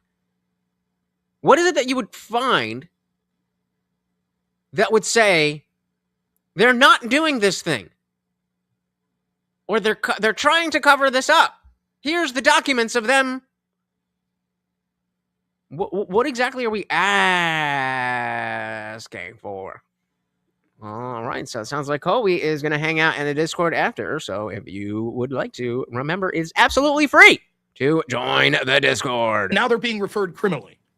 So this is what I'm saying. A federal judge halted the Justice Department's effort to subpoena Walz, calling the DOJ's justification extremely weak to non-existent and ruling that the materials largely related to constitutionally protected political conduct.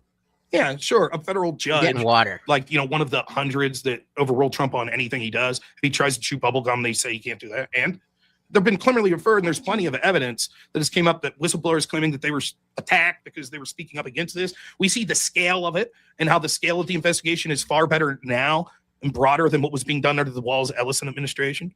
That's just, by the way, Minnesota. Again, we can see now that, again, Nick Shirley, just him alone, pointed out the hospice fraud that we see in places like California. You mentioned California. You said there's investigations in California. Take a guess. How much money can California not account for that they've spent, let's say, on high-speed rail? A lot. Big number. Big number. Or on the homeless problem. Bigger number, arguably? Take a guess on how much money they've misallocated? Let's take a guess. I'm going to say they misallocated $20 billion. It's reported as billions, and it's all being looked into by committees. So I think they'll come up with an answer. Billions of dollars. How many billions? More than 2 billion? Definitely. Couldn't say. But yeah, in regards to this, the Justice Department is not conducting a criminal investigation, but is instead using a grand jury process for other unlawful purposes. So, like the same reason that literally we're charging James Comey for seashells in the sand depicting numbers, but you can bring up charges against anyone. Your opinion is that these charges are fraudulent. My opinion, particularly on the Walz case, is that they're not, that there's worthy of an investigation. And when we're talking, so that's just, real quick, so we already got the GAO said that they expect possibly, what was the high number? GAO says that the numbers, $3 trillion since 2003 in misallocation of funds. And they estimate that it could be 233 billion to 521 billion annually.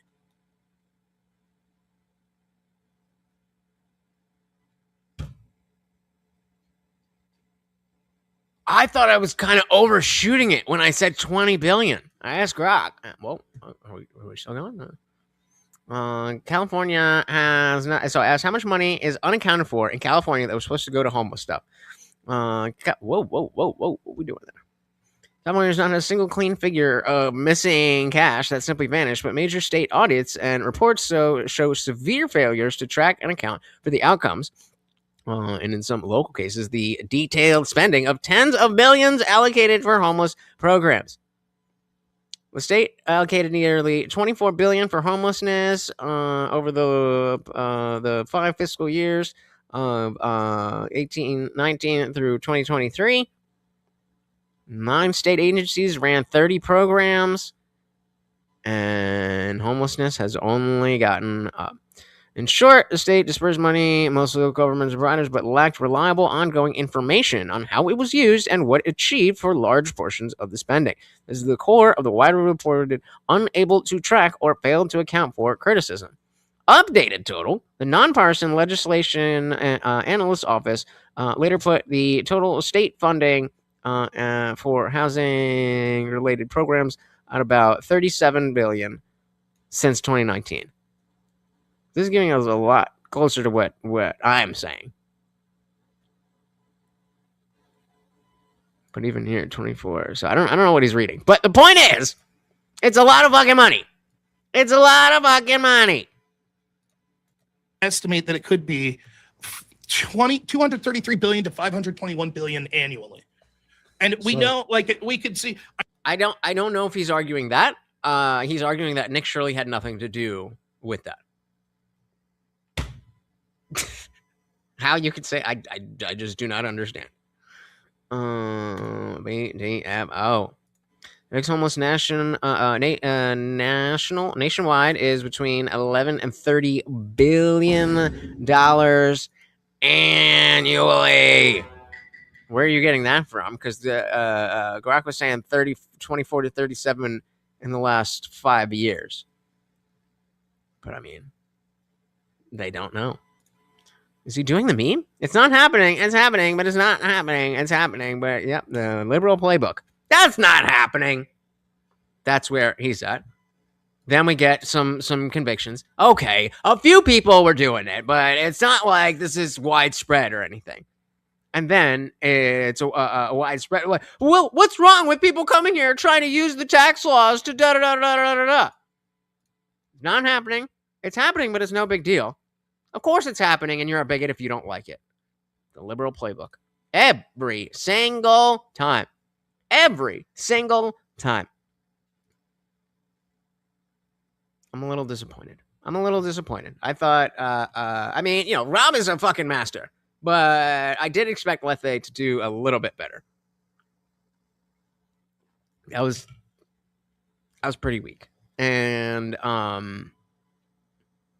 don't know. So horseradish, you know, I posted something in, like my Discord, horseradish's Discord, and, SpeakeaZy Discord about like, yo, those of us who are not going to DebateCon, like, let's make something happen. Because, like, all of them are going to be not streaming because they're going to be there. So let's, you know, do a thing.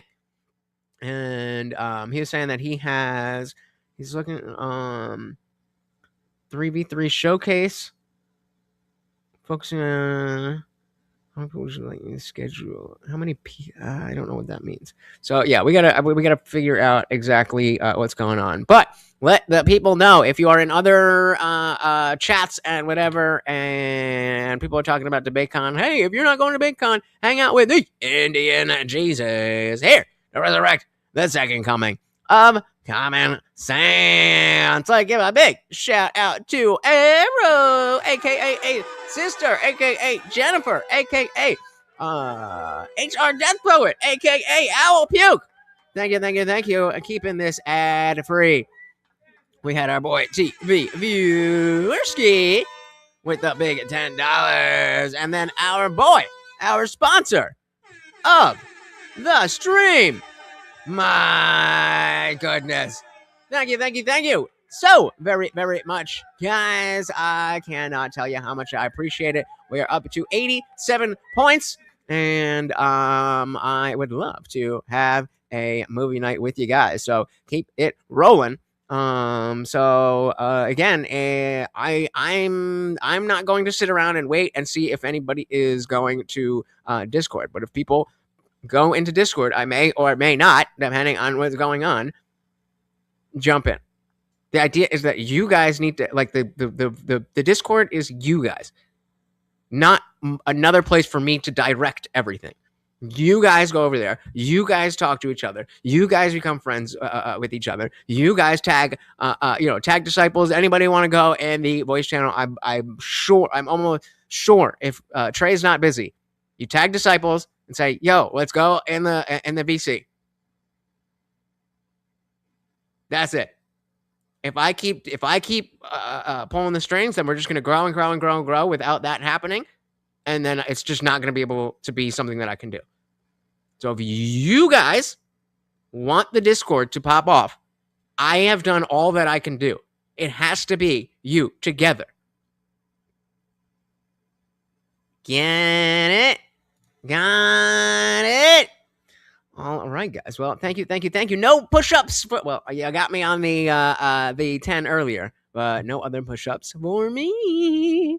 Thank you so very, very much for hanging out, guys. As I always say, I know that you could be doing anything else in the world, and yet, where is Morty? Are you getting in trouble? Please don't get in trouble. Very much appreciate you guys. I know that you could be doing anything else in the world, and yet here you are hanging out with me and the Overlord. Thank you. It means the world to me, and we love you. I don't know where he is, but you guys know the Overlord and my co-host Morty, and I have been your host Lutch, aka the Indian Jesus, here to resurrect the second coming of Common Sense. Until next time, guys, we are out of here.